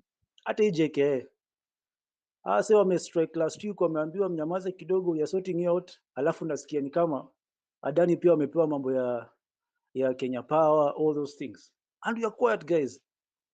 Tuna allow wasi wenye watakuwa up in the next 30 years could destroy our 30 years huko mbele. We should not accept it. We should not accept it. We should not accept it kabisa. Mimi naomba wase wa graphics waanze kutengeneza flyers za occupy hizi properties za jamaa. Kama unajua property ya mtu yote au politicians penye iko, hizo flyers anza kutengenezwa, occupy Weston, occupy manifest hizo magari, so that they know we are not joking about this thing. It's a matter of life and death. It's a matter of life and death.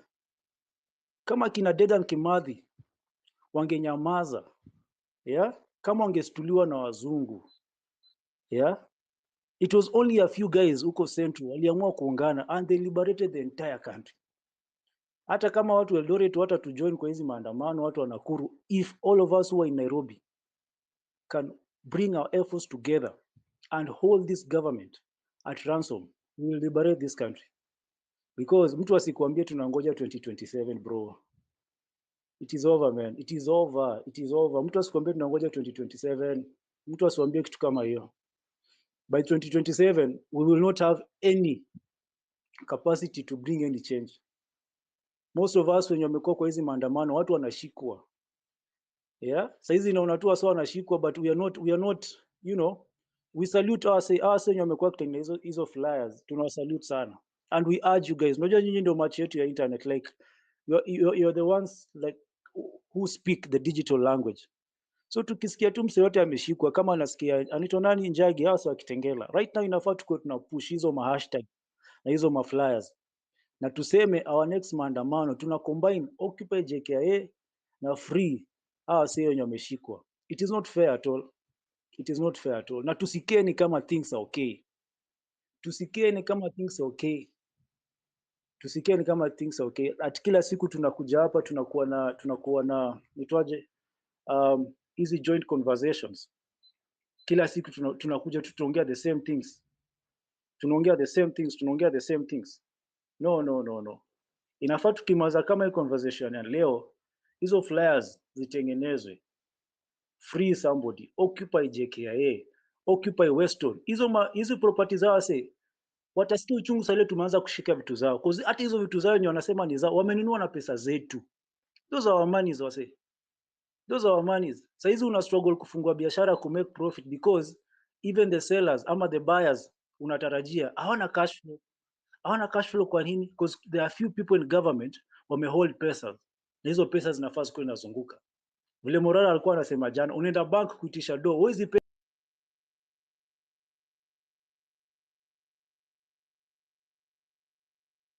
kwa Unakatika bro, hapa ni mimi pekee nasikusikii. Toria, can you hear you? sorry. Mnanisikia? Yeah, now we can hear you.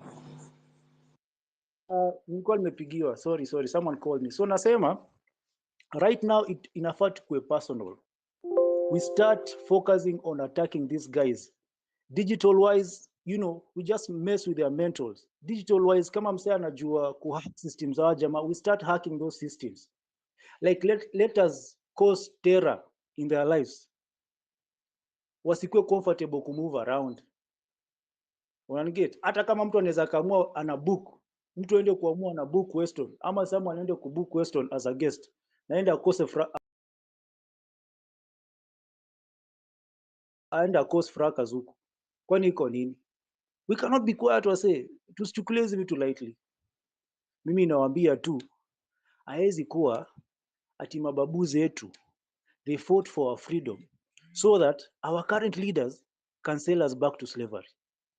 That one cannot be our case and we should refuse. Mimi nawaambia wase wenye wako below 35, anyone who is below 40 here, our future is being sold back to slavery. Vitu yenye nafaa tukue tunapata kwa bure in the near future, tutakuwa tunalipia vitu kama education. Education is supposed to be free. Tutakuwa tunalipia vitu kama healthcare, you know, NHIF ndio imeuliwa, so that hizi vitu za shift tutakuwa tunalipia a specific individual. Mwindi anakuja hapa kutu control na amekataliwa even in their own country. Adani hawakubaliwi huko. Australia imewakataa. Yeah? Bank za intwaje huko Europe, bank za Europe ina freeze ma account za. Alafu sisi tunakuja kuziwa hapa uongo. Ati Adani is a good thing, they have the capacity. Oh, they want to control us mse. Hapana, it cannot happen. So I'm just urging all of us, tusiongee ni kama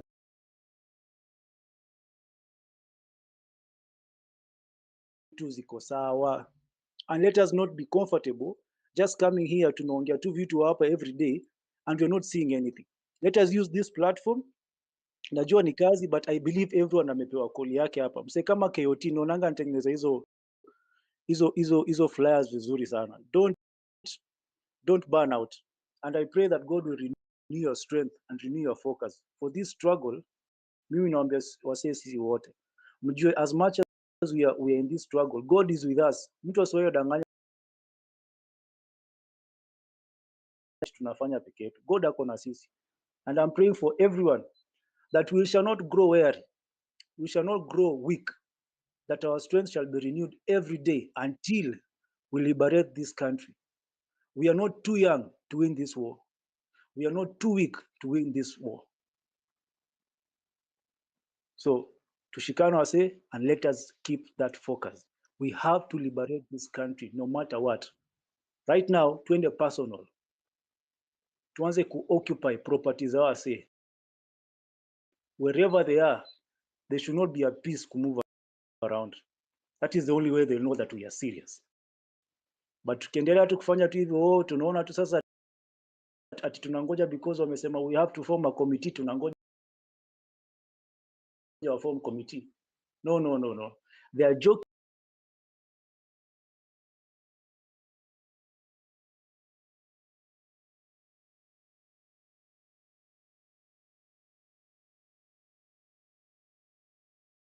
with our properties, and it is time we start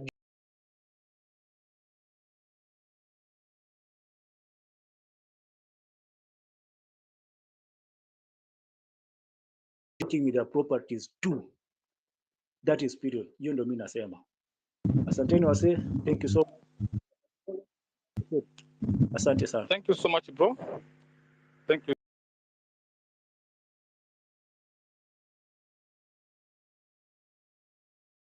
so very much. Actually, you are very spoken well. We go to Honorable what? Mwangale Agneta. Are you there? Honorable Mwangale? Yes, Okay, yes, proceed, yes. Mama. Thank you for this. This evening, I'm a very disappointed Kenyan youth. Like the information at my desk, I'm very sure most of you have gotten this information about the new funding model in universities. You know, I'm a student, and of course, it really affects me. Like it really pinches me. You know, getting to know that everything that is being done in this country is a scam. Now, it has been gazetted that the committee that must go formed had proposed that it will be formed to review, I don't know, to discuss about the new funding model so that the students should ease the protest. What happened? Of course, we were having some series of meetings with the PSS, the CS.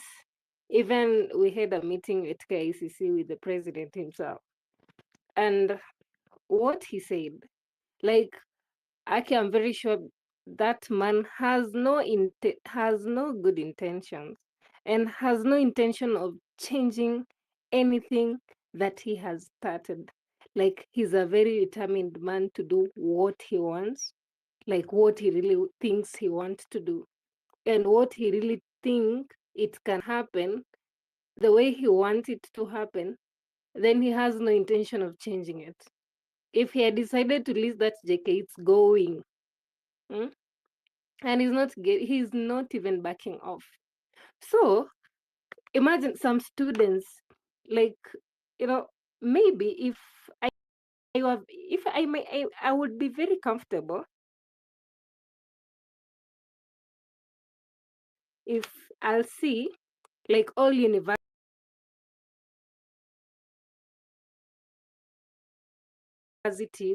have been represented equally. But now, shockingly, we have some very notorious student leaders across universities that are being paid to do what they want them to do. So they're the same people who have been constituted in that committee. And what I'm expecting out of that thing is that they are going to accept that thing in totality and they're not going to reject anything. And of course, as you've been seeing us everywhere saying, oh, reject this new funding model, because we have seen and we can see how bad that thing is. It's a monster that is going to deny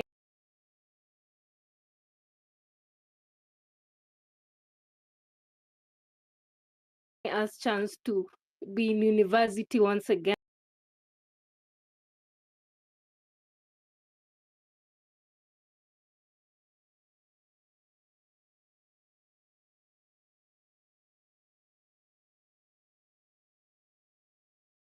Like if you're thinking to take a second degree or anything else, or you're thinking that your kid will be in university, it's going to be a dream that will never come true. So, like, Please, just a minute. now, Madam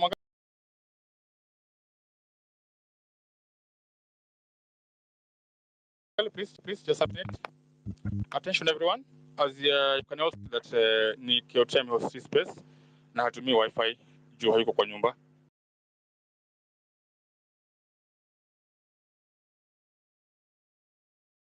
Natumia bundles.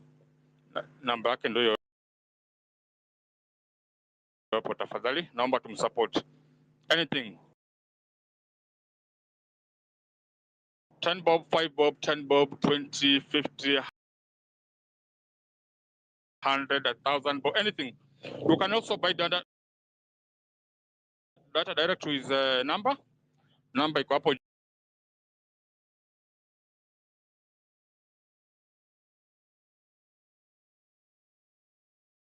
juu tafadhali, so that we keep this thing running juu data yake kisha sote tutakuwa hii space ni kumaanisha itaisha. So tafadhali tuanguke na yeye kwanza, halafu tu proceed. Mwangali ukiendelea, the rest of us, let's do the Lord's work please.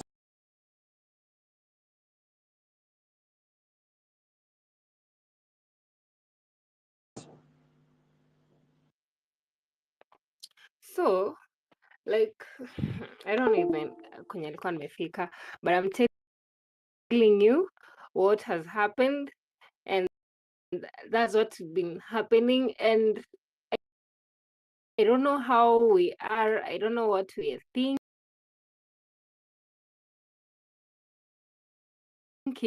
that you're just being told, you wait, I'm doing this so that he can accommodate 1, 2, 3 things. Na tunajua vizuri tunaenda kuoshwa, but we are silent about these things. Now see what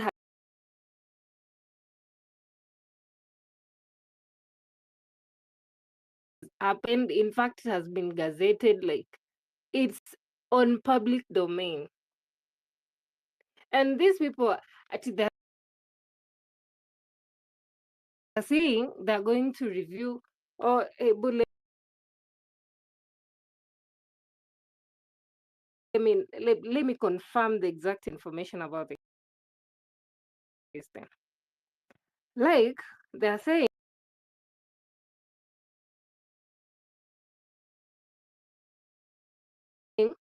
the National Working Committee on Review of New Education Funding Model is hereby established, that the committee shall comprise the following 4 work streams and subcommittees.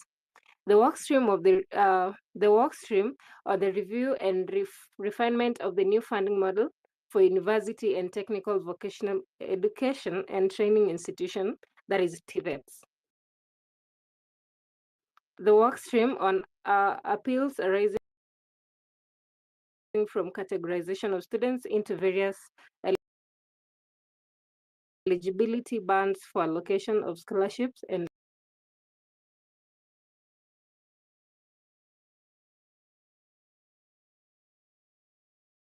loans, the work stream on structures of student loans, and the work stream on the review of the cost of university academic program.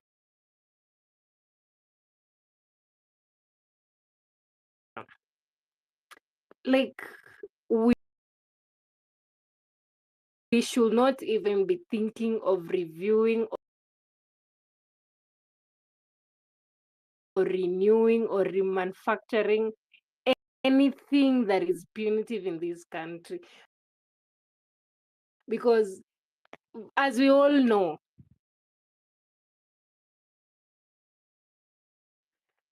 the whole CS team was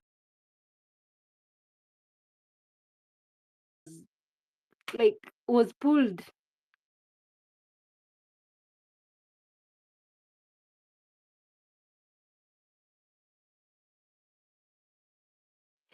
What happened?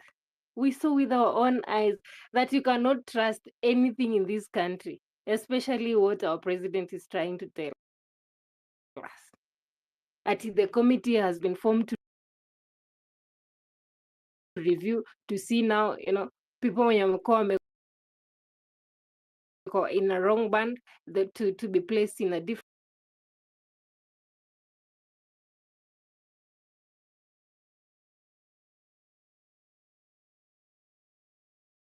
band, These are students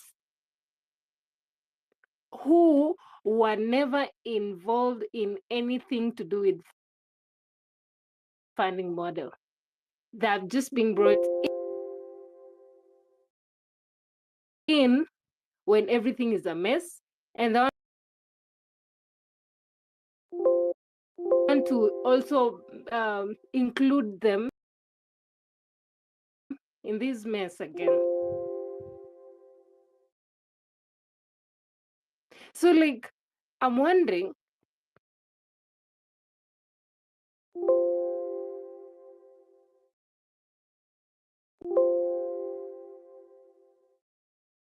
what is the meaning of the word reject?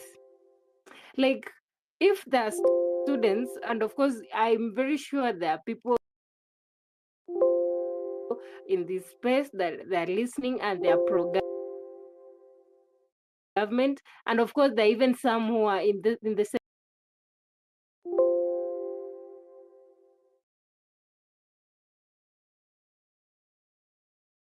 committee in this space. When we say we don't want that finance bill because it could not even, like, we cannot even afford to like, I don't know,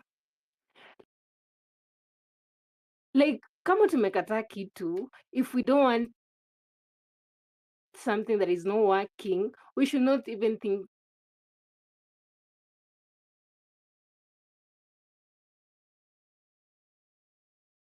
about reviewing or doing anything about it. It's tunaanguka nayo, that is it. So you will see by tomorrow, I'm very sure it will be all over news everywhere, wherever you see that thing.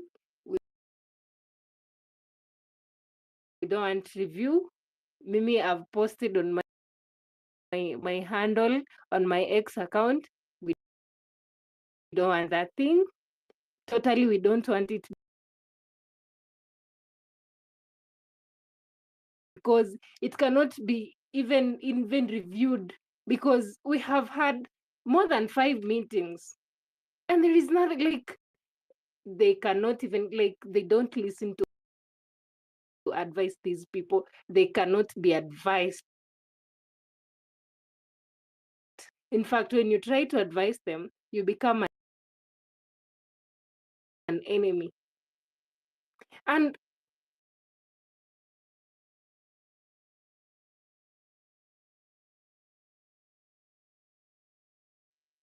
when you become an enemy, now they'll start hunting you. But you're just telling the truth and what you feel. This is a free country. This is a democratic country. Like, everybody has a right to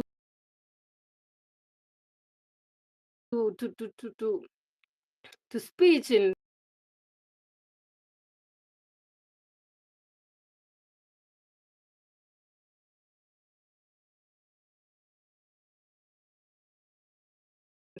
expression. So, like, what are we going to do really if all these things, the model, the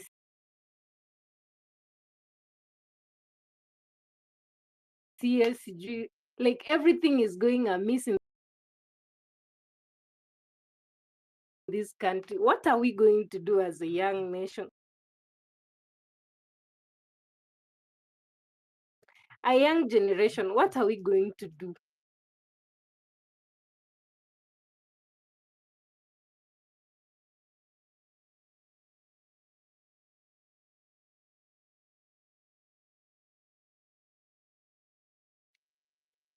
Now that we said, now the Adani thing, the Adani thing is bad, so they went ahead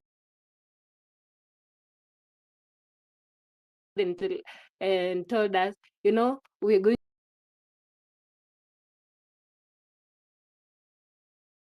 to do some, I don't know, public participation and what and what.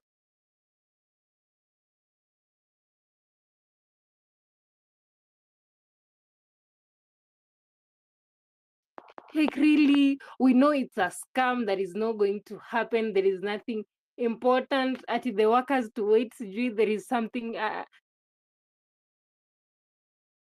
are some consideration of being made. Where? We know they are not.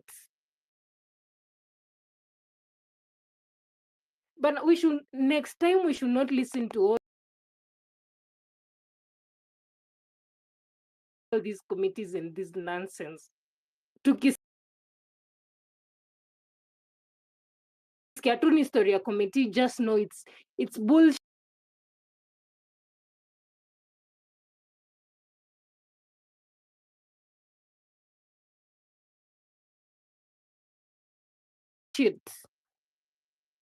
Juu, your committee, you are not even going to be part. In fact, you won't know who are the people in the same committee.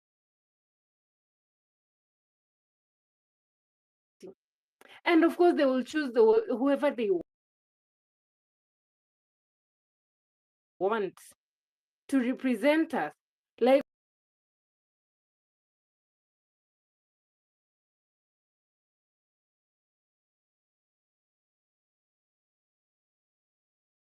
for example, we youths in this country, the same person that we never wanted him at all because he was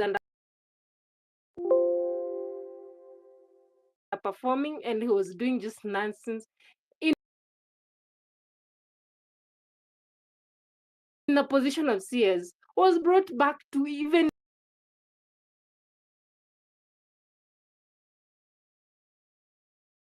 be our own representative. That is more common.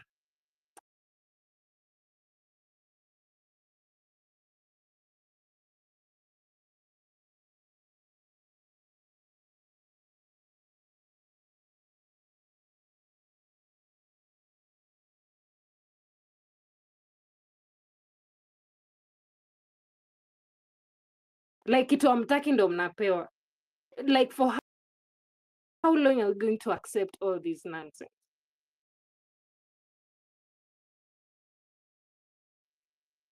And we'll always come here, you know,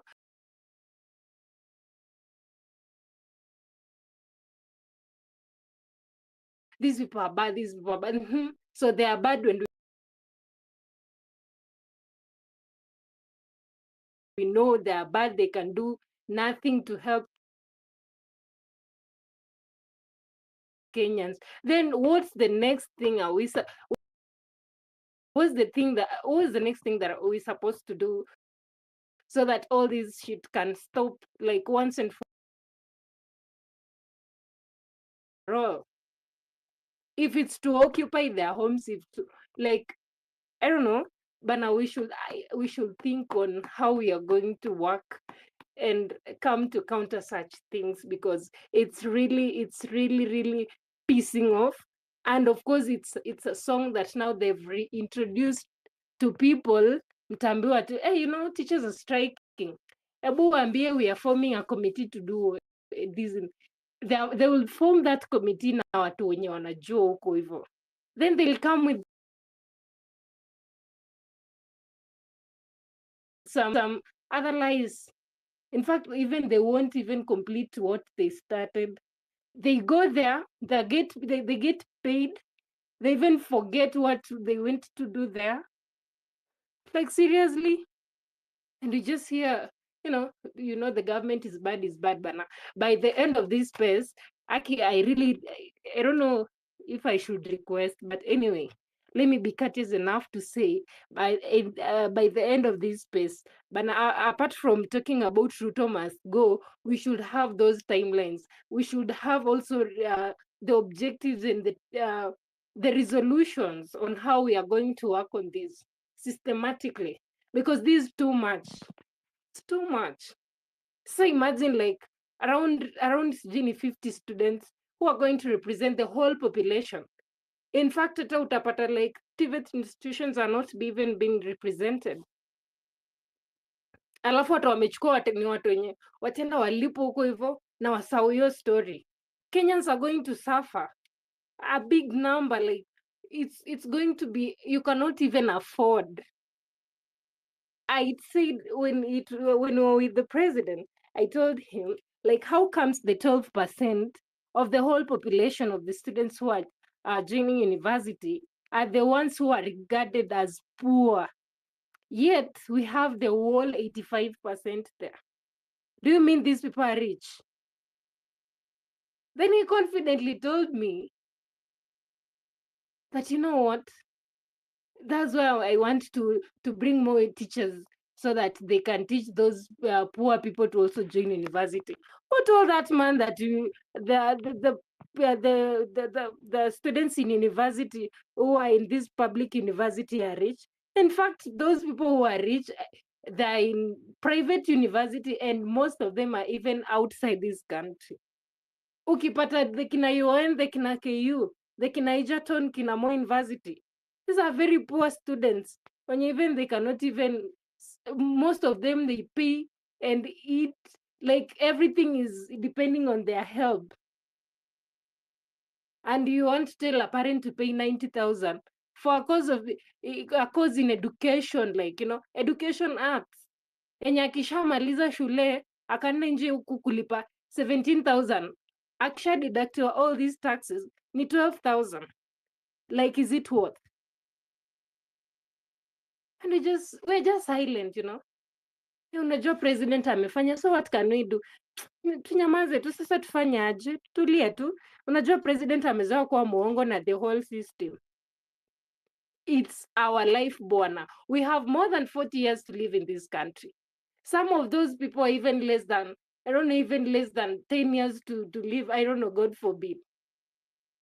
But they want to make everything very hard. By the time tunafika that age, yenye hata pia sinafaa tupeleke our kids to school, we cannot afford. Where will they be? They won't be around. And of course, they would have already made sure their families are comfortable, and even they're not even around, especially when they get done with their terms. They even move out of this country. You won't find them. You will be the ones here who will be suffering. By the time our jamaa wanatoka kwa serikali, at this rate yenye wanaiba, mtapata huko hivyo, there is nothing even to start with. At least they got some few billions, I don't know, millions. You will get nothing. Poor health facilities, poor education, wherever, like everything will be messed up. Where will you start from? If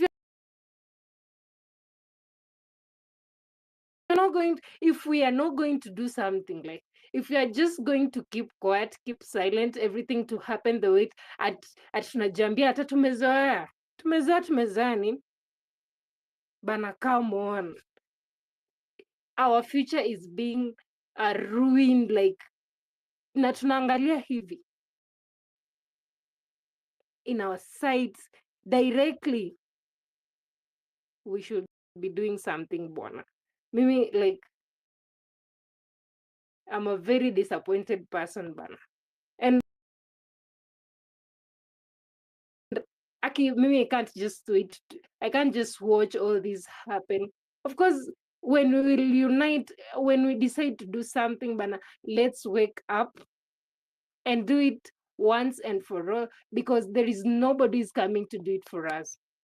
In fact, wakishajua tunajua ukweli, now they start hunting one by one, kidnapping them anyhowly.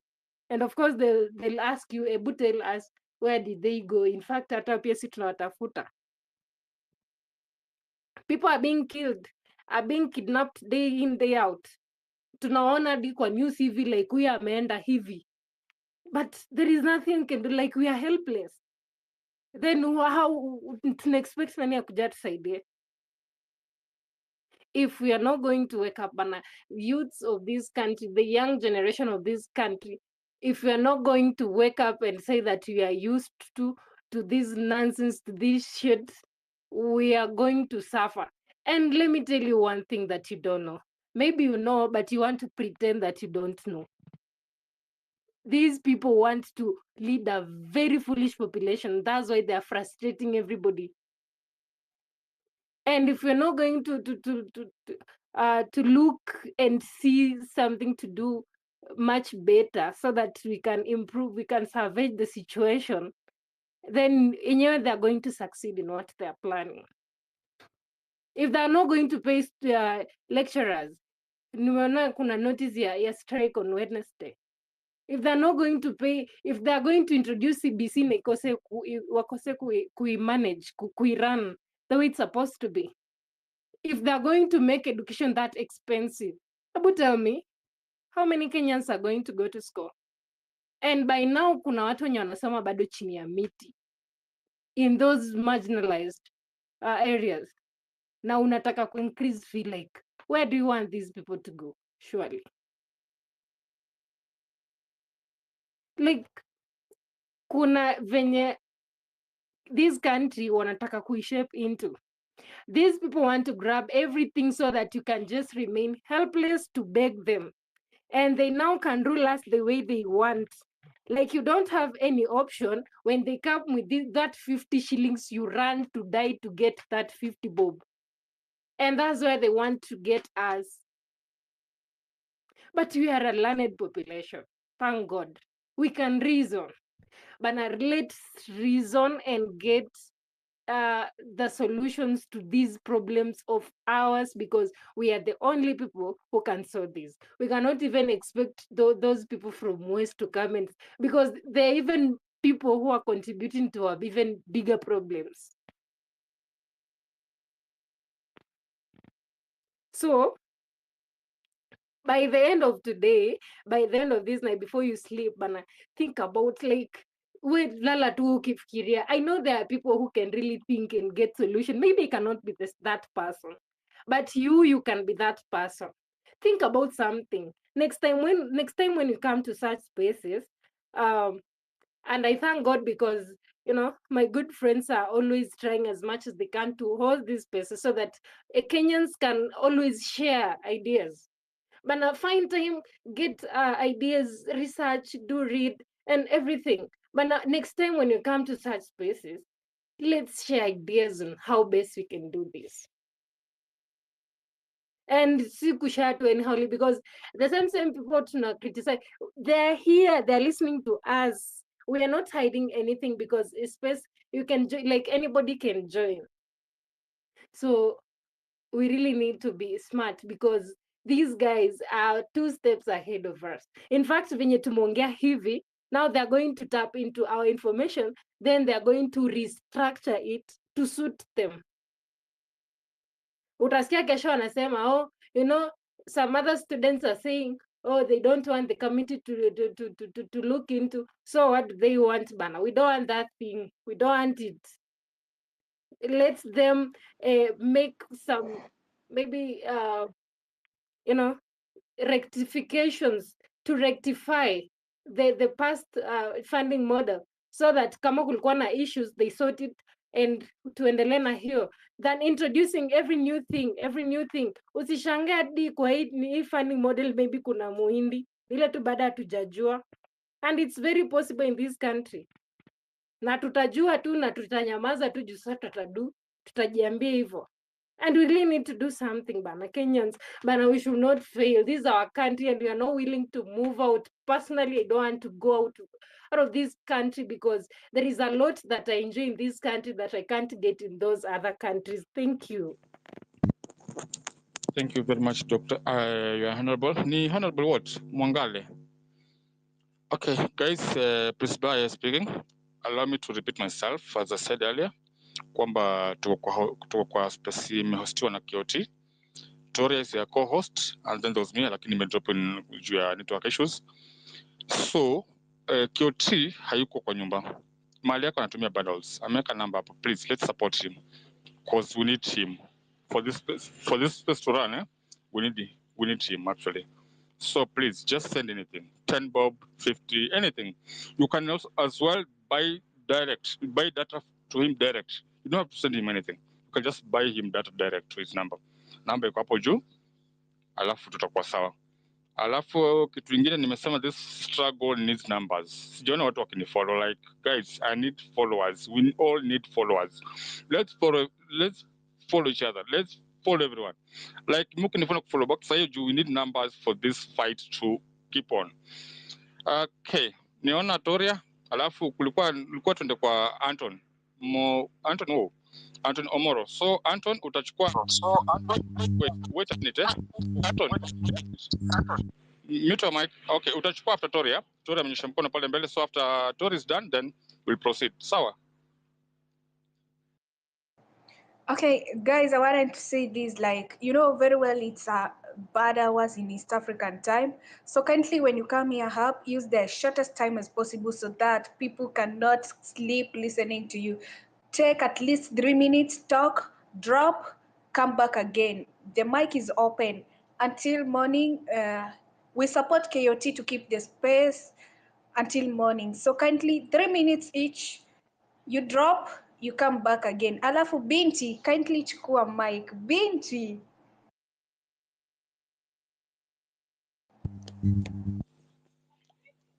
Anton, now you can proceed.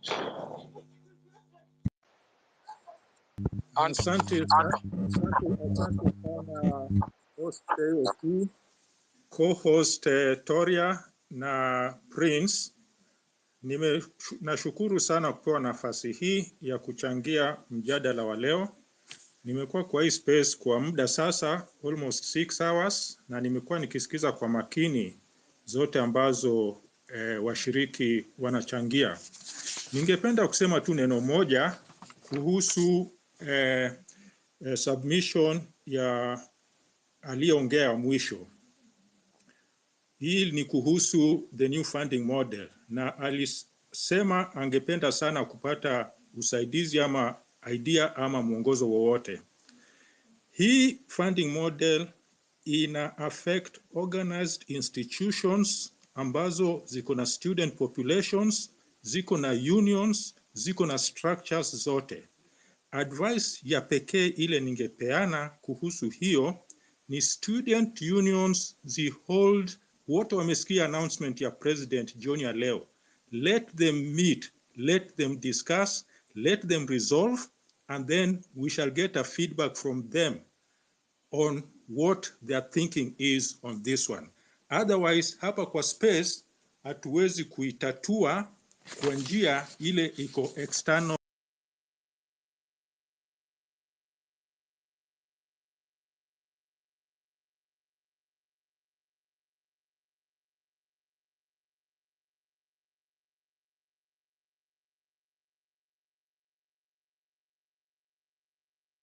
Anton, are you there? I think I also lost him. I can't hear him. I can't hear him too. I can not hear him too. So who was next? Guys, itisheni mic bana, alafu Hebu tusikie sauti ya a lady now. Pauline, hi. Hi, hear me? Awesome. So, for me, I haven't been in here for a minute. Sometimes I do take time to unwind, to reflect, and then come back to see how my Kenyan people are doing. So today I was so pissed off because I saw a president, he was in Germany. He signed the so-called bill or treaty with the German government. Their aim is to take all the educated Kenyans from home, bring them to Germany, and deport all the quote-unquote uneducated folks back to back to Kenya. So I was like, what in the world? You're ready to sell your people out, all the young talent, to a foreign country to benefit foreigners. Whereas back home, we need this young talent, but since you've killed the dreams, the wishes of the young population, you are not tired of continuing to cripple a country that was once so great. Even the shells of what we're standing on, he's trying to crush that with all that he can. And my question is, as Kenyans, until when will we allow these people to continue walking all over us? We saw what they did the other time when we had the finance building. I always say as Kenyans, we need to take the mantle. The problem is people give up quickly, and it's tiring and it's devastating and it's frustrating. We go to these marginalized areas. Those people are the most affected because they don't really know what's going on back out there. Maybe people in the urban centers, they have a clear picture of what's going on. But when we go back home, I mean, back in the villages, back in those marginalized sectors, and that's where we have so many of the people of the Kenyan population who contribute largely to voting, to enabling these leaders. So my 2 cents for tonight are, if we can try to deplatform all these politicians, I keep on insisting, I've always said we need to deplatform politicians because trust you me, they don't mean well for us. They like Utero said, they're probably in here. We're not hiding anything. They know that we don't like them. They know that we're pissed, so they will try anything they can to walk all over us. But we cannot allow these people because it's us as a people who gave them this power that they're uselessly misusing it and using this to push on bills that only benefits the few individuals at the expense and the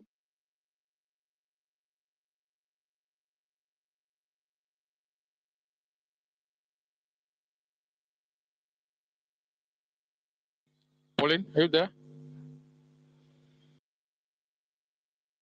Pauline, can you hear me? yeah, I can hear you, Prince. Proceed.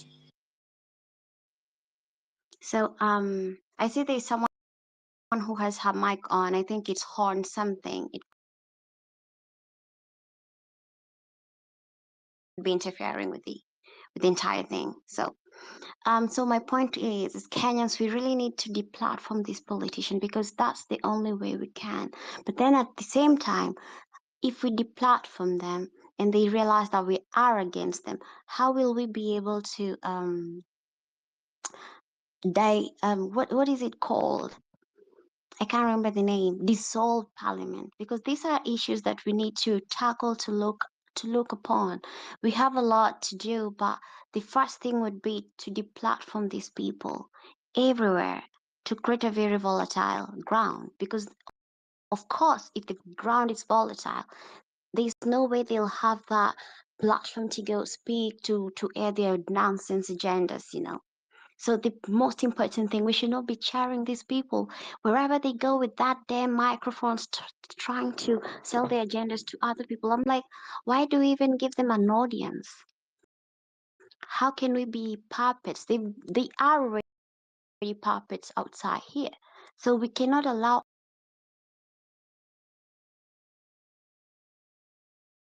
ourselves to be puppets, their own puppets. They always come with agendas. Oh, we divided. These people dine together every day, and they air this agenda like, oh, we're not together anymore. And as Kenyans, we buy into their bullshit. That's why we are here. So the point will be, I always say, deplatforming politicians. And they know that the ground is volatile, and we should not be standing up with these people. Anyone who is standing with them, it's a betrayal. It's so bad. I don't even know what to say.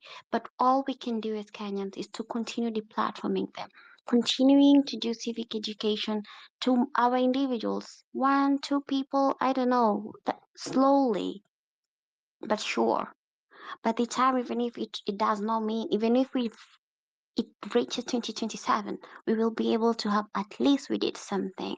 At least we will have leaders standing, amazing people willing to take our nation to a different path, you know. People who have the mindset and the interest of Kenyan people at heart, but not their own. So the point is deplatforming them, because if they don't have a platform, who will they speak to? Who will they go to air their bullshit agendas to? That's the main point. No one wants to be told to reduce price ya unga, to reduce price ya sijui fertilizer. Who fucking cares about that? At this point, that's not the topic we need to be discussing. Real issues should be taken into account. So, but then they won't listen to us. So we won't listen to them either. So deplatforming them, because that's where they get their strength.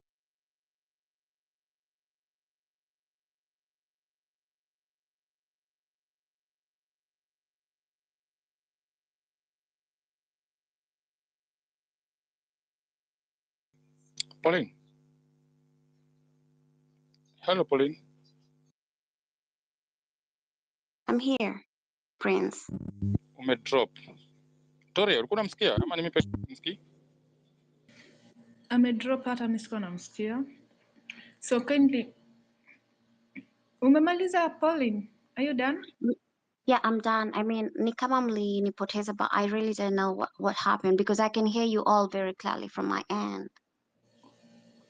Okay, it's kind of, you're talking, at some point you break, you come back. I don't know. Maybe check on your internet. So Mkenya, hi.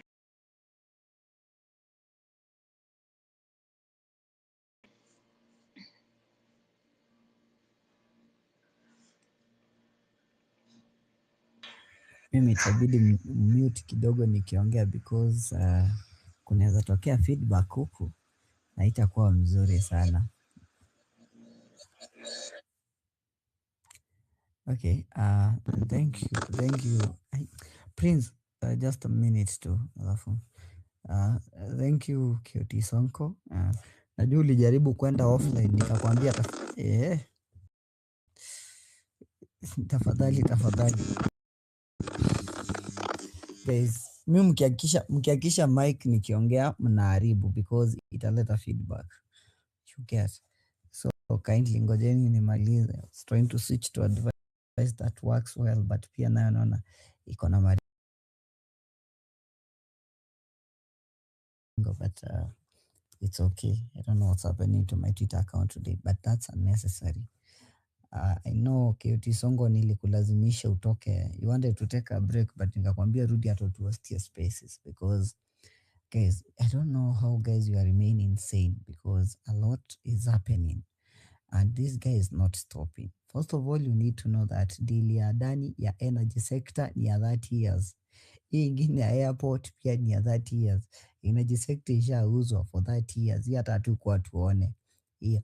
Haya, sasa now the energy sector nazo mnasikia power lines ndo hizo zimeuzwa pia for 30 years. When you look at that contract, it's for 30 years guys. So we need to wake up and make more noise. And when we are waking up and making more noise, kitu yenye mimi na insist on, I'm insisting on civic education. Let our people mashinani understand that wanaibiwa. That's one thing that you guys need to know. And guys, take whatever action that you can take. Whatever action that you can take. Usifikiria ati you are playing a small role. Hapana. Hii civic education stage yenye imefika ni ya kila mtu. Tunataka the next moment we are waking up and going to the streets. We just want everyone to be there with us. There was a lady who was here, her name sijamget vizuri, anaitwa Pauline, na naomba mnisaidie namba yake tukitoka hapa. It is purely for civic education purposes, but you know, all that aside, it's because a lot is happening. Our country is being stolen left, right, and I want to tell you the genesis of everything. The genesis of everything happened from 2014. And how they did it, they've done it so systematically. When you look at the constitution, what they did even to the borrowing, how they've been able to steal for so long without even kuona na most of us know. What they did is Duale will introduce clauses that enabled Kenyans to have other extra accounts for borrowing. because Kenya had A and B. Yeah, it was purely for development. Now they introduced another one called C and D. All this constitutional amendment was done to be able to do that. Kinambandi in 2014, they were the one who approved, like, were the minority leaders. They approved for all these. You get, it's not something that has happened now. Activism happened from 2014. You get, I'm working on something on it that exposes the anatomy of Kenyans' problem and how each and every step has brought us the problem that we have in right now. Then what did they do? Now they proceeded to start borrowing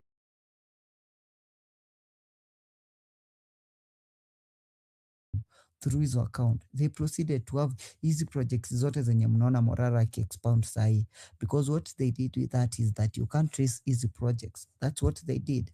So they were borrowing in a way that you can't be able to trace. And this is a big scheme that is not just masterminded by them. It's masterminded by banks like kina JP Morgan, kina Chase, kina all those banks. You get, something it is bigger, but we need to wake up. Hatuwezi kuwa na hizi mediocre yenye tumekuwa nayo. And if you're part of Twitter right now, just know you represent, like, I don't know whether it's 10% or it's what percentage, because it's 4 million out of 54. So out of that, remember, you represent a small percentage. And that percentage ndio tunataka kuitumia to make sure that everyone has the same anchor that we have on Twitter. Most of the people kwa ground education iliwafikia. Umeona what has happened with Wavinya Ndeti. Ameenda huko anastash pesa, the son is still held na 791 million ya Machakos County. Akirudi analipa watu kutoka Mlolongo, tuko hapa. Leo nakuanga na makastoma wangu wa chapo, leo sijawapata wote, wameshalipwa so mbili so moja. Wenda wakashangilia Wavinya Ndeti is coming. Guys, these people need to understand what is at stake, and our country is being auctioned by very few people, and you'll be surprised. Do you know how many people are eating our country? They are less than 2,000 people. Okay, count from MP to the MCA, they are less than 2,549. That is the number of the people that are eating our country at the moment. Hao ndo watu peke yake wanakula. We are around now over 54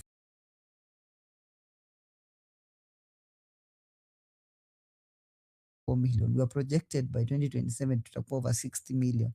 And imagine how we let this this political class to continue stealing from us. One thing is, take an action. There is an action that I took explaining the Kenyan debt. The Kenyan debt is a project that I took. The pioneer of it. What I'm doing is, we are trying to translate the Kenyan debt into all the local languages, 55 of them. We want everyone to have an understanding. We want Kenyans to have that anchor. Alafu, the only thing we are requesting, the only support I'm requesting, ni ukipatana na the videos zenye zimekuwa translated, because we are releasing the videos pole pole. We've done like 7 languages now up to date. We have done Kijaluo, we've done Kikamba, we've done Kiembu, we've done Kitaita. I've shared just some of them there. We are doing 3 videos. We are translating the 3 videos into local languages each. We want Kenyans to understand what is at stake. Nyinyi kazi yenu, chukua hiyo video, tuma huko kwa WhatsApp group. Usichoke kurepost some of these videos. I've made those videos to be downloadable. Ukipatana na ile language yenu, kama ni ya Kitaita, download, share na Wataita. You get, wacha wa understand. To make a subtitle, I'm working with a team of 63 translators, and ndo wananisaidia. Then my team at the company ndo ina do the videos and such things, to make sure that the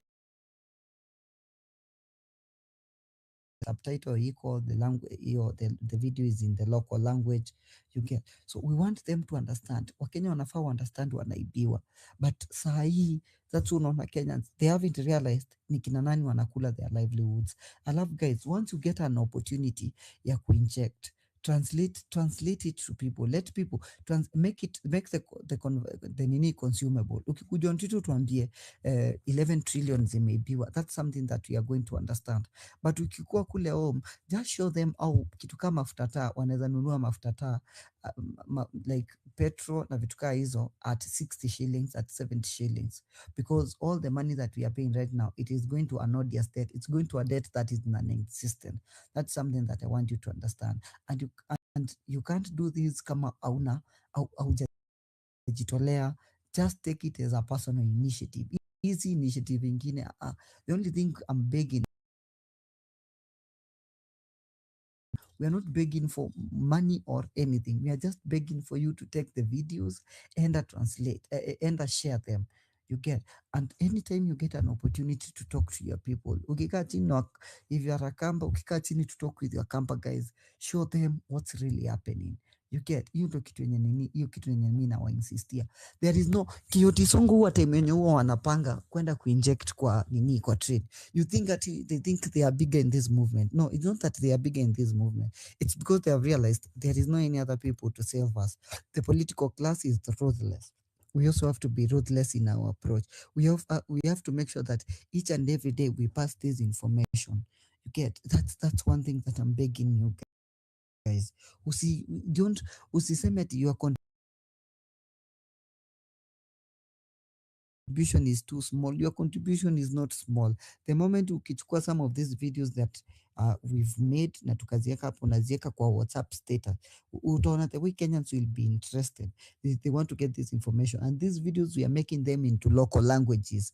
And like nitafurahi ile time nitakaa chini nione we've done like 30 over 40 local languages. That's where we are heading. Pole tu, and I know by the end of next week tutakuwa hit the milestone of 10 local languages. So guys, keep on pushing. Nataka muendelee kupush, msianze kufikiria your contribution. Ukiamka wekelea stop Adani, stop Ruto. Kama unaona unakosa materials, pigia Kioti Songo, mwambie must supply me enough materials. I don't want to sound bogus. Nipe material yenye nikishare ni something very interesting. Otherwise even Kenyans should reject all these things. You get? So guys, there is enough, kuna enough material. Na kama haitoshi, tutaendelea kupump the materials with the little resources that we have. Hiyo ndio kitu mimi nitaendelea kuinsist on these spaces. Ukikuja kwa hizi spaces guys, kama you don't have enough information, panda hata kwa space, ulizeni guys, naona hii na hii inaendelea, nini inafanyika? Kuuliza si ujinga, usipate umeachwa nyuma in anywhere, because you need to be well equipped so that you take the role of educating the other people. Hii information usiache tu ni kina Kioti Songo ataongea about it. Unafikiria Kioti Songo atafika Sekuru kweli? It's my responsibility mimi kama Mkenya Daima share this information in Sekuru where I come from. It's my responsibility to share this information in Kitui, and it's the responsibility of everyone. Because guys, what is at stake at the moment? We are at that point whereby the country already ishakuwa auctioned. You get? Sasa tunang'ang'ana turudishe ile kidogo that is there. You get? So guys, mimi I'm going to beg you, and every opportunity you get, tafadhali, just know we are dealing, tuko ini masaa ya lala salama. Washauza inchi, and usifikirie nao walikuwa waanze kufanya hizi vitu za ujinga, then we start another election cycle and hivyo. But right now tuko at that stage whereby we are fighting to have our country back. That is the stage that we are in, and that's why I'm begging everyone that is here. Usijali, we will try as much as possible to provide more material. Tutafanya kila kitu, and ini nini, because I remember juzi when I was on my flight from Mombasa, from Diani to Nairobi, I used that opportunity because nilikuwa nisha print material za Occupy JKA. My mission was I will fly from Mombasa nilete JKA, but waka paralyze all the planes. Nilikuwa nimeprint bahasha zangu over 100 or almost over 300 posters,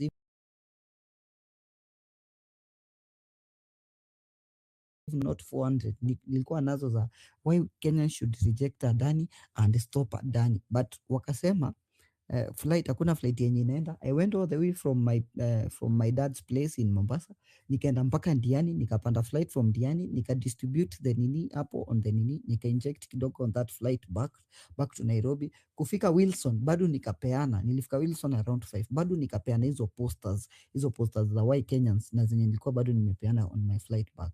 So guys, like every opportunity you get, ukiwa mahali na uone hauna materials enough, we piga simu, we'll organize venye utafikiwa na material. Hiyo ndio kitu yenye nilirealize. I was in Mombasa, nikapigiwa duka akaniambia materials ziko ready, kuja mtu hapa chukua if you are flying back to nini. So mali popote penye huko, all these infographics, all these materials that we are making them to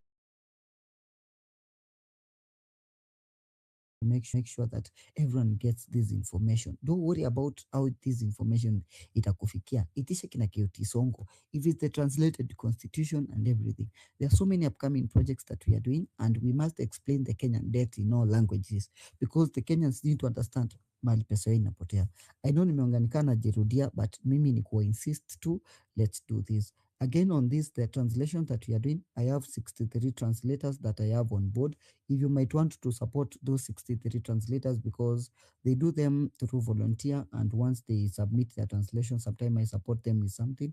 Unaweza kuja DM and we can keep the good work that we are doing ya translations and everything yenye iko. Remember to support pia with data hapa kwa KOT Sonko, and hizi vitu zote ndo zinafanyanga like we keep going. So if you would like to support our 63 translators that wenye wamekuwa kidu the good work with the translation to local languages, just come to my DM na tutaendelea tu kwa support. Hiyo tu ndio kitu yenye nitasisitiza, but the biggest support yenye unaweza nipea kama Mkenya daima ni to make sure the videos that I share zenye zimekuwa translated into local languages umedownload na ukarusha kwa WhatsApp groups za uko nyumbani, za ukarusha kwa nini. Don't be afraid to tweet that content. I-download, i-repost. Usikuja hata usiniitishe permission. No, I've made all that material. Hakuna copyright infringement, hakuna upuzi kama hiyo. I've made that material to be downloadable, and I have made sure that anyone can be able to share that information. So usiogope, you are a Kampa, you are a Taita. Video za Wataita, za Kiembu, za Kijaluo, hizo ziko ready jameni. Zitafute, chukua, share, download, post it as your original content. Usiitishe permission for anything. Kama uipati kwenye ziko niambie nikutumie. Hiyo ndio kitu nilikuwa nataka ku-insist guys. So that's all for now. Well, thank you so much, Mkenya Daima. As you guys have heard that only civic education is gonna help us to overcome this storm that we are experiencing. Educate people in your or vernacular languages. Make sure you dive in the community or in the society. Make them understand what we are against. That is the bad governance. Our airport is being sold. Like literally the whole of Kenya is being sold. We are sold. We are living as tenants in our own land. Like where? Tuko tu. So thank you so much, Mkenya Daima, for the work you're doing. We appreciate each and everyone's contribution and support in this movement is highly respected and appreciated. Usifeel vibaya like just because you have maybe 2 followers ama nini, you feel like you can't amplify that information. It's possible. You amplify it, the 2 followers, they retweet, they that way we grow, you know. They retweet, and that way ndo tutafikia watu wako pale ground. Most of the people by the way hawako Twitter. Facebook watu wako Kenya yao. Instagram watu walirudi maisha normal. They are like life is normal to them again. It's like nothing is happening in our country. They don't care. That the push that was at first when we started with reject finance bill, all people relented. And okay, I'm sorry to say this, but most of the celebrities that appeared during the reject finance bill and thought that the work has been completed just because it was withdrawn, but it was the start. We were going, okay, we are heading to the bigger part of it. So it will be nice if they come back and join us to amplify our voices, because musicians, all artists, spoken words, you know, you play your part, help people understand, inject wherever you can. It will help, because KOT ataenda Mombasa, arudi aende kunaitwa aje, aende Kisumu, aizi jigawanisha. Hii mambo ni kusaidiana. KOT akienda Mombasa, Mkenya aende Kitui, Nyolomo aende Saga, sijui wapi, tukigawana tu hivyo si wote, ndo tuta make sure sisi kama Wakenya wote may understand one thing, like we are talking one voice. That's what we are yearning for, and that's good governance. So kila mtu akielewa what we are talking or what we want, it will be easier for us to unite again. So Prince, kwako. Asante sana Toria. Mkenya Daima, kwa nataka kuongea nawe kidogo, ndio maana nikawa nimeonyesha mkono hapo. Actually, I appreciate whatever you're doing. Umesema kitu kingine mzuri sana. Na hata mimi, I come from Kilifi. Mimi ni Mijikenda. Specifically, I'm a grammar. Na grammar is actually the biggest tribe in kwa hiyo Mijikenda. Na kwa hiyo Mijikenda tunasikizana sisi wote. Mdigo akiongea nasikia, mimi naweza mwongelesha Kidigo, Kigiriama na yasikia, Mchonyi, Mkauma, like we understand each other. So for the good work you are doing, nimevolunteer pia kujitolea. As in, I want to volunteer myself also. I want to join you so that ni translate pia kwa Kimijikenda. So umetaja Mtaita, but you know, okay, Mtaita ni coast, but si Mijikenda. As for the Mijikendas, hatuwezi ongea lugha na Mtaita, labda tuongee tu Kiswahili. So ningetaka kuvolunteer pia ni translate kwa Mijikenda so that Mijikenda yote ukianza hapo Kilifi kwenda yote huko paka mtu akuwa anaelewa. Nyanyangu ushago aelewe what is happening. Yule nyanya mwingine mwenye kupandeli pia ajue nini inaendelea. So tafadhali follow back, ninge DM tuongee bro, tafadhali. Asante sana, unafanya kazi mzuri bro. Keep it up. Sasa hizo ndio vitu mimi nataka kusikia. Wote tungekuwa na spirit huyu jamaa angekuwa hapo hili. Mtu akisema hapa sijui 27 like are you stupid or what? Unataka tuendelee kuuliwa tukuje 27? What if wewe utauliwa mwingine? What if when the next uliwa? Wewe bado umekaa hapo mkalisha mtaka ngoja 27. Are you serious? We have to get serious. Kenya Daima, thank you so much bro. I love what you're doing. And I'm ready to join you so that tuendelee hiyo kazi mzuri. Thank you so much. Who was next? Was it Vikel? Vikel, are you there? Yes, I'm here. Proceed. Kurudia tena. Kiotindo anatumia bundles. Baki kwa hapo juu. Si lazima umtumie do. No, tumia tu bundles. That's what he needs. Bundles. I do top up at times when I can. Good evening, Kenyans. Leo sina ile energy yenye nakuanga nayo sana, but I just wanted to air something in regards to Starbucks.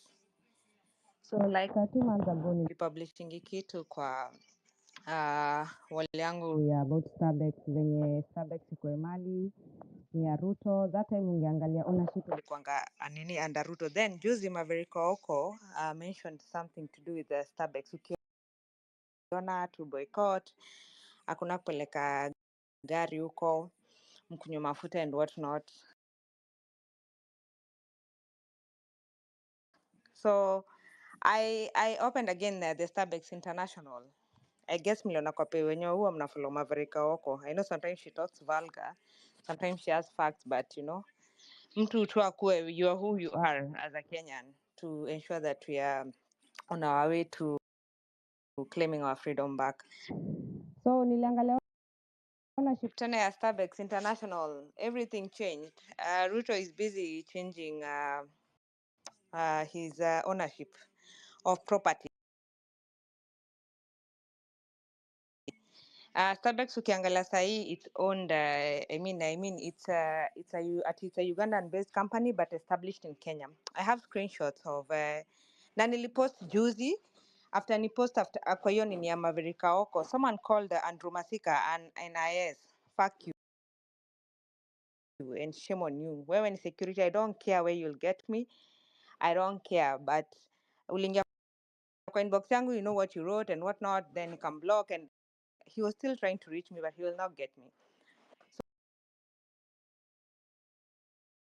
So nika publish nikasema this guy is busy transferring ownership of his property. Ndio kakinuka, he will have nothing to lose. So Ruto is the person he is. He's not changing. There's nothing he's going to amend. Nothing. And let me tell you guys, I'm not in Kenya. I actually left a day before ile nini Occupy JKIA. I won't say where I am specifically, but hiyo time nilitoka, kuna huyu Shalin Ruto, kuna biashara anafanya na hii, she's an ambassador for the blood bank. Kuna biashara wanafanya na hiyo damu. I've not been able to find out properly because sometimes nashikika na job and whatnot, but there's just some business they are doing with the blood bank. I don't know who can be able to research deeper, but I've been trying to find my own sources and trying to analyze and fish out information, but bado sijafanikiwa vizuri juu ya kazi. And when mko home, msidanganywe na mtu huku majuu kuna jobs. The jobs are very tough. We all want to come back home. We really want to come back home. Na wengine wetu watu kutoka juzi tumekaa like wherever I am, I've stayed outside Kenya for more than 8 years. And it's not easy here. Right now, even securing jobs here is very hard. Jobs zenye mnaekewa huku ni za kuosha watu wazee, kurun hizo clinics na whatever, but you'll not get credible jobs. Umefanya IT, umefanya nini? Kenyans got brains. Wherever we are, Kenyans are managers, they're directors and whatnot, but hakuna venye una-expect mtu wa UK atakam kuripot kwa Mkenya, ati anakam kuripot kwa manager Mkenya ama director Mkenya, anakam kutake orders from here. These people always feel superior. So at the end of the day, bado we are second in line. So I don't see why we are also even trying to entertain this Adani and whatnot. I just think we need to do more. Personally, I've been trying to support even these people who are printing placards, wakiweka manamba huwa narusha. That's the much I can support with. And like for example, venye nani KOT sahi maybe anaran, I mean venye sahi anaran hiyo space, ndarusha once in a while.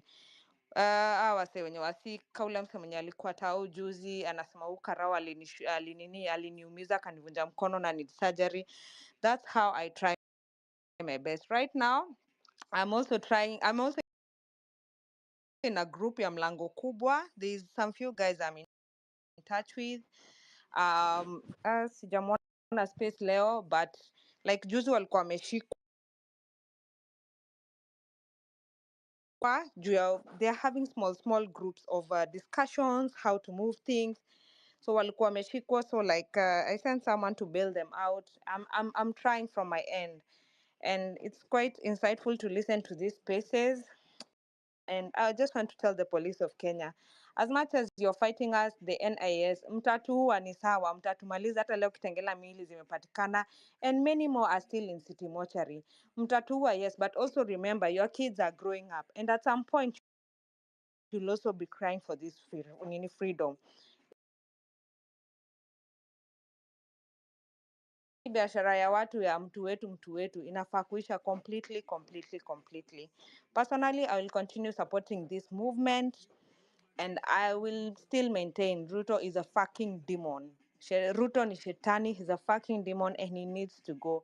And I will do anything to support this movement to ensure that the parliament is dissolved and everything, financially as far as I am.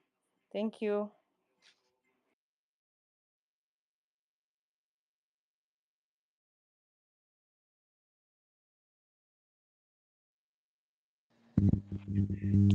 Kelly, nani alikuwa next after Vikel? Is it JM? No, JM hayuko kwa nani? Watu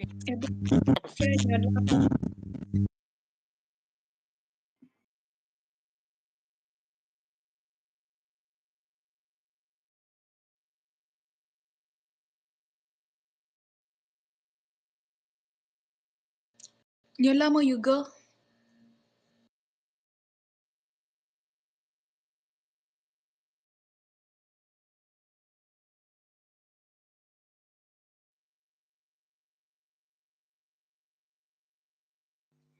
Melam, are you there?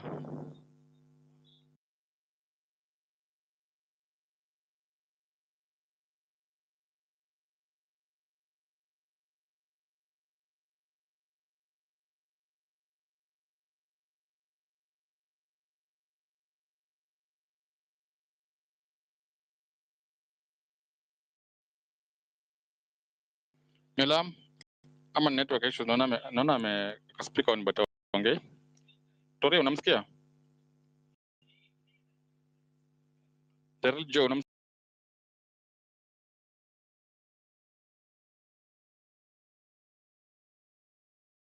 Unasikia Melam?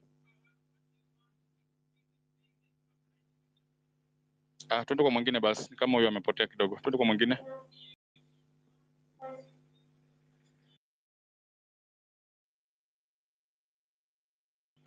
Terrell Joe, unaweza endelea?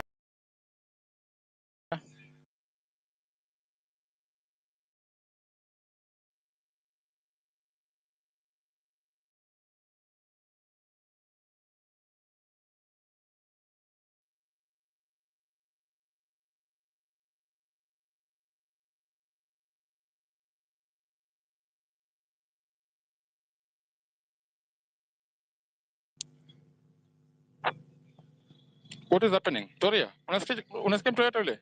Mimi sisikii mtu kabisa.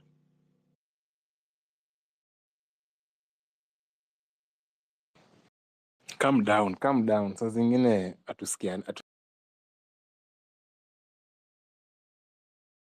atusikizanangi na tuna relaxingi tu, just calm down. How are you gentlemen and ladies? Naona mmepanic hapa, msikizani kwa space, mmepanic. Ni kama space inaanguka, ianguki. Keutia kuna bundles.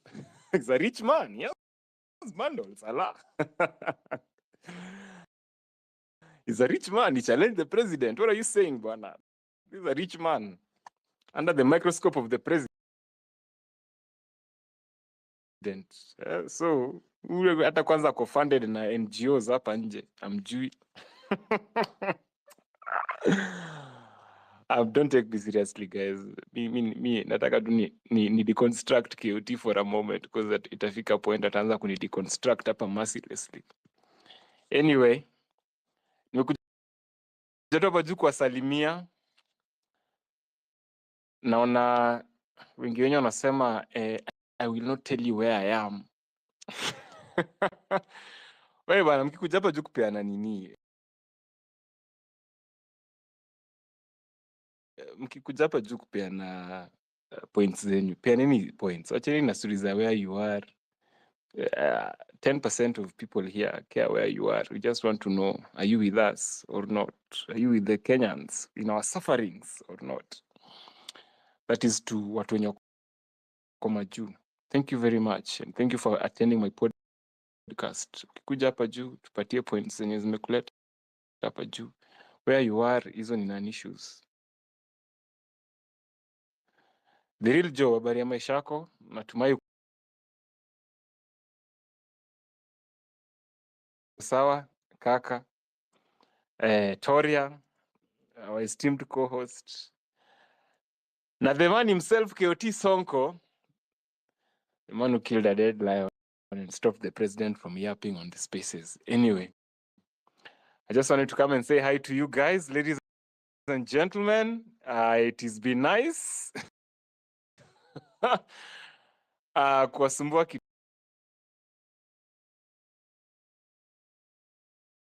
kidogo, na wacha sasa niwasikize. Asante sana. Tori, you're doing a good job for co-hosting. Anyway, I just wanted to break the monotony kidogo. So zingine ni poa kuchangamsha watu na kusema nonsense kidogo. And then we get back on track. Haya, you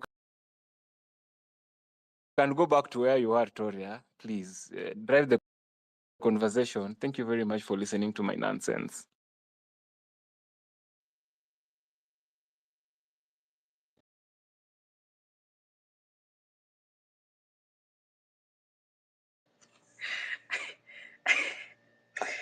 Ayo surely. Hebu panda huku juu kuje uko host hata mimi nikalale sasa. Hey you guys, hebu mkuje huku. Ayo. Panda huku juu bana. Asa kusema ati thank you for listening to your nonsense. So guys, huku tunaanguka na Ruto. KOT hataki kupea Ruto njeve apumue. Anataka tuanguke na yeye vile inafaa. Alafu we got a data supporting number hapo 0710452543 Marvin Mabonga. Kindly support our G. Sahi yuko kwa wifi, so anatumia data na tutaki space ianguke. Tunataka tuendelee kukas Ruto. Maybe tukimkasa hapa by the time ifike che atakuwa amepass. God atasikia maombi yetu. Guys, kindly request the mic, mkuje mtuongeleshe, mtuambie. We've been going through a lot. It's traumatizing. This government is a hell, man. Kenya has become a hell. Wenye amko Kenya msikuje huku tunachomeka, msijaribu kukuja. But they have seen Mukuru kumewaka moto, guys. Kumewaka moto, kuna magari za kwenda kubeba watu kama kina hayo wakipost Ruto must go, lakini hakuna gari za kwenda kuzima moto. This nation actually, it's disgusting. Inasinya by the way. You come here, you vent. Tulianza like plan ilikuwa bottom up, sahi imekuwa sijui like imeenda tu upside down everything. Leaders wenye tulielect kama leaders wameturn kuwa dealers. You know, tumekuwa tenants in our own land. Tunakuwa tu hatuna freedom in our own land. Ukijaribu tu kuongea tu kidogo hivi unakamatwa, unawekwa ndani. Yani constitution, the law imekuwa ya the weak, wenye ni rich, and maybe the political class, they are above the law. Sisi watu wa katikati na watu ya chini tuko hapa tunasema mtu yetu iko kwa government, lakini iba kuku, jaribu tu iba kuku, utashangaa hiyo mtu yako yenye iko kwa government. Utashangaa ama atakuja kukutetea kama venye anatetea Murkomen akipatikana na do. But alafu munakuja kucelebrate Wavinya. Hiyo kitu inanisinya. Of all the people, and mind you, these people, they employ their family members to occupy those offices there. Ndo wamejaa kwa hizo ofisi za gava. Wanaiba pesa yetu. Wanaenda kutujengea hospitali UK. Can you imagine sahi? Mimi nikigonjeka nitakuwa napanda ndege naenda UK. The government will cater for it. It will pay the bills. Sababu Wavinya ndeti, the government of ni the government ama ni the governor of Machakos County ametutengenezea yako hospitali. We're facing a lot. We have issues with the Adani. We have the diaspora jobs zenye mtua anapanga roadshow ku advertise. And by the way, I really wonder, these people ukiwapigia simu hawashikangi. Hakuna mtu anashikaga simu wao wote. At least hata mtu akuexplainia hizi jobs ni gani. They don't pick up the calls. Wako tu wanarun huku kwa media, tumefanya, sijui nini. See, they leave these offices and they go abroad, they do these jobs zenye wanatutafutia. Sipia wao ni binadamu kama sisi wanaweza work hizo jobs.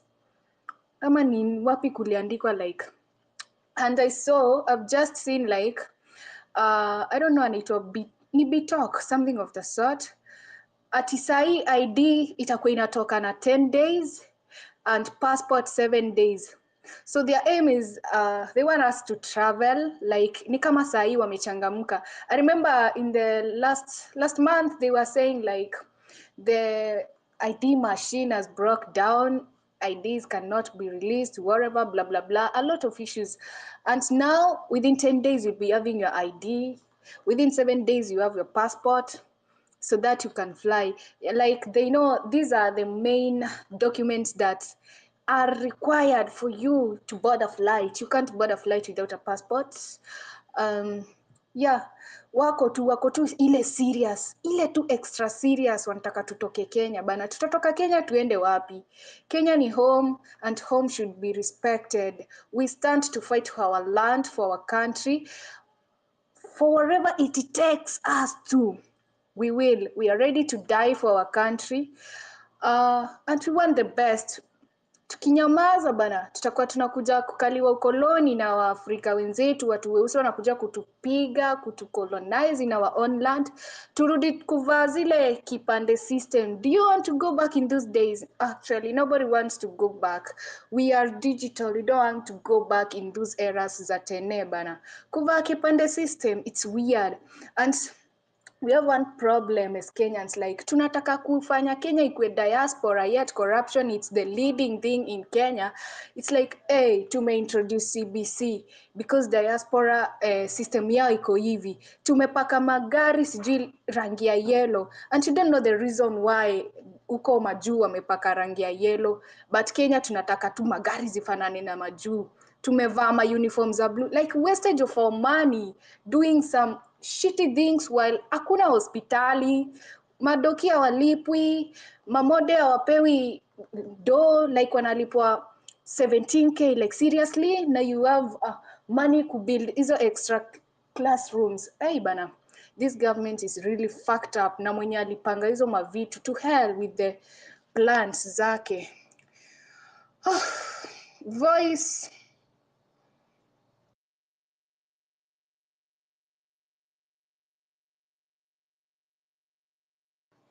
Okay. Voice of Tongaren, guy. Voice of Tongaren. Yes, hey Toria, hi. Hi. Nadhani mnanisikia fiti. I don't know if I should say it's morning or what, ina depend uko wapi, but mi najua ishapita saa sita. So I like what you guys are doing. I like the efforts that you've put towards this struggle that you're having right now.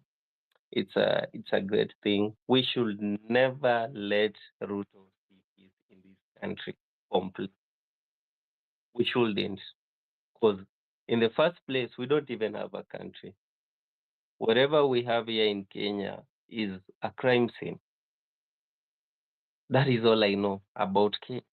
Kenya is not even a country that I'm proud of. As a parent, as a brother, as a son to somebody, I'm not even proud to raise my kids in this country. I remember there was a time I found myself trying to think how I can get my children to study in another country. But I said, no, this is not the way to go. This is not the kind of person I want to be. This is not the way I want to let my country rot, and I'm not saying anything. So I decided to join the movement. I decided to make sure that if there's a place that my kids are supposed to learn and grow in the country, not outside the country. And that is why I'm committed to fight for the rights of the people. I'm committed to educate the people more about what is happening in this country so that we don't fall in the same trap that we did the previous time we went to election. You know, a lot of people voted on the aspect that they were punishing the former president. But we were actually duped. That wasn't the way to go. And that is the same thing that is currently happening right now. We have a deputy president who is centered to one area instead of serving the whole country. He has forgotten that he is the deputy president of the Republic of Kenya and not the deputy president of Mount Kenya or the Murimo, the so-called place that he's always talking about. Those games are always there to make us confused, divided, And at times you'll find people saying, "Oh, sijui I come from Mount Kenya. Sijui, oh, they are harassing. Sijui our deputy president. Sijui they are doing this and this." They are making us look like we don't know what we are doing. They turn us against each other to make us confused. And that is why we should never, ever, ever, ever let these people come into our minds and corrupt our thinking. Kwa sababu sahii hata tushapoteza watu wengine kitambo sana, tulishapoteza watu wengine kitambo sana. Wanasema oh, sijui mtu wetu anaumizwa, oh, mtu wetu anafanya nini. The goal here is we want a better nation. We want a straightforward country. We want a country that we will all be proud of. A country that we will always, when we think of development, the example comes from Kenya. When we think of leaders who are here to serve the purpose and the will of the people, we are going to get an example from Kenya. Let it be like there was a time when we wanted to refer to a leader who inspires a lot of people. We used to talk about Barack Obama. Yes, that is the kind of leadership that we need in this country. We have a corrupt system that is evident, and they are free to show us that they don't care about anything. Whatever we do, if we want to live on the streets, they are here to say that they don't care. Their life is theirs and our life is ours. That is the message that is coming clear to us.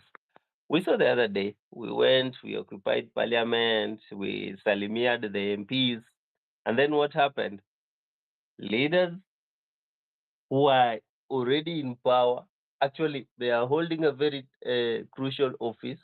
That is the opposition. They went, they sufficed, and they are outside there campaigning sijui for the seat yenye mi nataka hata waanguke kabisa, kwa sababu a leader like, sitaogopa kusema, a leader like Raila doesn't deserve that seat. He doesn't, because there was a time we really needed Raila, and what he did was betray us. Tumepoteza mavijana, watu wengi sana wameumia kwa hii struggle. Hata watu wengine sahii hatujui wako wapi. We have problems right, left, center. Every day tunaamka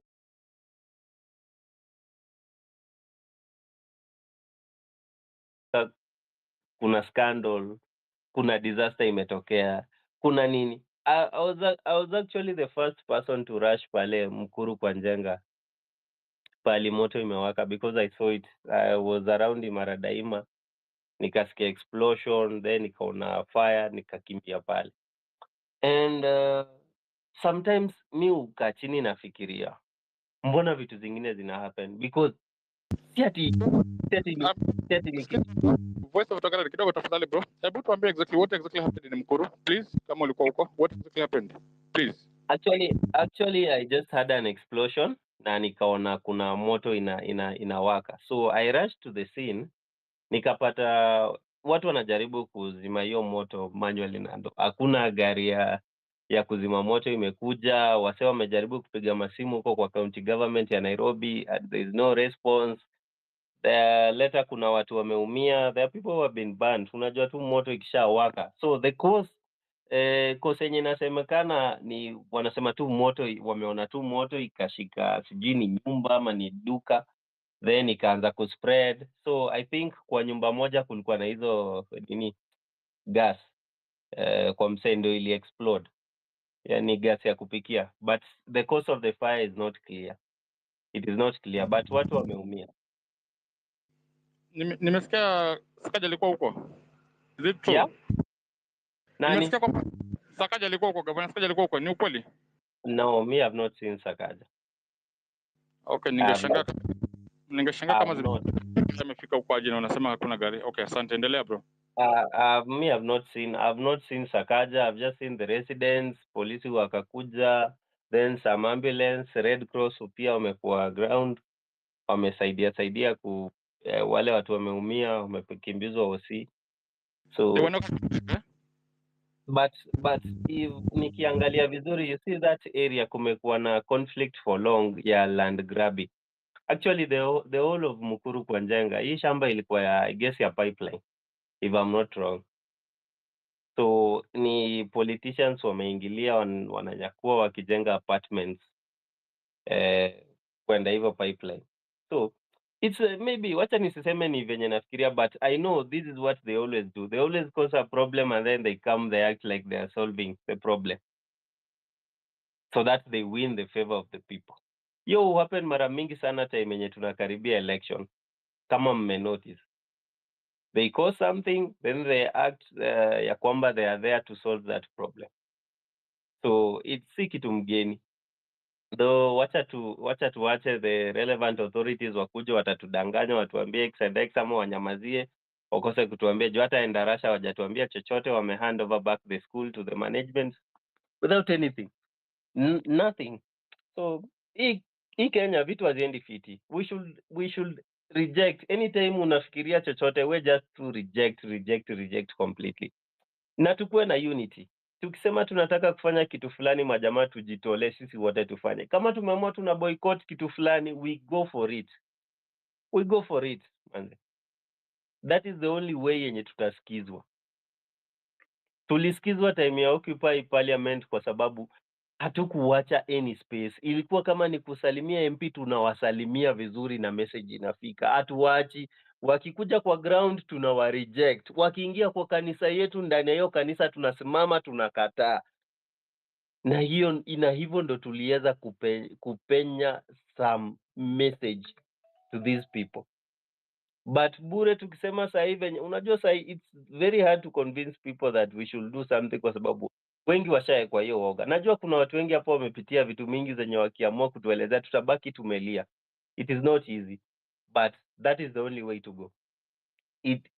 Ni kiti tuende hiyo njia saa hii, tuumie saa hii na watoto wetu waishi maisha mazuri.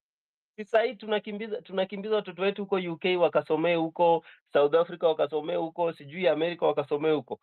Hizo ni countries zenye zishajitengeneza. Hawana hiyo system yenye sisi tunatumia hapa. So that system is the one that we are supposed to fight kabisa iende. Tunataka ile design yenye kukiwa na mtu wako kwa power, hakuna mtu atakuwa na ringa akisema ati niko na mtu wetu ako pali fulani, sijui yule ni babangu. Hapana. Hata utaki kuambia mtu ya kwamba you associated with anybody in power. That is how we want to make Kenya. We want our leaders to demand accountability. Ni kitu inakuja kwa wazi, inaonekana. You saw the other day Chirchir anaenda mbele ya committee na nini hiyo agreement yenye wamemake na Adani with some pages missing. Yaani yeye hata ajali. Hiyo ni pages ameng'oa na anasema ati ni confidential, sijui ni non-disclosure agreement. Then if it is a non-disclosure agreement, why do you have it on a public property? You can't have NDAs on a public property yenye iko funded na the Kenyan taxpayers money. Alafu unasema ati ni private. What is private? That is a public property. Yenye Wakenya inafaa wajue kila kitu ni nini inaendelea. We mbona unakuja kutuambia hapa ati ni siri mulimake? Siri mulimake na nani? We are the people who are supposed to make that agreement private. Si nyinyi ati watu wawili wanaenda kwa kona wana agree wakule inchi alafu sisi tumenyamaza. We are going to reject na tutakubali. Ruto ni muuaji na ameua watu na tutanyamaza. Na sitawahi nyamaza kwa sababu hata mimi nimetoa watu hapa kwa arena, nimeona. Nimekuwa time ya parliament, tumebeba mwili za wenzetu wenye wameuliwa.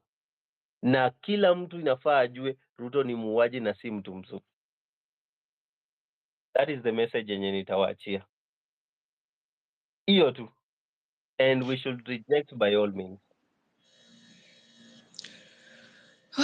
Thank you sana, Voice of Tongaren. Binti, hi. Kaifafa. Binti,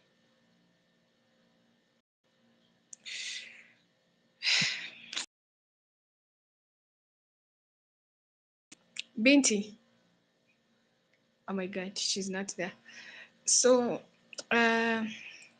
mi kitu nitawa urge ni you keep injecting kila kona pahali huko, like don't let hiyo henga iteremke hata kidogo. Just pressure on daily basis, and hiyo pressure pia to apply huku kwa government offices, kwa kila kitu. Upate hao watu wa gava, they don't have peace at all. Let's keep injecting. Mimi nitawaacha. So guys, keep injecting. Wacheni mimi niende baadaye. KOT and Binti, it's up to you now. Okay, Toria, good night.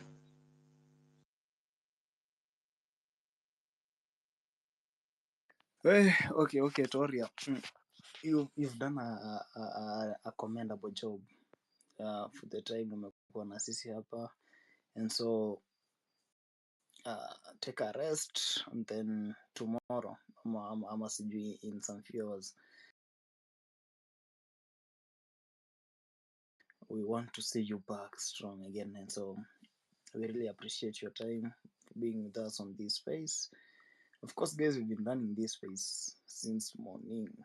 You know, we were on Wanyama's Nini timeline, then we shifted after some few hours on this timeline. We dropped some few minutes, we came back. So we've been here to give you guys a platform to talk about the issues that are really happening in our country. And so, Toria, I do commend your job. Keep doing this. We want to see you coming back in a few hours. So I don't know if Binti is there, but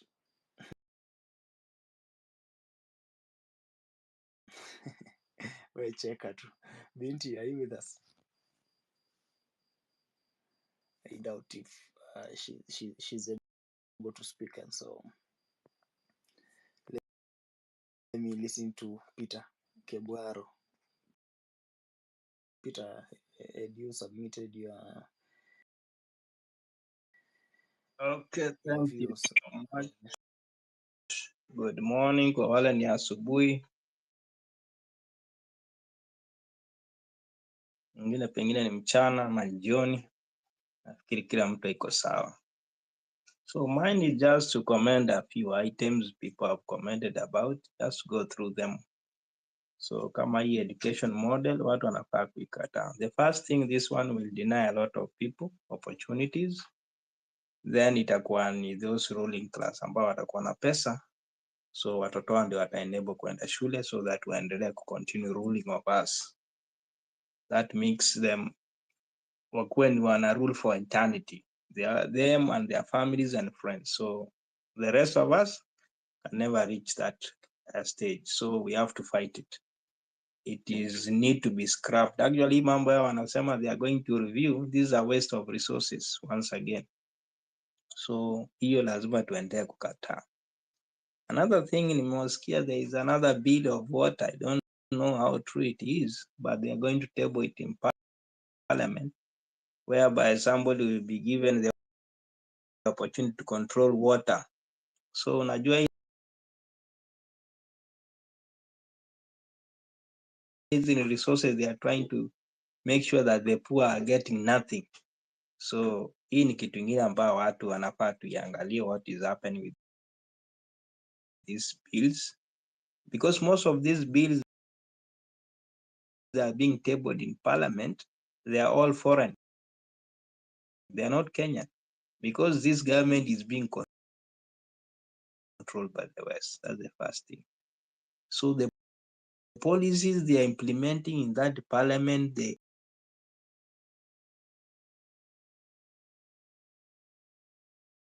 acts they are bringing there, they are all foreign, aiming at suppressing the Kenyan people, taking away everything from the Kenyan people, especially the common people, whereby we will not have opportunities for ourselves and our children. So hii kitu we have to fight it by all means. Unaona, from land bills ukikuja unasikia seed issues, unataka kunyang'anya usipande.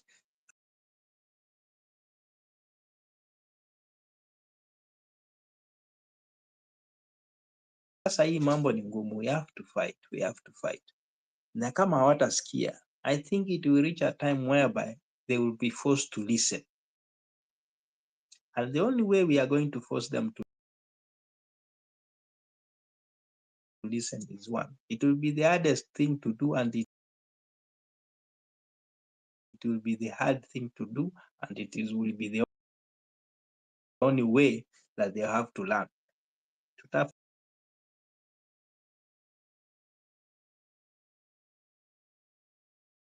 Kama Haiti, that's the only way. Kila MP anapitisha those policies, afadhali tuue wawili watatu, they are dead with their families and they will be scared. So nobody MP will pass nonsense in parliament against the people of Kenya. It will reach that extent because wanatufinya too much. It is too much. You cannot come up with bills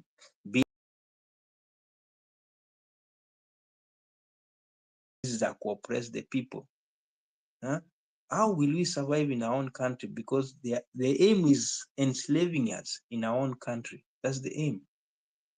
Because ukiangalia all these policies ni za kufinya mwananchi. Usipate masomo, usiweze kupanda chakula unataka kupanda, usikuwe na shamba. Hizi manyumba wanasema housing, hizo ni ukora tupu, kwa sababu at the end of the day hizi ni shamba ambazo hizi manyumba zimetengenezwa kwa public land, whereby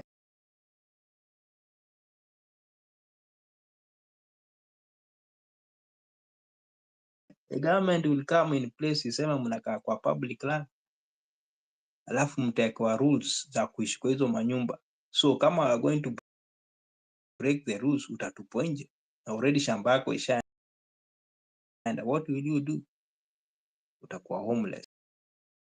So these things, they are being passed there. Hizi ni vitu zinakukasirisha sana. I'm very angry about this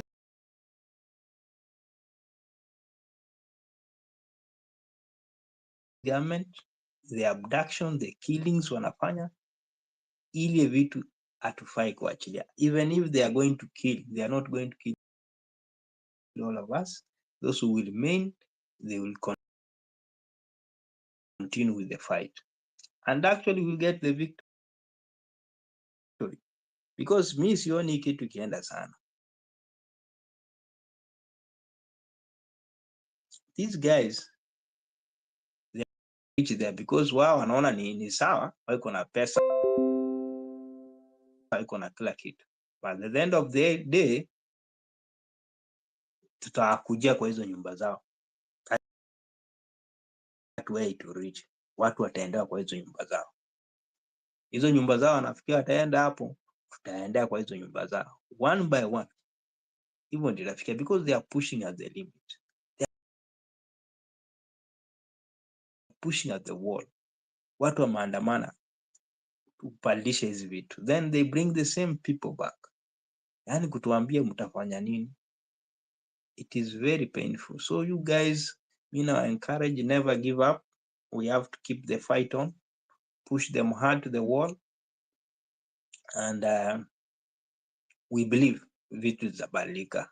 Sometimes changes hazikuangi rahisi, we have to fight for it.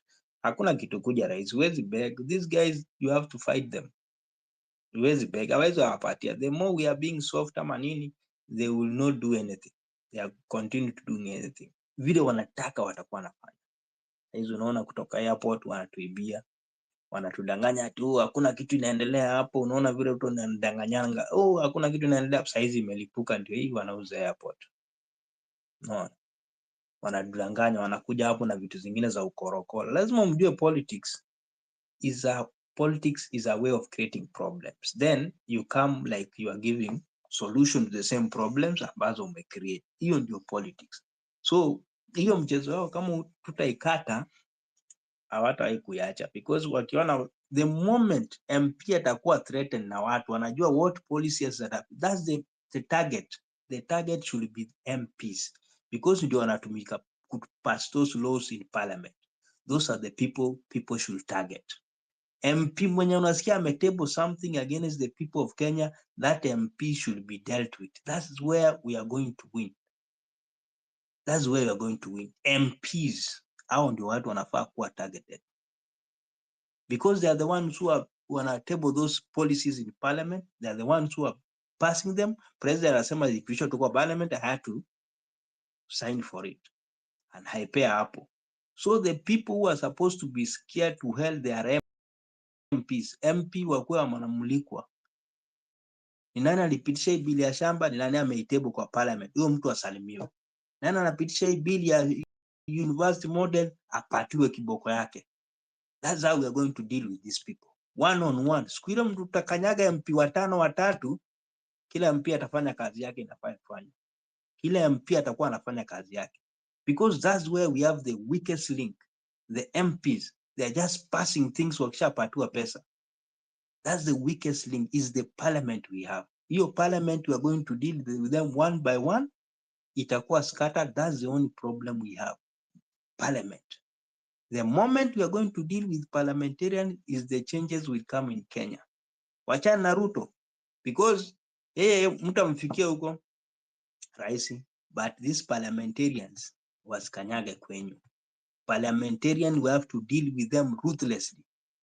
Now my MCA huko chini, those are the people we should deal with them ruthlessly because they are the people who are being used to pass these bills.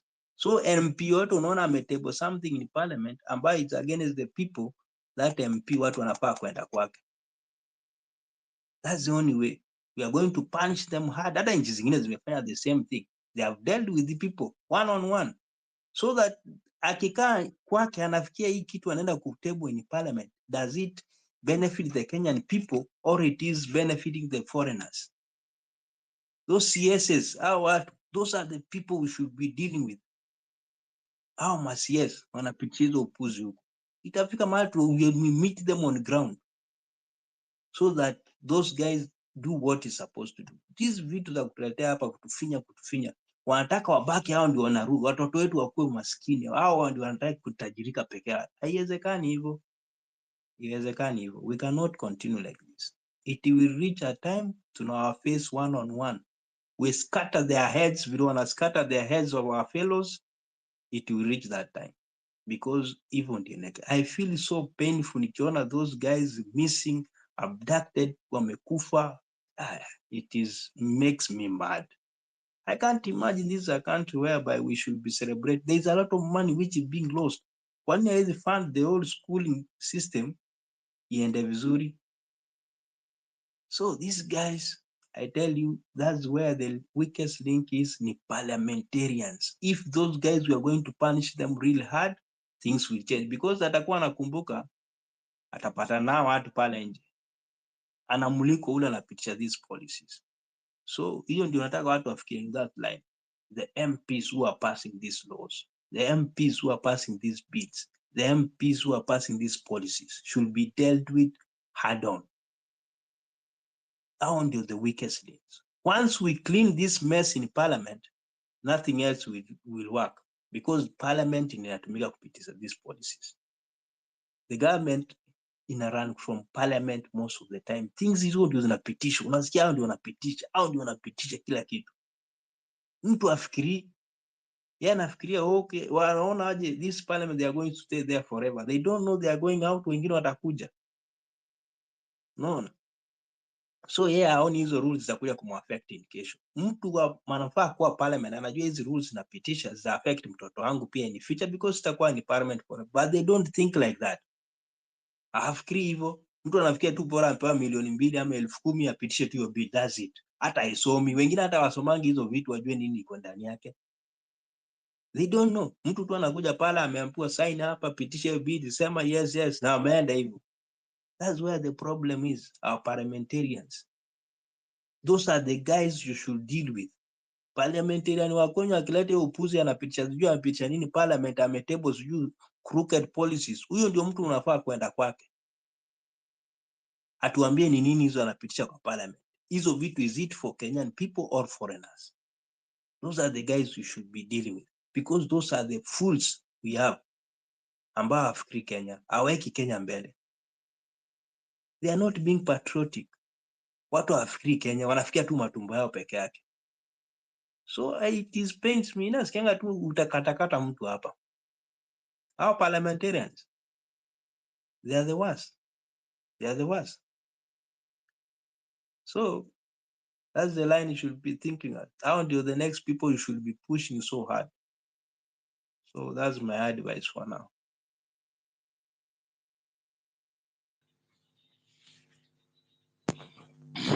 Okay, thank you Peter. Thank you so much. Guys, please nataka mrequest mic. Nataka speakers wengi vile tunaweza pata. Tunataka kusikia maoni ya kila mtu. Tafadhali. Kuna slots kadhaa, unaweza request mic na nitawapea tuwasikie pia. At the moment tuende kwa Pauline. Pauline, are you there? Pauline, good morning.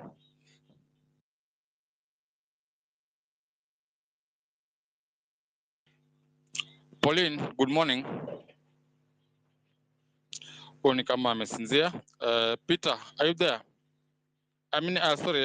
Kim 001. Good morning. I'm here, Prince. I'm not asleep. Hi.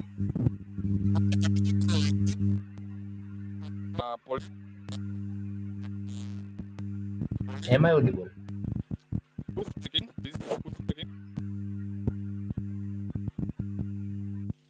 Hello. Is it Kim or Anton? Who is speaking?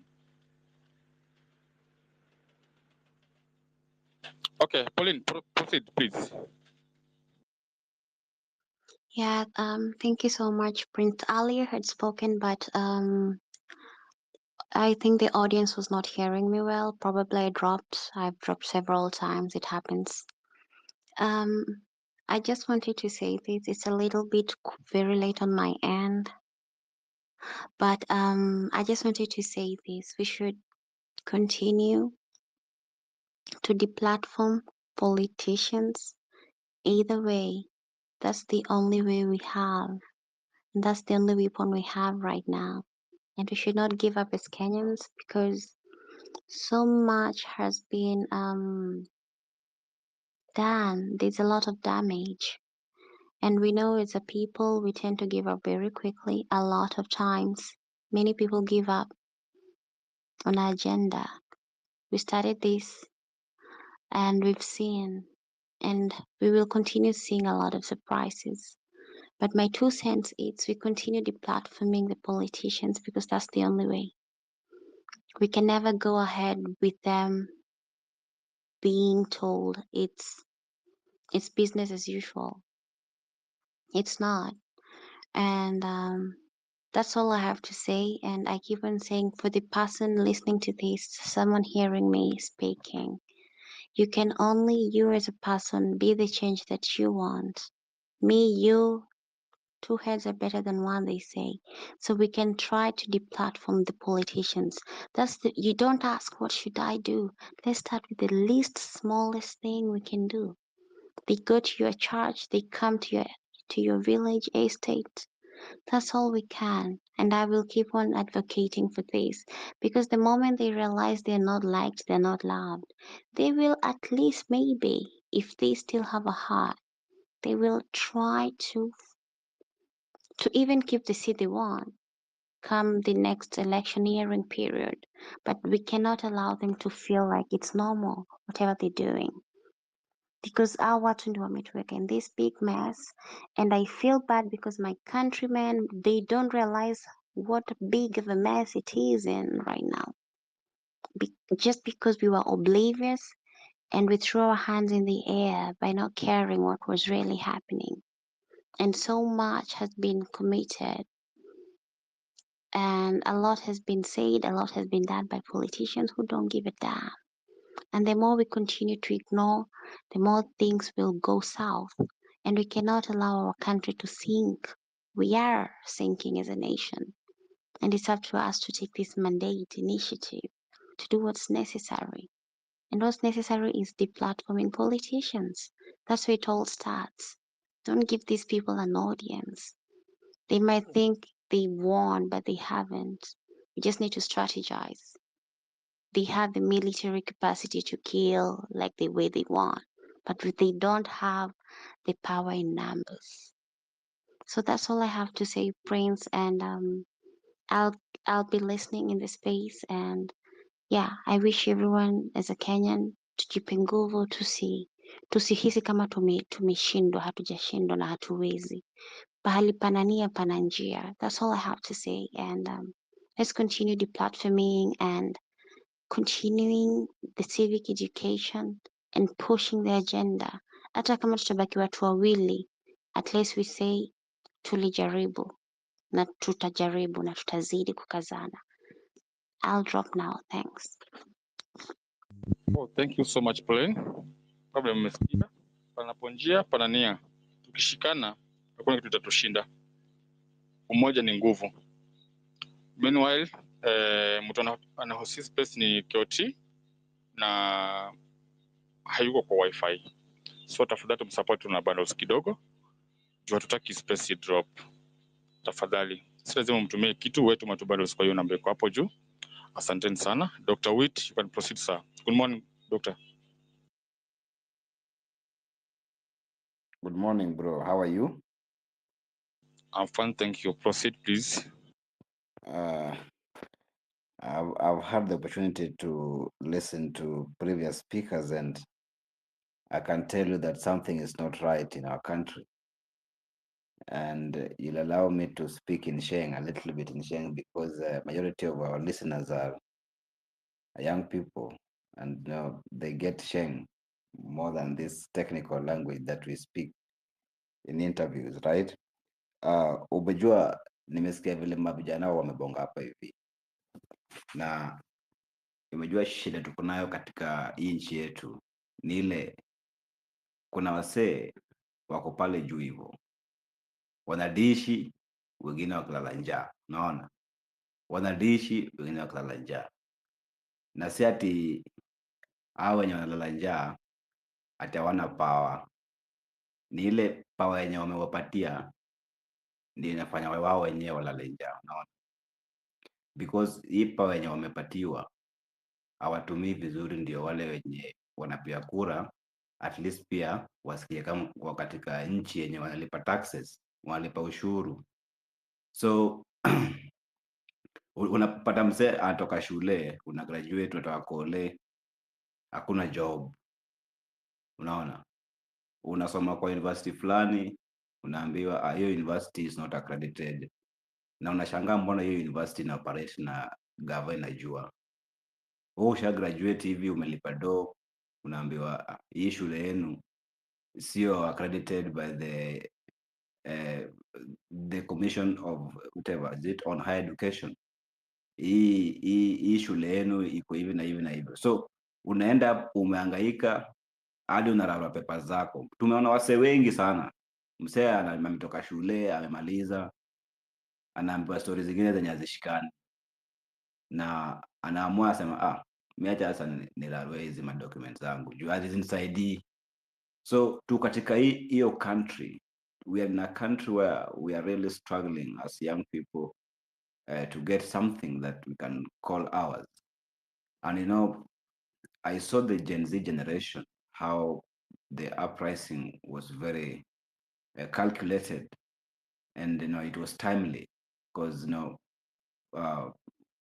we had a political class that actually was focusing on itself.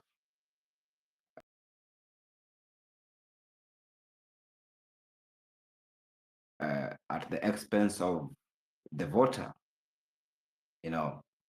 So when the young people came out to the street and demanded a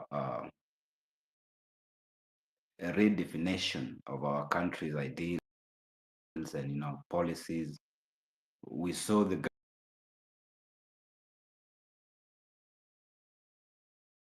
government government, moving with some steps to try and, bring some changes in the executive. But that was not sufficing because some people are still brought back to government. Some people are still rewarded those positions. And, they brought in the opposition that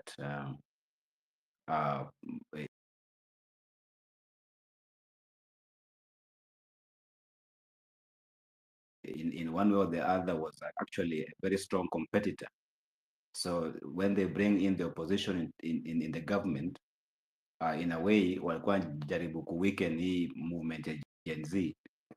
So mimi naweza sema ni vile magen Z waliamua hii story ya kuna mambo na politicians nini na bla bla bla.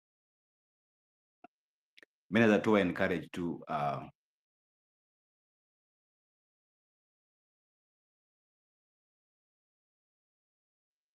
wase wa rise up to, naona.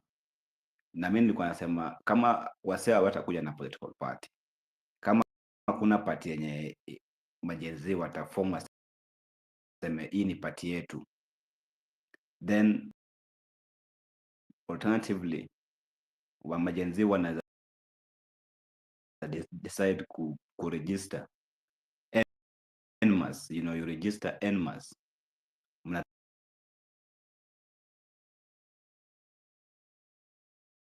register wase wengi sana, kwa hiyo party yenye na control hii gava, naona.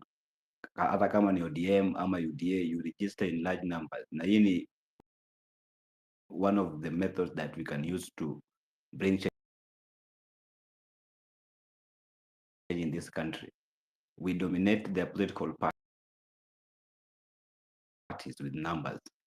So when it comes to election of officials, we find ourselves with individuals that we feel can actually perform their duties, can actually undertake their functions of their offices according to the provisions of our constitution.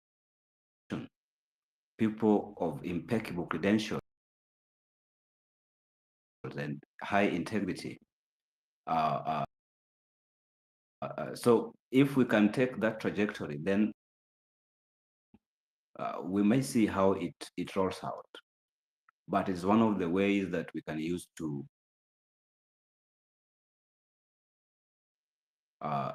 get what we want as a generation, as young people in this country. Thank you.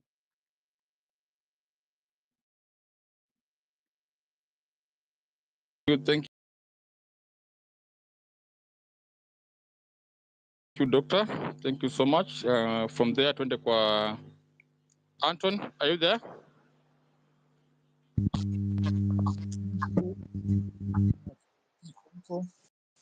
Asante Prince.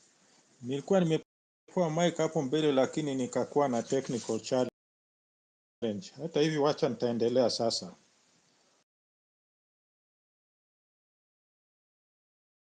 Kwa ukweli Kenya tuko katika hali moja ya kutatanisha. Kuanzia tarehe 25 mwezi wa Juni mwaka huu, wakati bunge ilikuwa occupied. Na ukiangalia vituko ambazo zinachibuka kila kuchao ni za ajabu sana. Leo jioni hii Chief Justice wa Kenya alisimama mbele ya Supreme Court kusoma statement ya kwamba wanakuwa harassed na serikali na ni jambo ambayo sio ya kawaida hata kidogo. Juzi hii tumekuwa na mambo ya Wakenya kwenda Ujerumani 250,000. Isitoshe tumekuwa leo pia na mambo ya KETRACO ya kwamba power structure, power grid ya Kenya inaenda na Adani. So there's a lot of things ambazo zinaibuka katika nchi hii ambazo sio za kawaida hata kidogo. Na kitu ile imesababisha hizi zote ni mambo ambayo ilifanyika tarehe 25, mambo ambayo ni machungu sana, ambapo tulipoteza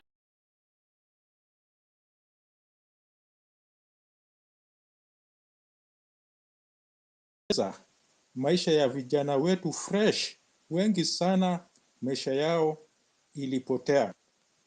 Na hiyo ni kitu ambayo tusisahau hata kidogo. Sasa kuna swali moja inatakikana wote ambao wako katika hii forum, ni hiki: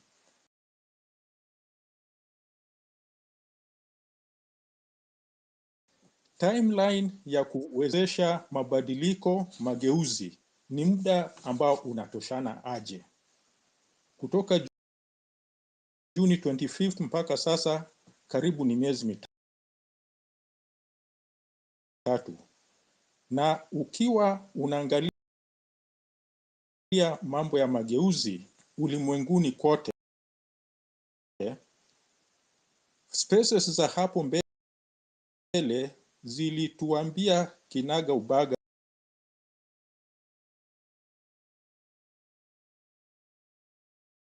ya kwamba tujitayarishe kwa marathon race. Haiwezi kuwa ni sprint. Lakini kwa hivi sasa, vile nasikia maoni za wengi, watu wamechoka tayari, wanataka wamalize hii kazi kwa upesi iwezekanavyo. Na hiyo naiunga 100%. Ikiwa tutaweza kupata nafsi